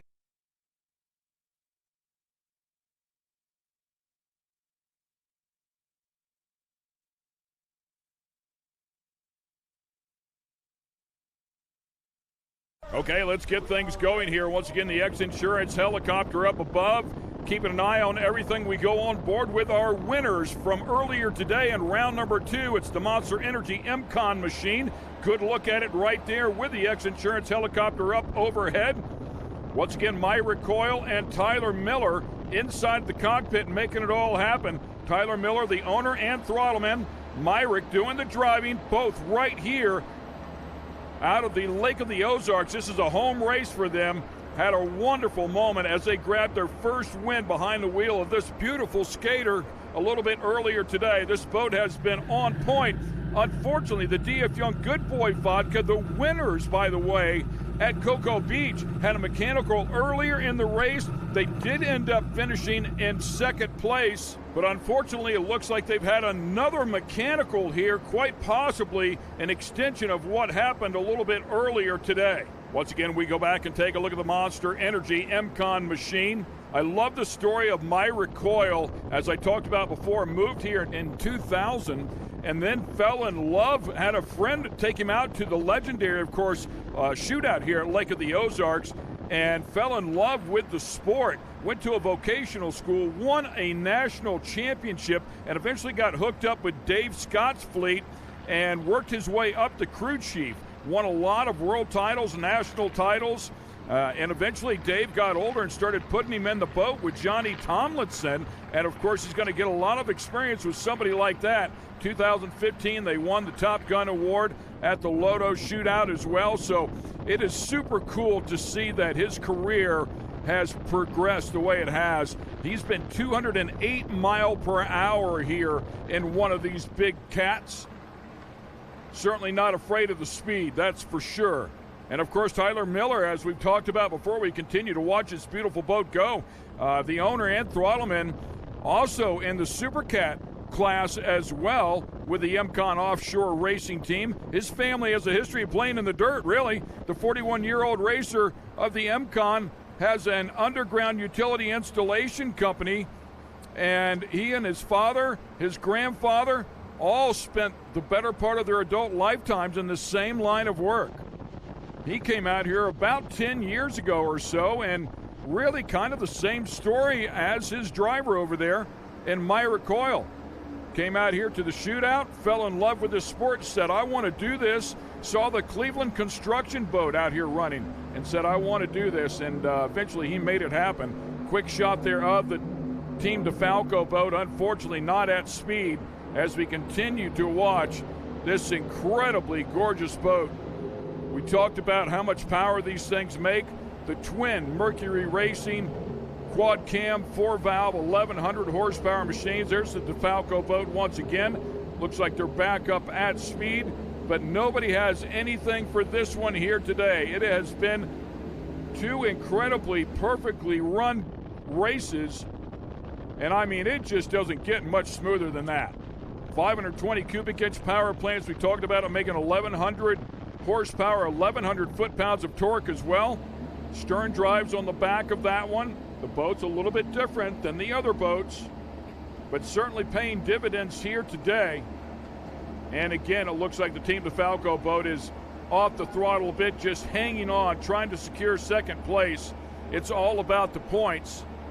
We should let you know that this boat finished third at the season opener in Cocoa Beach, so that first place finish a little bit earlier today certainly helped them out on the points, and looking to back that up with back-to-back wins here at Lake of the Ozarks will certainly change the point structure. And again, unfortunately, it looks like the Team DeFalco boat is just not at full steam here today. They are taking a hit. The white flag flies. 1 lap yet to go. There's a look at the 2 competitors inside. Myrick Coyle with the steering wheel in his hand, sitting alongside the owner, Tyler Miller, doing a great job on the throttles today. Boy, what a special day to get back inside of that boat. First time since his back surgery, and come out of here with 2 wins back-to-back as they cross this finish line here. Checkered flag waving. Yeah, high fives all around here. Look at the smiles on those faces. A lot of work and a lot of effort going into that one, and they'll come out of the Lake of the Ozarks here with back-to-back wins. Congrats.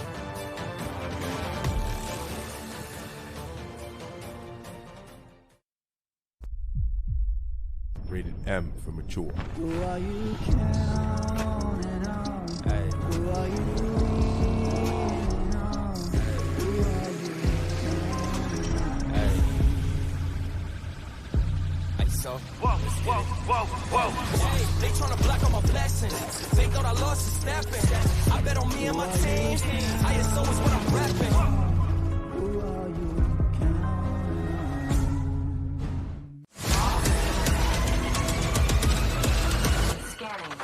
Rising up, pushing up to the summit. Got the keys to the show, yeah, we run it. Set the pace for the race, so we don't wait.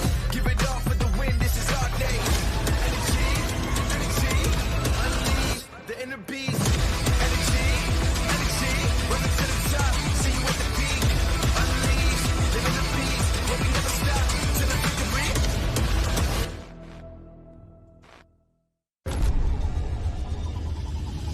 I used to toss a coin in the waterfalls, in the wishing well. Now I get plenty coin, self-made, you ain't gotta wish me well.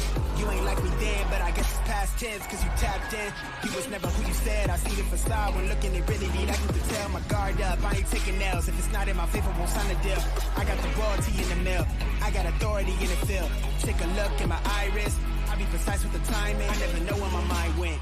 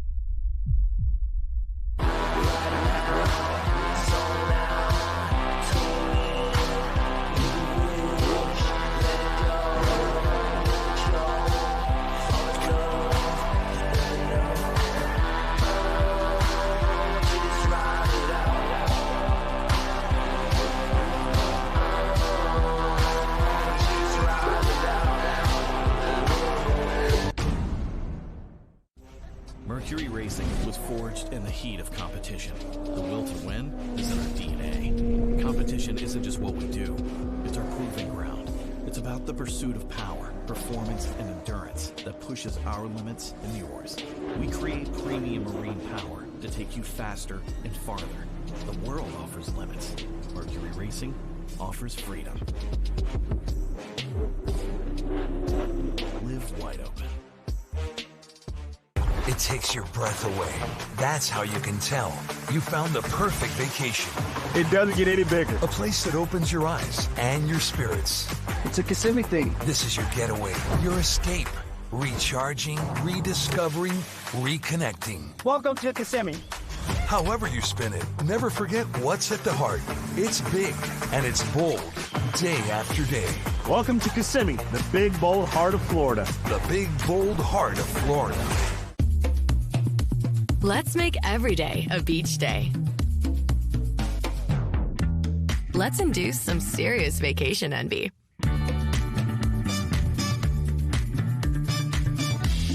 Let's make it look like we've done this before. Let's reconnect. Let's get it fresh from the Gulf. Let's shine in St. Pete Clearwater.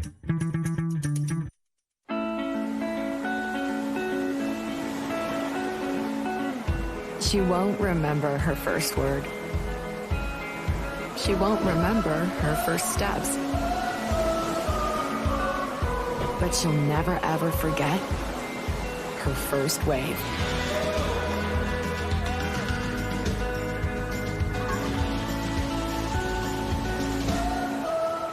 Plan your trip at DaytonaBeach.com. For over 60 years, ICOM has been your trusted companion, keeping you connected on the water, in the air, and on the ground. Whether you need a two-way radio for your cruiser, center console, personal watercraft, or anything in between, ICOM has you covered with the most innovative marine, amateur, aviation, land mobile, LTE, and satellite network products.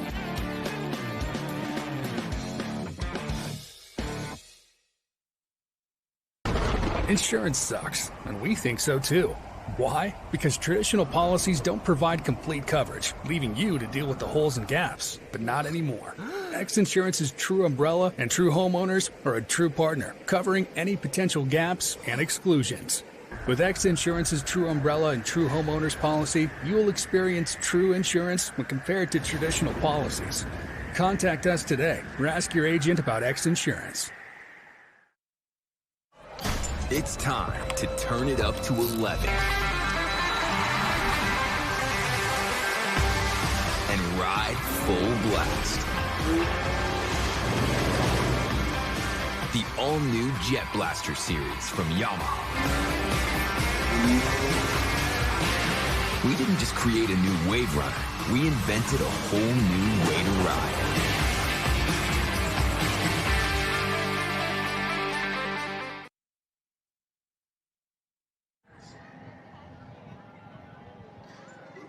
I'm going to hear my voice, huh?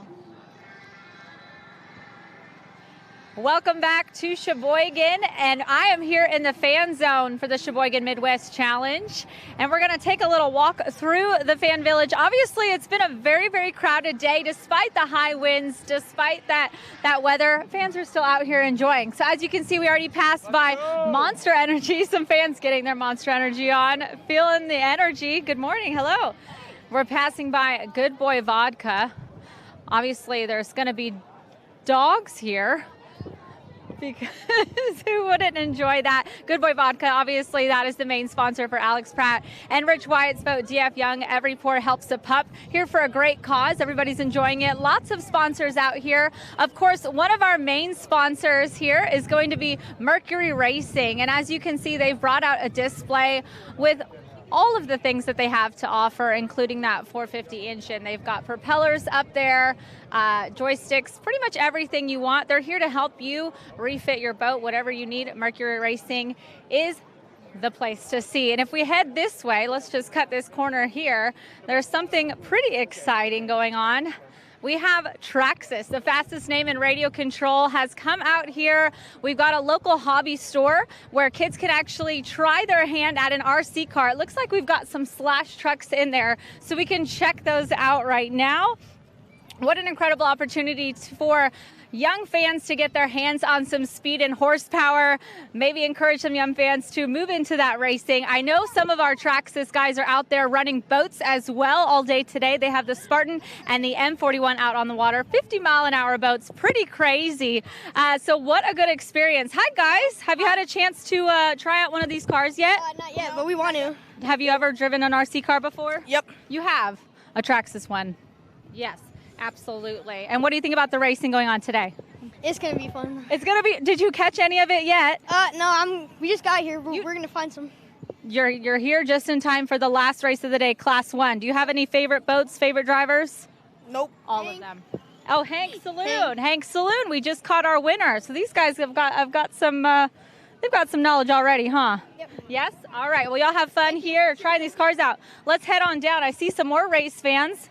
Hi guys. Can I catch you for a word? Yeah, come on. Come over here. Are you chasing RC cars? Is that what you're doing? Are you here with Team Allen Lawn Care Boat? Yes. Yes. Are you having fun? That's all we got to know. Yeah? Yeah. Yeah, he's having fun. He's going to go chase that Bronco there. All right, let's talk to some more fans. How are you guys doing? Good. Are you winning? Is this a race? No. Nah. Is this more like demolition derby happening? Yeah, Yes. basically. Basically, yes. So if you guys had control of a race boat, it would not be good. Oh, no, I would win. It would be horrible. The game would be over. I would win that easily. Oh no! And how are you guys? Who's your favorite drivers? What's our favorite boat teams? We're just here for a good time. I don't really have a favorite. I like everybody. Good Boy Vodka. You like Alex Pratt and Rich Wyatt? Good boy vodka. Good Boy Vodka and DF Young. We've got some fans out here. How are you guys doing? Are you enjoying the race day? Yes. Absolutely. Favorite part? Are you enjoying the boats on the water? Yes. Yes. And the food, right? Of course. Of course, the food. So, did you come here last year, or is this your first race? My first race. This is and you'll be back next year here in Sheboygan. I think so. You think so? Yeah. I think so. Yeah, having a good time. All right. Well, you keep having fun out here. We'll keep moving along for some more. Do you want to get interviewed? Sure. I love it. How much fun are you having today? Lots. Lots of fun. Who's your favorite team? Rolling Transport. Oh, so you're a fan. How long have you been a boat fan? I don't really keep up with like this, but I think I'm gonna start to. You're gonna be a boat racer. Yeah. Something to do with that. I love that. What do you think? Do you think you'll be a crew member, crew chief, driver, throttleman? I don't know. I was talking to the guys at Mercury. That might be a good job. I think that's an excellent job, Mercury Racing. So you're going to get all the technical knowledge. You're going to be the guy to go to, right? I hope so. I love it. Race fans are getting to go. All right. Well, I'm going to stay here at the Traxxas booth and have a little bit of fun with these RC cars and these incredible fans. If you haven't gone to the fan zone yet, come on down, check it out. Check out the food trucks. Check out everything that's here to offer. But for now, let's head up to the booth. Gentlemen. Well, it sounds like we have some future racers on our hands down there at the Traxxas booth. Thank you, Taylor, for catching up with those young gentlemen. They've got definitely some dreams to go after there. We are waiting for the helicopters to refuel at this time. We do not have an update, but we are going to a quick commercial break and hopefully come back with Class 1 racing, the last race of the day here in Sheboygan, Wisconsin. Look at those trophy trucks getting to race around there on the grass. We'll be back right after this. I used to toss a coin in the waterfalls in the wishing well. Now I get plenty coin, stuff made. You ain't gotta wish me well. You ain't like me then, but I guess it's past tense, cause you tapped in. You was never who you said. I see the facade when looking, it really be like you could tell. My guard up, I ain't taking nails. If it's not in my favor, won't sign a deal. I got the royalty in the mill. I got authority in the field. Take a look in my iris. I be precise with the timing. I never know where my mind went. Let's make every day a beach day. Let's induce some serious vacation envy.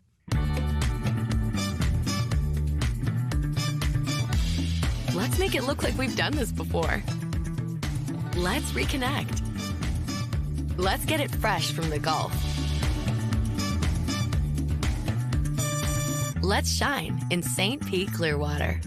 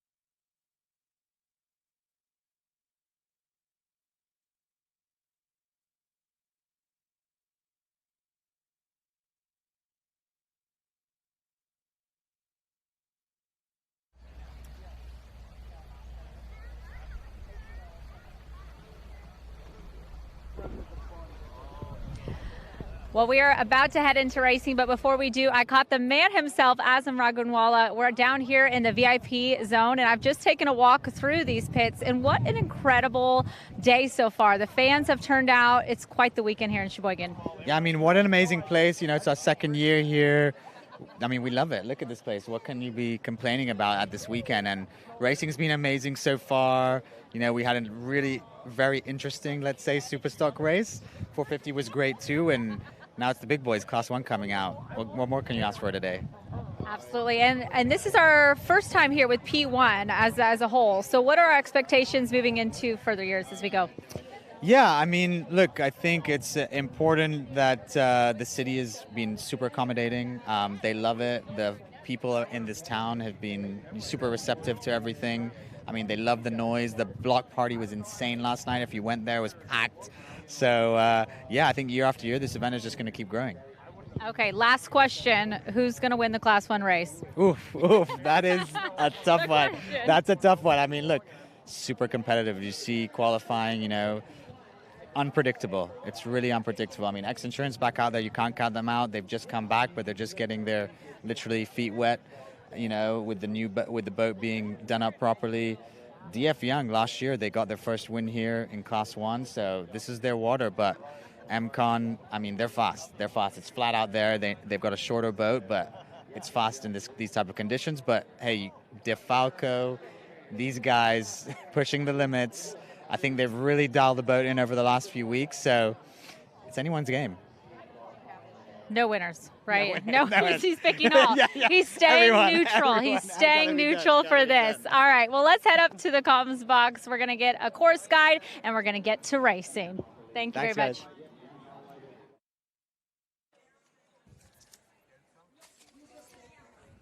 Well, to me, Azam was playing the completely political role there and not picking a winner. He didn't want to show favoritism. Yeah, so everybody's going to go home with a checkered flag, right, Oz? But if you picked up some words that he was saying, he kind of had somebody in his head, I think. Yeah, I think he did too. I'm not going to say who, but it could be, I don't know. We'll let that one go. We will. All right, we are waiting for the Class 1 teams to come out, but let's look at the tech specs for these class boats one more time. They can be up to 50 feet in length, catamaran-style hull.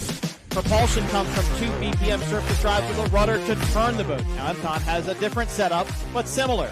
Twin Mercury Racing 1,100 horsepower engines, twin turbo motors, and a fully enclosed race canopy with air, oxygen, and air conditioning.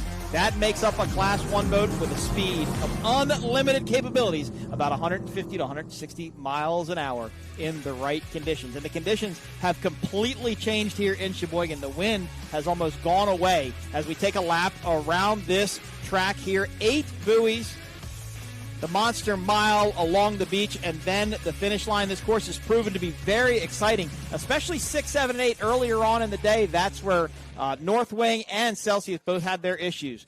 But it has leveled off. It has flattened out. The wind has laid down, and it has gotten a lot calmer. And the setup now, if these Class 1 teams aren't in the water and aren't moving yet, and they see these conditions, they might be scrambling to make some changes because this is not what they qualified in earlier.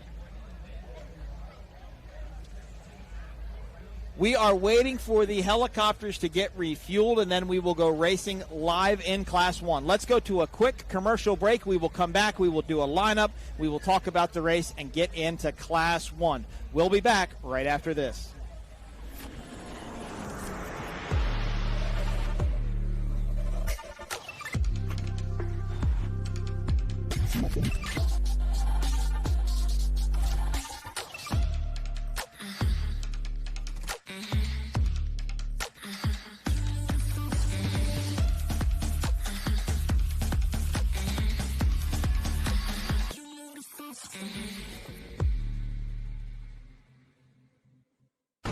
Insurance sucks, and we think so too. Why? Because traditional policies don't provide complete coverage, leaving you to deal with the holes and gaps. But not anymore.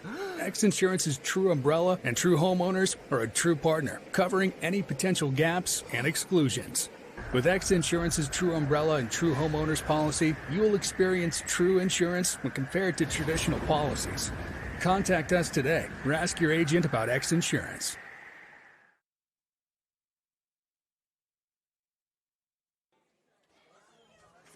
Back live in Sheboygan, Wisconsin, the Midwest Challenge coming to you from the beautiful shores along Lake Michigan. Mike Uoski along with Matt Trulio. Beautiful day here.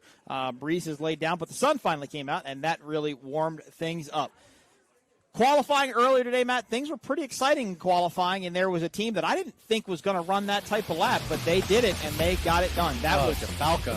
That was DeFalco. X Insurance qualified in number 4. Randy Kent, Brent Lilly. This was their first time qualifying in the MCI hull, and I think they were maybe a little bit more hesitant than what they wanted to be. Monster Energy MCon, though, the team that everybody's looking to kind of beat, they went out there and laid down a pretty fast lap on their first time around, but they were unable to hold on to that pole position. DF Young, Good Boy Vodka, your winner here last year for the Mercury Racing Midwest Challenge. A little bit bigger of a boat in the breeze. And you heard Rich Wyatt say in his interview they knew what they needed to change for the setup. This boat, however, though, was on the gas. DeFalco, boat number 18, Billy Moore, Mike DeFalco, your pole sitter for the Class 1 race.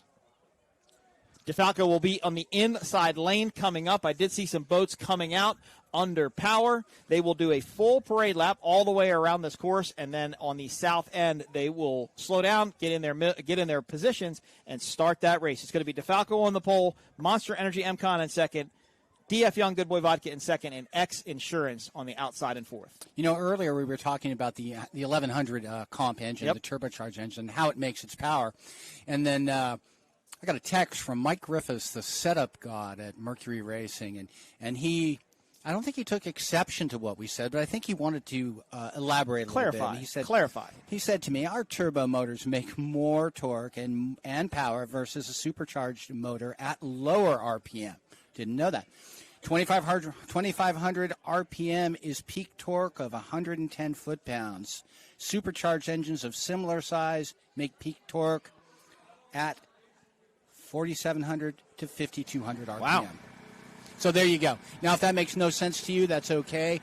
But we do want to get it right. We do want to be as accurate as we can. And Mike is. But it does prove the fact that you have to throttle the twin turbo motors differently than you throttle a supercharged motor. It certainly does. It's more like a turbine motor. It doesn't have instant snap. It spools its power up. It brings its power up as those RPMs. Like you said, at 2,500 RPMs, and the supercharged motor doesn't even think about doing something at 2,500 RPMs. I thought he clarified it well. He did, and thank you for that information. It's always useful to get information from people like Mike that are really in the know and know what they're doing. Well, that's the problem with having a lot of contacts in the industry. They feel free to call you or text you in the middle of a broadcast. Yes, but that's actually helpful. So thank you all. Been going on for quite a few years. Longer than I have, my friend. Not the first time. Beautiful shot of the skyline here in Sheboygan, Wisconsin. Some of the race teams were invited out to Mercury Racing on Thursday, got to walk around the factory, check things out. And I know they spoke to the 1100s just a little bit. There is DeFalco, boat number 18. Billy Moore on the throttles. Mike Falco, your driver. Beautiful livery on that Victory hull. This is their third race in that boat. It debuted in Cocoa Beach. They ran Lake of the Ozarks, and now they are in Sheboygan, Wisconsin. And they are starting to settle into a groove. Mike has really put his trust into Billy to set that boat up and get that boat going fast. Well, and his trust is well placed. It is. Billy urged him to, and no offense at all to Outer Limits, but Billy urged him to get into the other boat. And since he has, they've been faster. They've been closer. They're getting closer and closer and closer. Yep, and he was able to sell the Outer Limits and get away from it, so that just makes everything just a little bit easier. Win-win. Yeah, I think for sure. There's the X Insurance MTI. I think a lot of bugs to work out of this boat. You know, it was pretty much totaled after Key West after it flipped over backwards with Grant Bruggerman and Randy Kent. The boat got repaired, put back together. Ran last weekend in Michigan City, but had a drive issue. They pulled out of the race. And as you heard Randy Kent mention his post-qualifying interview, they just don't have the right gear ratio, and they're unable to get that boat to do it. They can mess around with some props, I think, to a degree, but it's going to be hard to compensate the gear ratio. But the conditions have changed, and I don't know what their gear ratio holds because, I mean, it's glass out there. It's flat calm water. It's not the trees are barely moving. There's no white caps. It's completely different than what they saw in qualifying. Yeah, you're absolutely right, Mike. It's gone. If the wind is half what it was before, I'd be surprised. It's laid down quite a bit. So we have all four boats out for Class 1. They will do their full site parade lap, and then on their way southbound back down the course, they will line up and start the race. DeFalco is going to be on the inside, Monster Energy MCon in second, DF Young Good Boy Vodka in third, and X Insurance in fourth. And I know you changed your pick, and you went with DF Young Good Boy Vodka for the win today, and I think you have pretty good reason to believe so. Rich Wyatt talked during his interview. He said that he felt very confident in knowing what they needed to change to be able to go back out there and run. Yeah, he does want bigger water because he's a bigger boat, but it sounded like he had an idea of what needed to change. I did change my pick, and it wasn't just because Mr. Bob Teague chose Monster Energy MCon, which was a great pick, of course, and I'd already picked him. But I figured we should make it sporting. Plus, I have a hunch. The hunch is. I like DeFalco. I'm not going with them because of qualifying. I like DeFalco. I think they've earned their way to this point. I think they're going to be hard to beat. Monster Energy MCon, they took their first win in Class 1 here last year as well during one of our races, so they have experience here too. And this is flat water. I mean, there's still little white caps out there if you look, but it's not nearly what it was before. It'll be interesting to see them kind of on the parade lap. We will get to kind of see where the rooster tails are going and how the boats are moving around. Both helicopters back up in the air. Of course, the X Insurance helicopter providing all the aerial footage for the Midwest Challenge coming to you live from Sheboygan. This is day 1 of racing, day 2 tomorrow. Matt gets the day off tomorrow, and I will join Ken Stout in the booth as we bring you the Class 1 race. Then we have bracket class races. We have Mod V and Supercat finishing out the day tomorrow. That's a great shot of our Class 1 fleet right there. Yeah, I'll be heckling you tomorrow, but you'll be texting. You'll be one of those people texting. No, I won't. Not unless I think you really need it. It's going to be a great broadcast, but we still have this one to finish. Yep, and we're going to bring you this Class 1 race all the way down to the end as they work around going their sight lap. The X Insurance helicopter in tow. Great shot there. Love the livery on the DF Young Good Boy Vodka boats. A nice change. Got some color. The silver's always been good, but I like the dog logo on the side with the green on the back. Looks awesome. Yeah, it really does. Changed it up. Yep, and of course the X Insurance livery looks a little bit different this year than it did prior, simply because of their wreck in Key West. We're unable to get the boat painted and all ready to go, but it does have the signatures of some of the Key West Duval Street participants as they were able to sign the boat that night because it wrecked on Friday and it was out of the race. There's our cigarette pace boat with our P1 starters on board with the yellow flag up. Now, the difference between Class 1 and everybody else is, well, multiple differences, but the first is they do a sight lap. No other group here will do a sight lap. This is the same thing as a parade lap. This is just so they can go around, see the course, get their eyes on everything, get everything figured out. The other thing is they have a start buoy, and it's out of our purview. It's actually down towards the south. It's not too far from buoy number 8. That start buoy is their start line. That's where they start, is at that buoy, regardless of the green flag. That's where they get to, and they let it go and let them eat. So there is a start buoy. The rest of the classes, as we saw in the Superstock race, they can get held until they're lined up or in the right positions, so on and so forth. But it's different than Class 1. Class 1 actually is bodied by the UIM, and the rules there are slightly different than what we do here with the APBA. Always glad to have the UIM on board and supporting the sport. We hope to see Class 1 grow. As I mentioned, I know there's 3 boats around the country right now that are able to race if we could get teams in them. And there's 1 boat in the current fleet that isn't here. Yes. Yeah, Morpheus 8. Yep. And they will be back for Sarasota. So Carlos De Quesada and Johnny Tomlinson not with us this weekend. They were here last year, though, for this race, for the Mercury Racing Midwest Challenge. They were. And from what I understand, they have not a new victory hull, but a new-to-them victory hull in rigging with Gary Stray right now. When I talked to Gary Stray in Cocoa Beach quite a few months ago, he said they're hoping to have it ready by Key West. Well, literally, there is only 1 new hull on this race course right now. Right. One new. Everything is new to them, essentially. That's Monster Energy MCon. That's the newest Class 1 boat built. Britt Lilly and Randy Kent, this will be their first start in Class 1. They ran last weekend in Michigan City, Indiana, but there were no other Class 1 boats there. Britt said that was actually a really good thing to do because they got to kind of go out and feel the boat out and run the boat without the pressures of having this group to run with, and we'll see if it pays off for them today, although kind of running with one arm tied behind their back with not having the right gear ratio. But I know that Britt, Randy, Gene, the whole team probably went back, did their homework, and hopefully found some speed in the MTI hull as they go around the north end of the course. Now, if I understand correctly, they will bypass the dogleg and head straight to the southern turn. DeFalco ran a 2.24, 2-minute, 24-second lap. They are your pole sitter. Second is MCon. They ran a 6-minute, 27-second lap. Third place goes to DF Young. They ran a 2.28 lap, and then X Insurance ran a 2.32 lap. So, Matt, those top 3 boats really were very consistent running with each other. And we heard Billy Moore say, hey, we hooked the boat coming down that straightaway. They caught a puff of wind, and he said, he has said almost exactly what I said. He was surprised they caught it as well as they did and still had that speed, or had that lap time. Great shot of the Class 1 fleet as now we will head south. And this is the first of 2 races this weekend. Yep, and they count as separate points-paying events. Exactly. I mean, it matters what happens today, but there is a tomorrow. Yep. There is totally. And then there will be an overall winner for the weekend. So Britt Lilly's second time throttling a race boat, known as a driver for most of his career, jumped over to the other side. This is what his father, the late legendary Art Lilly, was known for, one of the best throttlemen in the world. And it's ironic that Art used to run an MTI with David Woods. In fact, one of the first MTI race boats out there when Woodsy bought the Pier 57 MTI. I think Tommy Bahama might have been a little bit older, but so it's good to see Britt, right? Tommy Bahama was before Woods. A little bit before. A little bit before, yep. There's Team Virgin was an MTI. There were a couple MTIs out there. Of course, considerably different than this boat. Shows you kind of how times have changed. Both of those boats had big horsepower motors in them. Well, and now MTI has the latest iteration of its 48-footer out there, the 482. Yep. It's a pleasure boat. Pleasure boat. But, could end up as a race boat if you put a canopy on it and, possibly. They did do the dogleg. I thought they were bypassing the dogleg, but they did do it. So now they're going to head down to that southernmost turn and get ready for the start of Class 1. This is our last race of the day. We'll be back tomorrow around 11:30 for our first race of the day. I'll be joining Ken Stout in the broadcast booth, and Matt Trulio will be off doing adult things with adult friends. Would be the best way to describe your day tomorrow. I think I have to work. Yeah. That's adult. You think you have to work. Well, that sounds like a good time. Great shot looking down the tunnels of the Class 1 boats. They're going to enter this turn. They're all going to line up. You know what, Matt? Actually, it's not that the wind laid down. The wind has shifted. Now it was blowing almost due out of the west, but look at where those white caps are now. Now it's more coming north-northwest.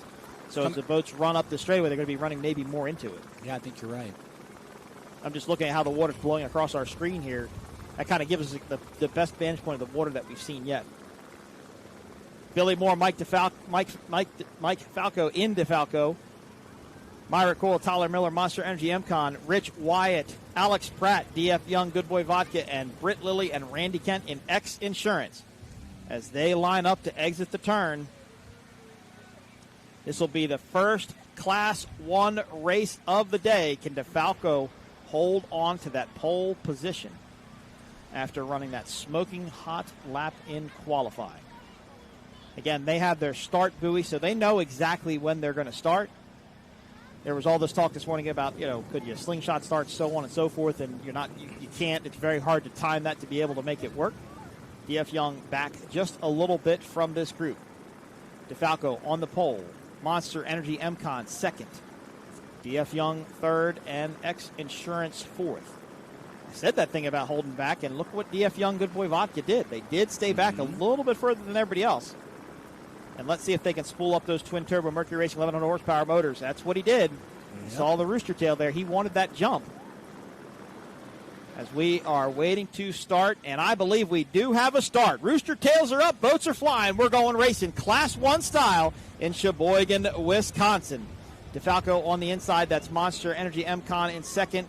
DF Young Good Boy Vodka third, and X Insurance all the way on the outside. Matt, what are Britt and Randy thinking right now?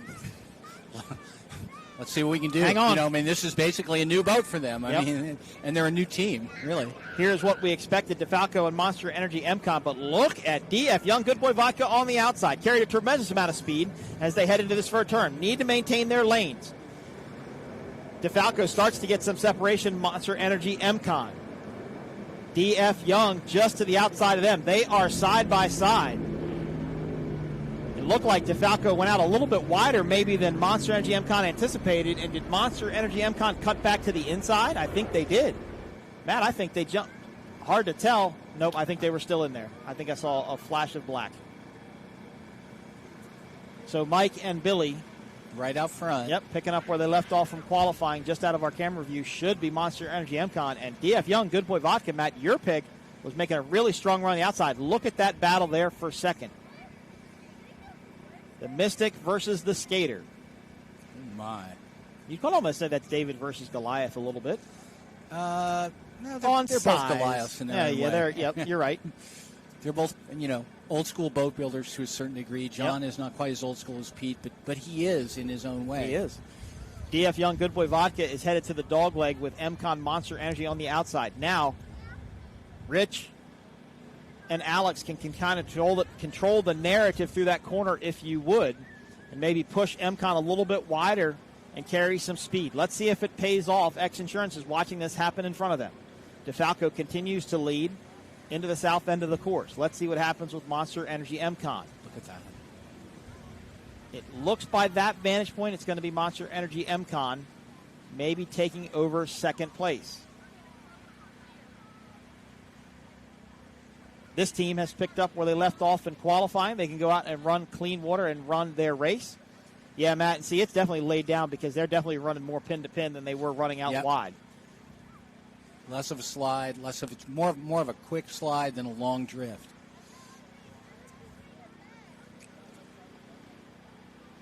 So as we watch DeFalco come across and complete lap number 1, they are your leaders. Now look at Monster Energy MCon. They're the boat all the way to the right-hand side of your screen. That's DF Young Good Boy Vodka all the way to the inside. Wonder what caused that to go down as it did. Now, DF Young, see, they're kind of running to me what looks to be like a middle of the course line. Maybe they like that area with the wind and the breeze. Let's see what happens with second place, so that's going to be the battle to watch. I think it's going to be MCon, Monster Energy MCon. I don't know, Matt. They're kind of really close to each other. I don't know if they're going to leave a whole bunch of room there. Not a lot. They did, though, it looks like. They left just enough room to eke on the inside of that rooster tail. And sometimes you don't have, Matt, sometimes you don't have to pinch them off. Sometimes you just make them go slow enough. Yeah. You don't have to take their line away. If they scrub off more speed going through the corner, that allows you to pull away from them just a little bit. Now they're going to go into pin. And I expect to see Good Boy Vodka, DF Young, jump back to the outside. They had no place to go there. Myrick ran it right to that orange buoy. So now they've got some separation between 1, 2, and 3. DeFalco is your leader. Monster Energy MCon now in second. DF Young Good Boy Vodka in third. And X Insurance in fourth.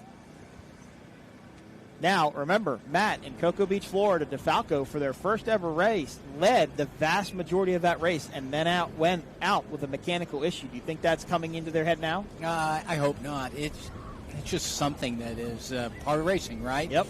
But maybe it creeps in. Let's go back and watch a replay of now what would be the pass for second. Monster Energy MCon left just enough room going into the turn, but as they exited the turn, they pinched down on them and took the line away right about there. You can see Myrick just turned right down, went to the pin, and DF Young had nowhere to go, had to hump back to the outside, and that unfortunately scrubs all speed, whether they get roosted down or not. It's just the different conditions of water. So that has put this boat into second place. Monster Energy MCon. Of course, Speed on the Water did a great video about this boat being built. Speed on the Water and Scrapyard Media. They co-produced it, but Scrapyard did all the hard work, really. But yeah, it was an incredible story to tell, about the first Class 1 race boat built in forever, So there is DF Young Good Boy Vodka. There is your leader, DeFalco. So let's see if Rich and Alex have something to make up towards the end of this race, if they can get a little bit lighter. They are the biggest boat in the class, and they mentioned that during their post-qualifying interview. Great shot of that skater there, actually past Peter Ledden and his son walking through the hallway of the Blue Harbor here. So I'm sure Peter's watching somewhere in the building. As Myra Coral and Tyler Miller. You'll see both of these guys tomorrow in Supercat in the MCon Monster Energy boat. They are one of the dominant teams in Supercat right now. Matt, DF Young Good Boy Vodka, though, is not letting go easily, are they? Very tight for second place. And if they could drive a little bit harder to that corner, I think they might be able to make a pass on the inside. Although, I think MCon is just going to shut it down. Not shut down the bad way. You mean just close the door? Yeah. Close the door. Close the door. Shut it down could be deemed as a bad term. As they exit the turn, they did the same thing they did last time by. They went right to the pin, shut the door, and then took off. Exactly. As Matt was predicting they would do. Got some darker clouds moving in overhead, now casting shadows out over the water. DF Young Good Boy Vodka, it's still, they're not letting go, in my opinion. They're running up there with them. with the X Insurance helicopter right behind them. Always a great image. You get Speak of the devil. Yep, you get some background noise there, hearing those Mercury Racing 1100 horsepower engines run. Now, to transform this boat, Matt, from BPM surface drives to number 6 drives, that could have been a whole nother speed on the water scrapyard documentary. It could have. Because they basically cut the back of the boat off. Yeah, I have the pictures of it, but we did it in print. It was a big job. You don't just switch out transoms easily and drives, and the engines had different placement. It was a huge project, and they got it done. Now, this race is 30 minutes plus 1 lap. We're at the 22, just under the 23-minute mark. As DeFalco continues to lead, Monster Energy MCon in second, DF Young Good Boy Vodka in third, and X Insurance in fourth. Now, you have to finish to win it in offshore powerboat racing. That is the name of the game. And as we mentioned, DeFalco was out with a mechanical issue in their first race in Cocoa Beach, Florida, after a very similar lead. Not trying to jinx it. Yeah. But that's Monster Energy MCon to the inside. There is DF Young to the outside. Still a little bit of a breeze out there, kind of blowing the rooster tail around. And you can see the angle of attack going into the corner now. It looks like Billy and Mike have turned down to the corner. There goes DF Young, Good Boy Vodka, and now Monster Energy is in tow. Great tunnel shot there. As you mentioned, these boats are actually designed like the wing of an airplane. They're designed to lift via the air that is compressed inside of that tunnel. Quite a bit of amazing technology within these boats and within these hulls. Of course, Mystic built in DeLand, Florida. Skaters built in Michigan. And Victory boats are built over in UAE. And MTIs are built in Wentzville, Missouri. And by my very rough count, DeFalco is about 8-9 seconds ahead of MCon. And then DF Young is just about half of that behind Monster Energy MCon. DF Young definitely lost some ground there. They were within a rooster tail length behind Monster Energy MCon, but now they seem to lose a little bit of pace to that front group as DeFalco has the X Insurance helicopter in tow as we are coming up on the 21-minute mark of the 30-minute race. So another thing about the setup of DeFalco compared to other ones is you see the exhaust pipes that look like they come out of the hatch. Those are actually called tractor pipes. Tractor pipes. There you and it's a shorter exhaust system. If you look at the back of Monster Energy MCon, they have the more standard exhaust. It just comes out of the transom with the water that dumps out of the exhaust. The DF Young Good Boy Vodka boat is also running tractor pipes, and then X Insurance is running regular exhaust out the transom above the number 6 drive. So just some variations in setup. Different teams like different styles. Sometimes it can affect the performance of the not affect the performance of the engine, but change the performance of the engine. So we have a little less than 10 minutes to go, and then one more lap at the end of that. We're a little less than 10 minutes in. We have 20 minutes to go. Oh, I misread that, didn't I? Yes, I did. Yep, coming up on the 20-minute mark plus 1 lap. And this is the only group that you will see race in this format, a timed format plus 1 lap, similar to what you see in motocross or supercross, where they run 30 minutes plus 1 lap. DeFalco enters the Monster Mile here in Sheboygan. Of course, Monster Energy, the official energy drink of P1 Offshore Racing. Grab your Monster Energy product at any local convenience store today, or anytime you need a boost of energy. Look at that shot there. Look at what DeFalco's been able to do to Monster Energy MCon. And again, it doesn't look like DF Young. DF Young, I think, likes that southern turn. They're able to make up some ground there as they chase down. I will admit, DF Young Good Boy Vodka, to me, looks better now than they did in qualifying. Boat looks faster. Engine hatch flapping around there just a little bit. Well, I think that, Rich Wyatt of DF Young went in and said, we're going to do some more stuff. I think he said that in his stock interview. They knew a few things that they were going to make a change on. It sounded like they knew where their speed was, not where they wanted it, and they would have to get it figured out.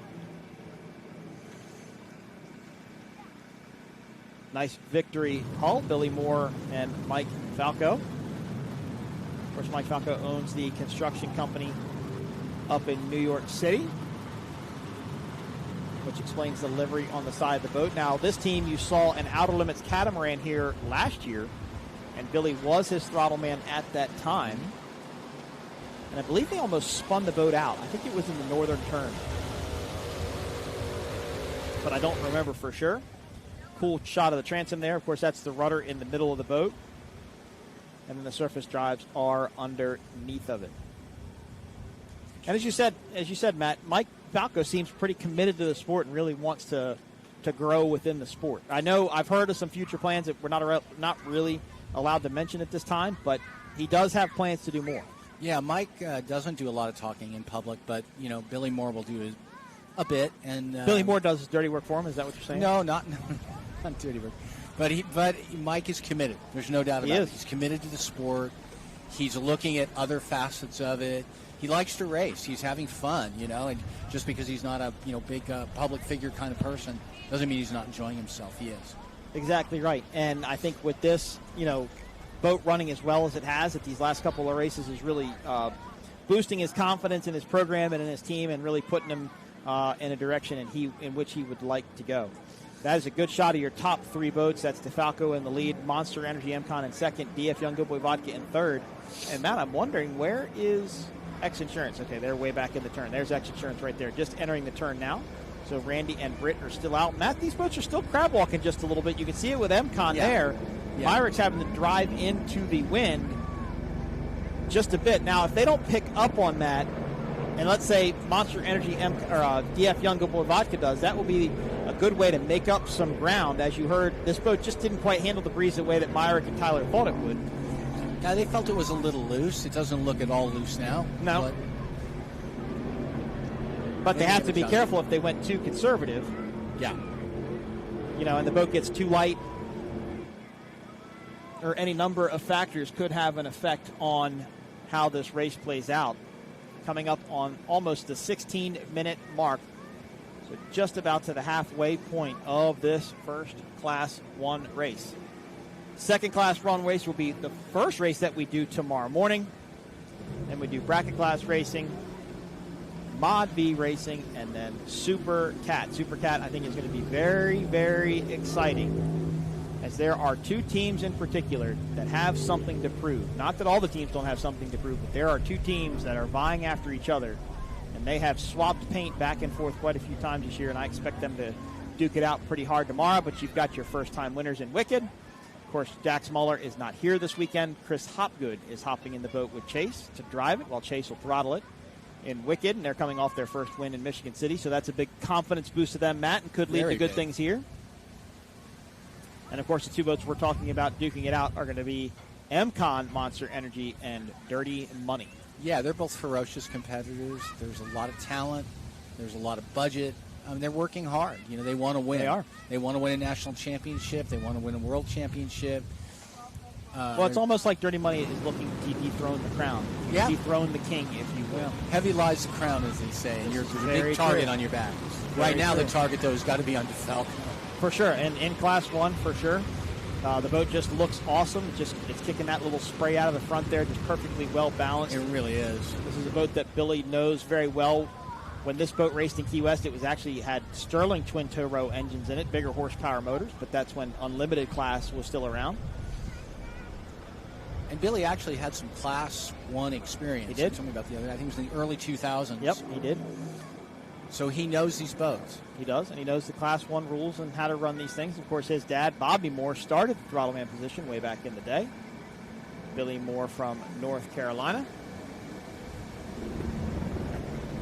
As they head into the turn. There is DF Young. See, it's still pretty windy. It's deceiving. While it's flatter here, it's definitely still blowing pretty good out there. That's a good shot of the rudder down the tunnel of DF Young Good Boy Vodka. I'll be enjoying a Good Boy Vodka product later. Every pour helps a pup. That's the company's motto. Alex Pratt. Alex Pratt, of course, got a lot of pleasure boats too. Just built a brand new MTI center console. Oh yeah, he's collected pleasure boats at a high rate of speed. Not as much as he gets rid of them, not as too. much as Ron Zolak. That's a completely different. No, Ron animal. Zolak's in a league of his own. Surprised you didn't get to ask to run a boat with him in Lake of the Ozarks. I won't be there. I'll be in Cows. I'll be in Lake of the Ozarks for 2 days. He asked and you, then though, I'm did he ask you? No, he did not. Passing the halfway point now, the Class 1 race coming up on the third, or just past the 13.5-minute mark, plus 1 lap. There's the X Insurance MTI. Britt and Randy, you know, Matt, we say this all the time, to go out and just finish it would be considered to be a victory. And they didn't finish in Michigan City, so I think if they can go out there and finish this race, finish their 30 minutes plus 1 lap, it'll be a good boost for the team. Oh, very much so. I mean, look what Tyler Miller and Myra Coyle did in their first season, you know, with that boat. And, you know, people were saying, oh, it's going to take 4 years before they figure this out. And no, it didn't. Nope. But every time they got in the boat, they learned something. And Randy Kent is a seasoned racer. Britt Lilly is a seasoned racer, but they're still learning about this boat. And they will learn more. Well, and this boat, while this boat was a Class 1 boat overseas, the Class 1 boat, though at that time the rules were different than they are over here, so that boat wasn't necessarily set up to run this package. So, you know, they got the boat last year, they got it in the water, they got it running, they were starting to get it figured out. Of course, then they had the wreck in Key West, which really set them back, and set them back quite a bit, if you would. You know, just making it that much harder to get that boat figured out and get it to go fast. Yeah, it changed a lot of things. I mean, the cockpit crew changed. Yep. And it wasn't necessarily because of the wreck, but that was sort of the beginning of a wholesale change for that team. Yep. Coming up on the 12-minute mark of the 30-minute race, plus 1 lap, Monster Energy MCon. They have kind of really separated themselves from DF Young Good Boy Vodka. But, man, just DeFalco looks like to be a model of perfection to me right now. There's nothing that you can see that's wrong with what Mike and Billy are doing. If you had told me last season that DeFalco would check out on anyone, I would have politely disagreed. Yep. But they have checked out on this fleet as of right now. And let's hope they can stay that way again in Cocoa Beach. They did have a mechanical issue and took them out after leading a good portion of that race. The Victory Hull Mercury Racing powered entry. Beautiful day out here on the beach. As we said, we got some cloud cover now moving in, taking the sun away, but a great amount of spectators down here on the beach, Matt. Good group of people just lining the beach all the way from north to south. Of course, Ken Stout was talking to us. He was telling us about the VIP area. Sounds like everybody had a good day down in the VIP hospitality area. You can go to p1offshore.com. You can probably still get hospitality tickets for tomorrow, or you can join us in Sarasota or St. Petersburg, Florida, for our last 2 races of the year. And it'll be good for you and Ken tomorrow. He's such a veteran motorsports broadcaster. Yep. He takes all of it, and he researches it. He does his homework. That'll be a great broadcast. Yep, looking forward to it. As DeFalco heads into the south end of the course. That is Monster Energy MCon, the second Rooster Tail you see, and then the third one is DF Young Good Boy Vodka. And X Insurance has just left our view of the broadcast booth, so they continue to run in fourth. They're turning that boat pretty hard there. They squared it up pretty good. They're not really afraid to whip it in there. Yeah, they stuck it right in there. And if you look up from our screen, you can kind of see how they're running this wind and this breeze. But get a good little earshot of the transom pipes as we come up on the 10-minute mark. And what do you imagine the top speed down the straight is right now, Mike? It's hard to say. It's probably, I would figure, in 120s, maybe 130s. Yeah. It's the breeze. I think the breeze is still scrubbing off more speed than what they would have liked. Well, and keep in mind, these boats have big But it can't power. be that bad because they're not sailing all the way out to the wide like they were and letting it push them back down. They're definitely running a tighter course than what they did in qualifying earlier. And I was saying, they have big power, but they don't have extreme class power, 1650s, 1700s. Right. They are still limited as to what they can do. Not like the CMS Bob Bull days, when they were running the 1650 Mercuries that were probably truly almost like 2,000 horsepower by the time you were said and done. I have no comment. DeFalco goes through turn number 1. That's buoys 1, 2, 3, and 4. They are your leaders. Monster Energy MCon in second. DF Young Good Boy Vodka in third. X Insurance in fifth. Coming up on the 9-minute mark. 9 minutes remaining plus 1 lap. I believe that's Chris Grant walking down to the beach there from Graydell. He'll be racing tomorrow in Supercat. So I don't remember. Did we do picks for Supercat? I don't think we did. Well, I'll do mine at the end. You'll do yours. Yeah. Well, we Yeah. could just do it before the Supercat race if that's the case. I won't be here. I'll text you. Oh, this is true. You can text me. I will. Be answering to see it. Yeah. I think it's going to be interesting. I think there are a lot of teams here that want to prove something, and not just Dirty Money and not just MCon, but you've got Vinny Diorio and Matt Skaminski in the Austin Holmes boat with their it's a new sponsor, sponsorship. and they want it. And this is Vinny's home water. You know, they want he to go lives out in Wisconsin. Yep, they want to go out and do something and make that team look good. Of course, you've got Billy Moff and Jay Muller, who got beat by the Youngbloods last week in Michigan City, so they're going to have a bone to pick. And, of course, Chris Grant and Billy Moore running Graydell. Billy Moore will be pulling double duty along with Britt Lilly. A beautiful shot of MCon coming into the frame. Yep. And this team will also be pulling double duty tomorrow as they will run their Class 1 boat and their Supercat entry. DeFalco whips it out of that corner again one more time. He turns that boat hard. He does, right at the very last second. And to me, that means they're comfortable with their acceleration. They're comfortable with how that boat's set up because they know they can get back up to their speed quickly. They're not scrubbing, they're not scrubbing a lot of it off. Yeah, exit speed is incredibly important in this kind of racing. Yeah, all kinds of racing, actually. All motorsports. But you see Monster Energy MCon rather still swings out wide. Not trying to find clean water, just trying to make up for that breeze. Right. But what a run rather by DeFalco. Just outstanding.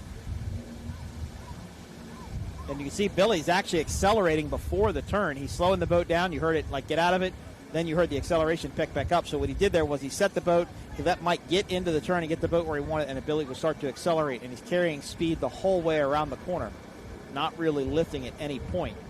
When I say set the boat flies. It rides up on a cushion of air, just like the wing of an airplane. And if you don't get enough of the boat down in the water because of how the hull's designed, it won't turn. You can turn the steering wheel, and it'll basically just kind of keep going straight. They'll have to set the boat down, and they kind of have a feel of where the boat's going to stick to the water, where the boat's going to set, and then they'll turn it and accelerate at the apex and exit the turn. But it is kind of rare to see an acceleration going into the corner. It's rare to see Billy lift it, set it, and then continue to accelerate. But it's a big, wide sweeping turn. It's a big, wide sweeper. Right. All right. Taylor is down with the Monster team. Taylor, what do you got? I'm down here with all of the crews, the crew chiefs, and I'm here with Craig from Monster Energy MCon team. Your team is out there, they're running, and they've got a little bit of open air in front of them. What left do they have to give? Well, it's real windy now. It's throwing a boat all over the track, so they're just trying to stay together, and they're making up a little bit of ground here and there. So, but DeFalco's quite a bit ahead of us, so we'll just see what happens. All right, what's it going to take for tonight maybe, or is it just purely water conditions, wind conditions out there that they're finding their struggle heading into tomorrow? I think it's wind conditions, but it is for everybody. But I think we choose a different prop for tomorrow, but it's supposed to be a lot flat, calmer. So hopefully the wind will be gone tomorrow. All right, well, the race isn't over yet. Let's head back and keep enjoying this Class 1 race. I'll stay down here with the teams just in case anything else happens. Guys, back to you in the booth. Thanks, Taylor. Thanks, Craig. Under 5 minutes and 1 lap here to go. DeFalco continues to lead. Monster Energy MCon in second. DF Young Good Boy Vodka in third. X Insurance in fourth. And it was interesting, Matt, to hear what Craig said. I mean, maybe that wind did lay down for that 450 race and then picked back up for this race. It may have, and he was saying they're picking up a little bit bits and pieces here and there, but they're really not picking up much that's going to significantly change the outcome unless something dramatically happens with DeFalco. Yeah. I don't think they're losing ground per se, but they're definitely not making a whole bunch of it up. Gotta love a skater, though. The sleek line, not as cut down as some of the other boats, especially like the Victory Hull. That line across where the hull meets the deck tends to be a little bit more level. Doesn't cut down nearly as much, but just a legendary look. Of course, all of skaters. Or the Mystic, for that. Or the for that Mystic, matter. right? Now, all the skater boats, the decks are actually still handcrafted by Peter Ledden himself. The hulls are a mold, and they pour the hull, but when they go to put the deck on, it's all done by hand, and that's an incredibly time-consuming task. And people always ask, why do these boats cost so much money? Well, it's because they're built by hand. There's no automation to build a Victory hull or a Mystic hull or a Skater hull. It takes a ton of man hours just to do the fiberglass work, the vacuum bag work, of course, materials. Just any number of things can lead to the cost of these boats. Billy Moore and Mike Falco continue to lead as they go down the back straightaway between 4, 5, and 6. Yeah, they're literally not hand built, they're hand sculpted. Yep. At least from the deck, to the shear line right there. They're bent, bent laminate and sanded and shaped. And it's almost old school boat building on the order of like a Van Dam boat. It's pretty and they're unusual. They're artists. I tried to fix a artists. little Pro Marine RC boat, which had just a couple of cracks in it, and it came out looking horrible. And I've determined that I can do mechanical things and be great, but I am just not good at fiberglass work. Yeah, I gave up at the Revell model stage, Mike. So you're better off. So than every time I look at one of these project boats at home and says, "Oh, it needs transom or it needs knees," I can do that, and I'm good. No way. Under 3 minutes to go here in Class 1 plus 1 lap. DeFalco continues to lead. Monster Energy MCon in second. DF Young Good Boy Vodka in third. As we race down this Monster Mile one more time. Of course, Monster Energy Drink, the official energy drink partner of P1 Offshore Racing. We didn't check with Ken, but I'm sure there are Monsters being handed out left and right in the VIP hospitality area. So we are wrapping up the final race of the first day here in Sheboygan, Wisconsin. We will bring you more racing action tomorrow. We'll have a Class 1 race first, then we're doing some bracket class racing, then Mod B, and then Supercat. First race should start around 11 o'clock tomorrow morning. Under 2 minutes now, Matt. And we'll see how this shakes out. I think that this will be the last lap by the time DeFalco gets around to the finish line, rather. That should be the white flag lap for them. Now, what are Mike and Billy thinking right now? Oh, well, you'd have to guess that they're just keep doing what we're doing. Unless there's something that they're looking at in the gauges or feeling something, they're going to hold their line. Yep. I mean, they're not going to try to turn their fastest lap ever, but they're not going to give it up. They don't need to. No, but they're also not just going to slow down and take care of things and go into survival mode. They don't have to do that. Right, because it's going to be, you can't do that to Myrick and Tyler. They're entirely too fast and good at their jobs in order to be able to just say, well, we're just going to speed check them and go around. They need to continue to run their race and do what they've done all along. Well, that's also, since you've been running this one rhythm for so long, you change up your rhythm, you could make a mistake. And if you make a mistake, Tyler and Myrick are going to be right on you. They're going to pounce on it, for sure, 100%. They're not wearing on them, per se, like some of the other races we saw today, but they are running a race to where the fact that if a mistake is made, they're going to be there to capitalize on it. Yeah, the Monster Energy MCon team came into this race in first place. Mm-hmm. DF Young was holding second. When they, after this first race, they're still going to be in first place, even if they're going to finish second. Now, remember, too, this is the first day of racing. Tomorrow, get another one. We do another one again, and it is not combined points for the weekend. It's an individual point payout for both days, and then an overall winner for the weekend. 5, 4, 3, 2, 1, and this will be the white flag lap, this time by Ford DeFalco. Hold your breath for one more lap, boys, and see if you can get it done here in Sheboygan. What a great day for this victory team. They came out, they laid down the fastest lap in qualifying, and right from the start, they picked it up, and they have led in this victory haul. Billy Moore and Mike Falco doing their thing in Sheboygan.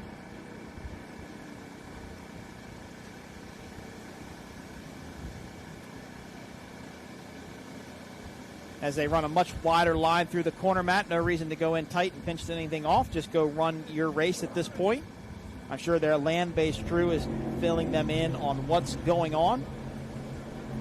Monster Energy MCon, Tyler and Myrick and Jake and the entire team are going to go back and sit in that hauler for a little while and regroup. Yeah, absolutely. And possibly come up with some suggestions and some ideas on how to make up ground tomorrow. We hear everybody keep saying it's going to be calm tomorrow. I haven't looked at the weather yet, but everybody's saying that this west westerly, northwesterly breeze is going to lay down.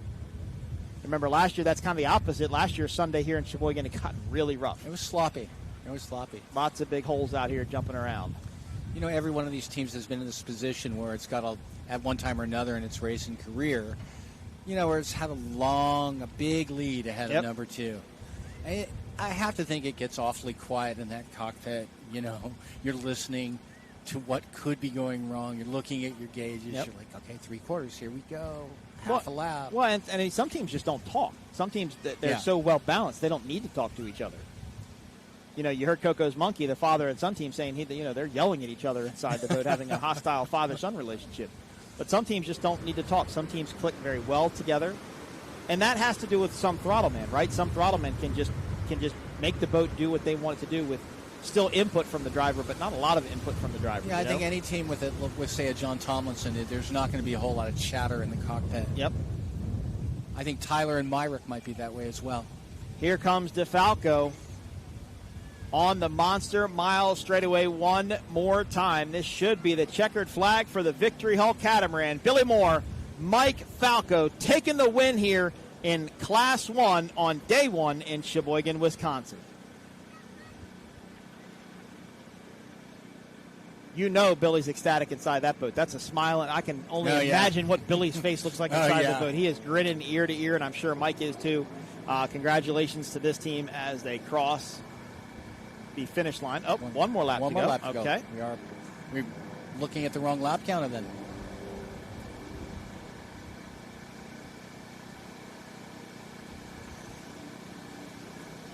All right, one more lap to go, so apologize. We a little prematurely called the winner there.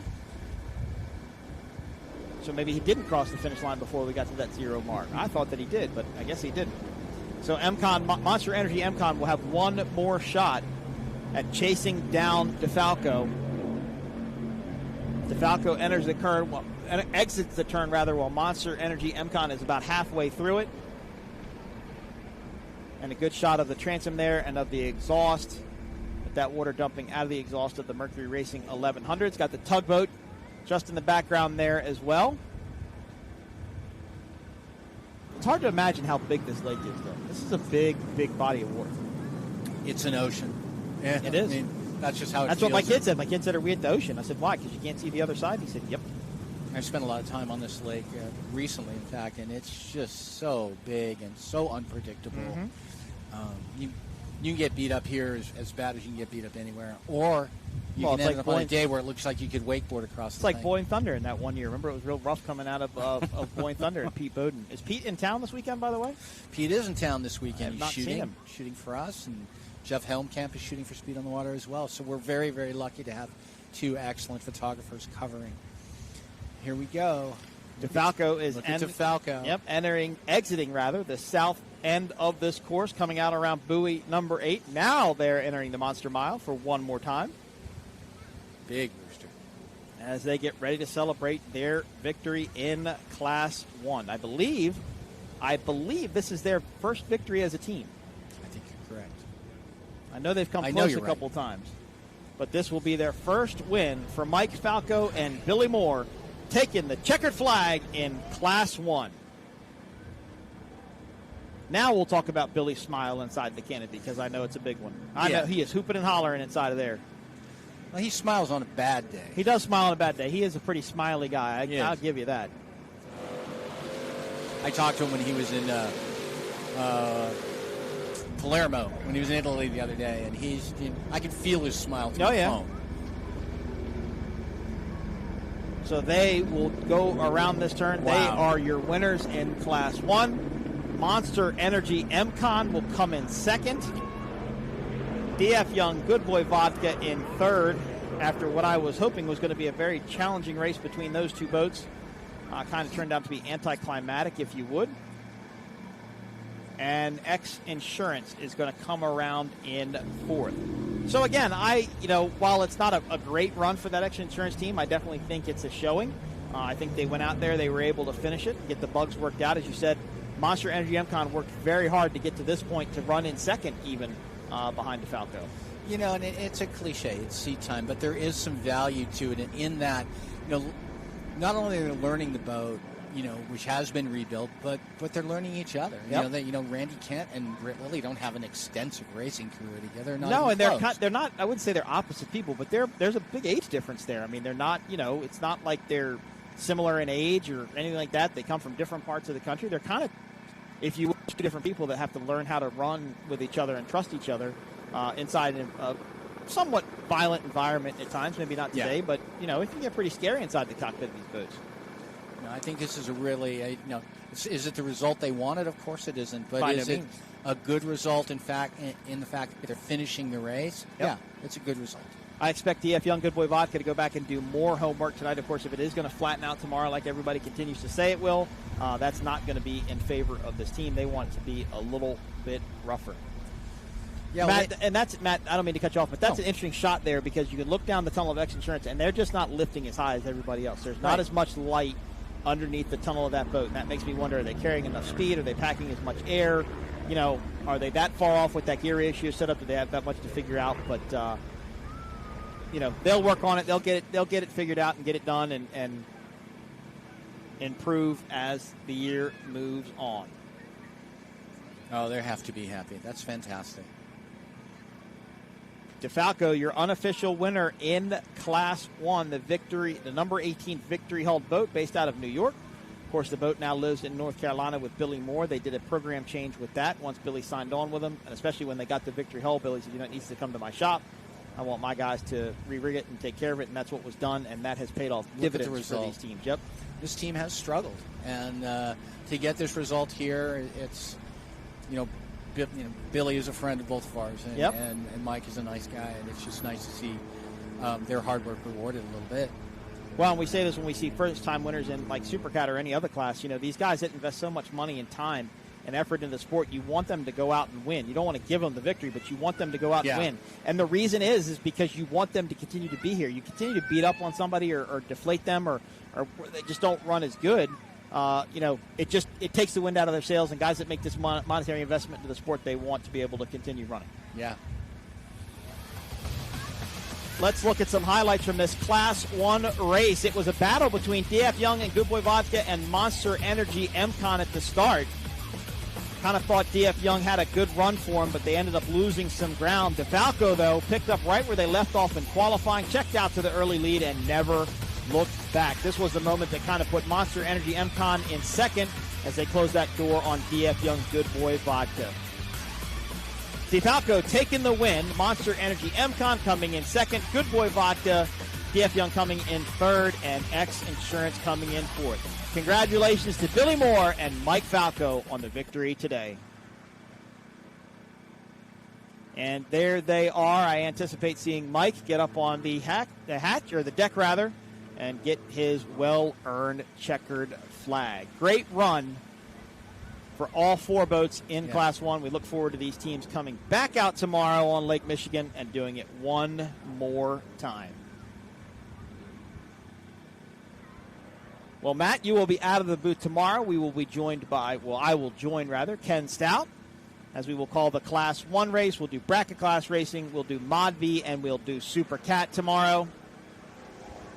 All of those races are going to be proved to be very, very exciting. And all, except for Class 1, all boats that have never raced here before. Oh, yeah. Well, I'm going to look forward to listening to you guys, not watching you tomorrow unless it's raining. It's been a while since you I want to get listened. Outside. Yeah. No, it's good to You used to text me when you listened before. I did. I'm sure I helped. There's the checkered flag for Mike Falco. There we go. That is a well-earned flag right really there. Is. And they will head back into the pits and hook up with Taylor, I'm sure. And we'll try to get a post-race interview. You saw the tugboat go behind there as they are getting ready to tow something back into port. Got to give a shout-out to Fast Response Towing and Salvage. They had two flips they had to contend with today, and they, as always, did a professional job and got the boats taken care of. Thank you to the entire P1 staff, the safety team, race control, the tech inspectors, all the people behind this that makes it go. It takes an army to be able to do this, to be able to make this happen. It really takes a large group of people that work well together. Glad to be a part of it. Thank you for having me and having Matt and letting us be a part of it. Thanks to Greenlight, Laura, and the entire Greenlight staff for doing a great job on the production. Well done today. And, of course, the P1 jet ski guys, they are kind of like the warriors. They spend all day out there on those jet skis, and this wasn't exactly warm weather to do that in today, if you would. They had to replace at least one buoy. Two. Two buoys. There you go. Two. They had to replace the dogleg, and they had to replace the one that 151 Express took out. I don't know about you, but I feel like I'm going to leave here with one of those big old Billy Moore smiles on my face. I do kind of want to go find him. I do. I do want to go find him. All right, while DeFalco makes it back into the pits, we will take a quick commercial break, and hopefully by that time, Taylor will get back to us with a live interview with the first-time winners, Mike Falco and Billy Moore. We'll be back right after this.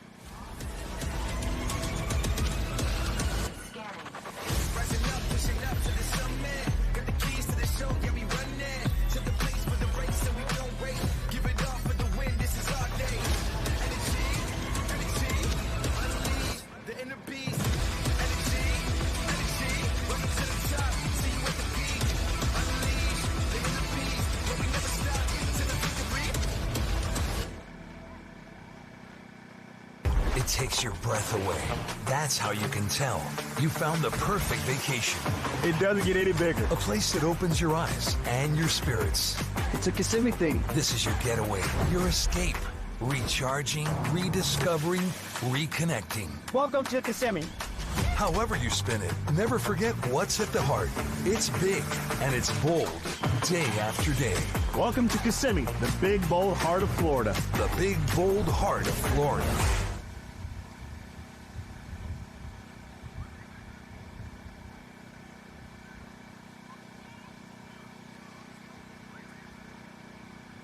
As racing winds down here for the first day in Sheboygan, Wisconsin, there is your Class 1 winners parading back into the harbor. Of course, that's where we raced the F1 boats last year, was inside those jetty walls. Matt, if you want to see an impressive picture downstairs on a wall, there's an impressive picture of that lighthouse where the wave would look to be crashing almost over the top over of it. Yep. Yeah. It is like Michigan. Never forget that. This is true. The Monster Girls are welcoming their team back to the docks. They are your second place finishers today in Class 1. A good run for this team, but I guarantee they're going to go back and want to do some homework tonight and get some speed out of that skater hull, because they're going to have to step it up, if you would, if they're going to go try and catch DeFalco. That is Myra Coyle, the driver, and Tyler Miller will hop out of the canopy here shortly, and Taylor will grab a word with this Monster Energy team.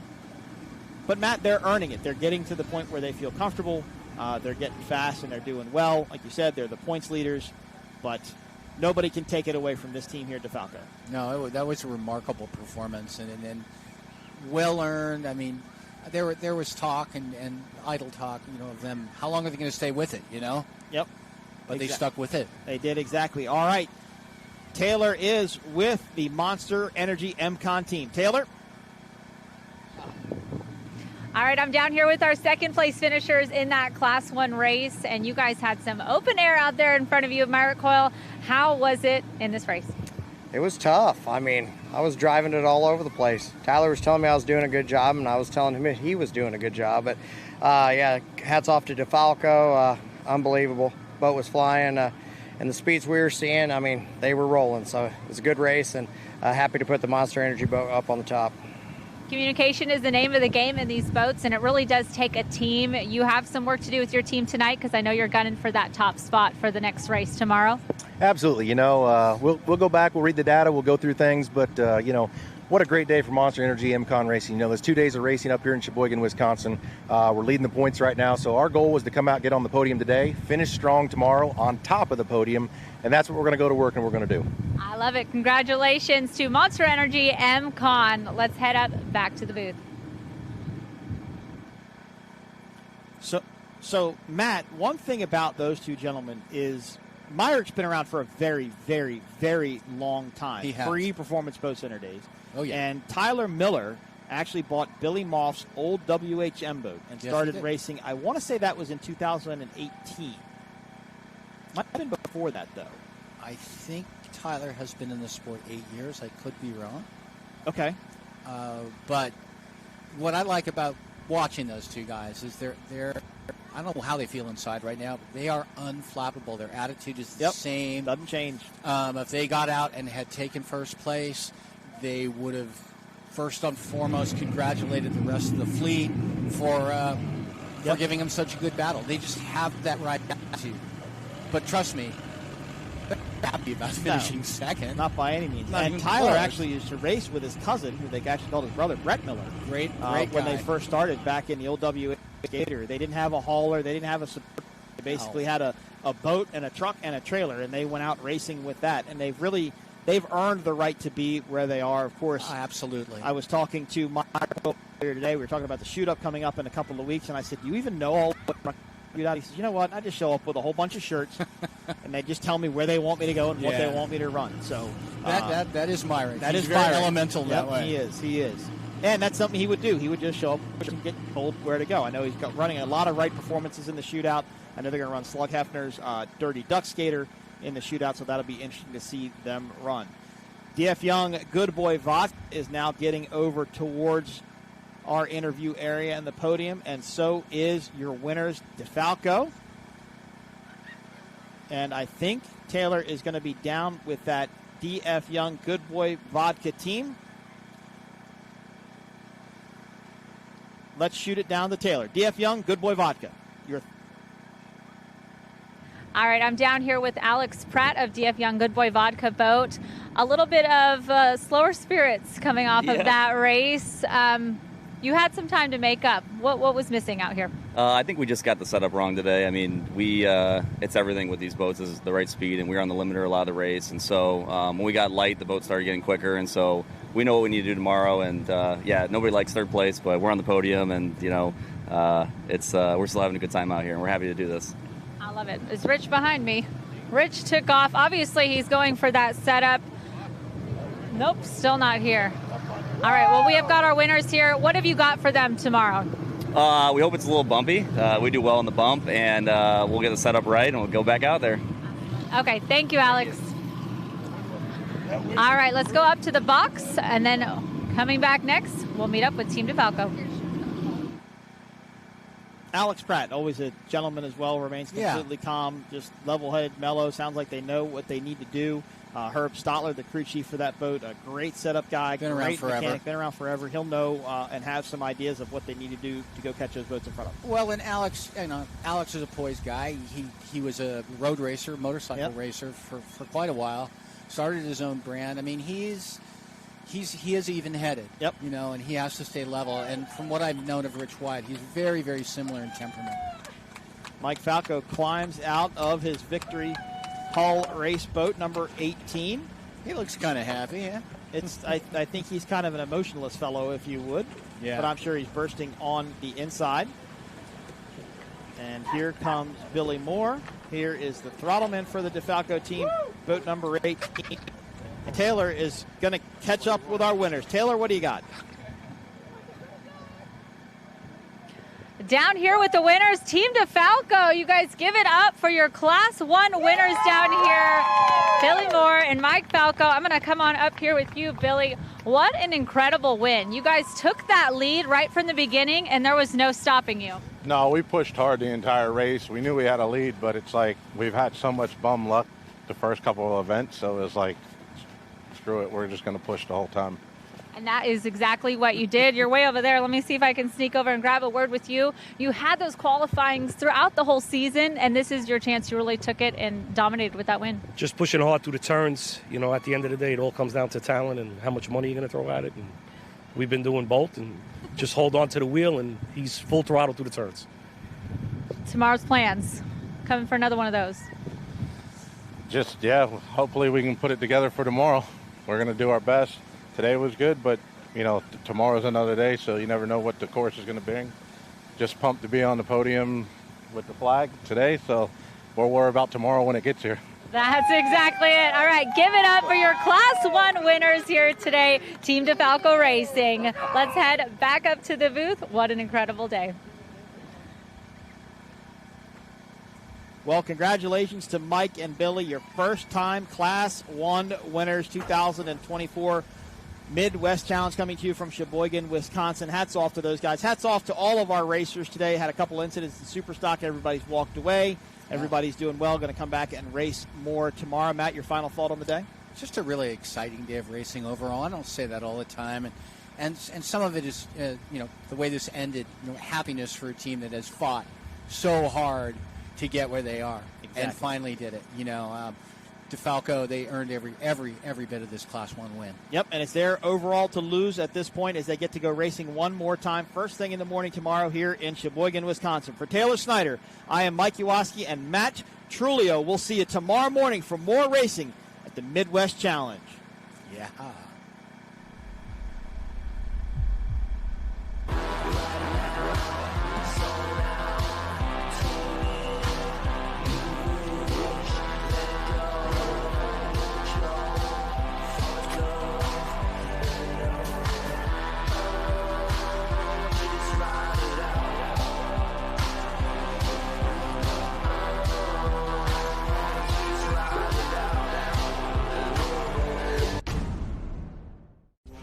Mercury Racing was forged in the heat of competition. The will to win is in our DNA. Competition isn't just what we do, it's our proving ground. It's about the pursuit of power, performance, and endurance that pushes our limits and yours. We create premium marine power to take you faster and farther. The world offers limits. Mercury Racing offers freedom. Live wide open.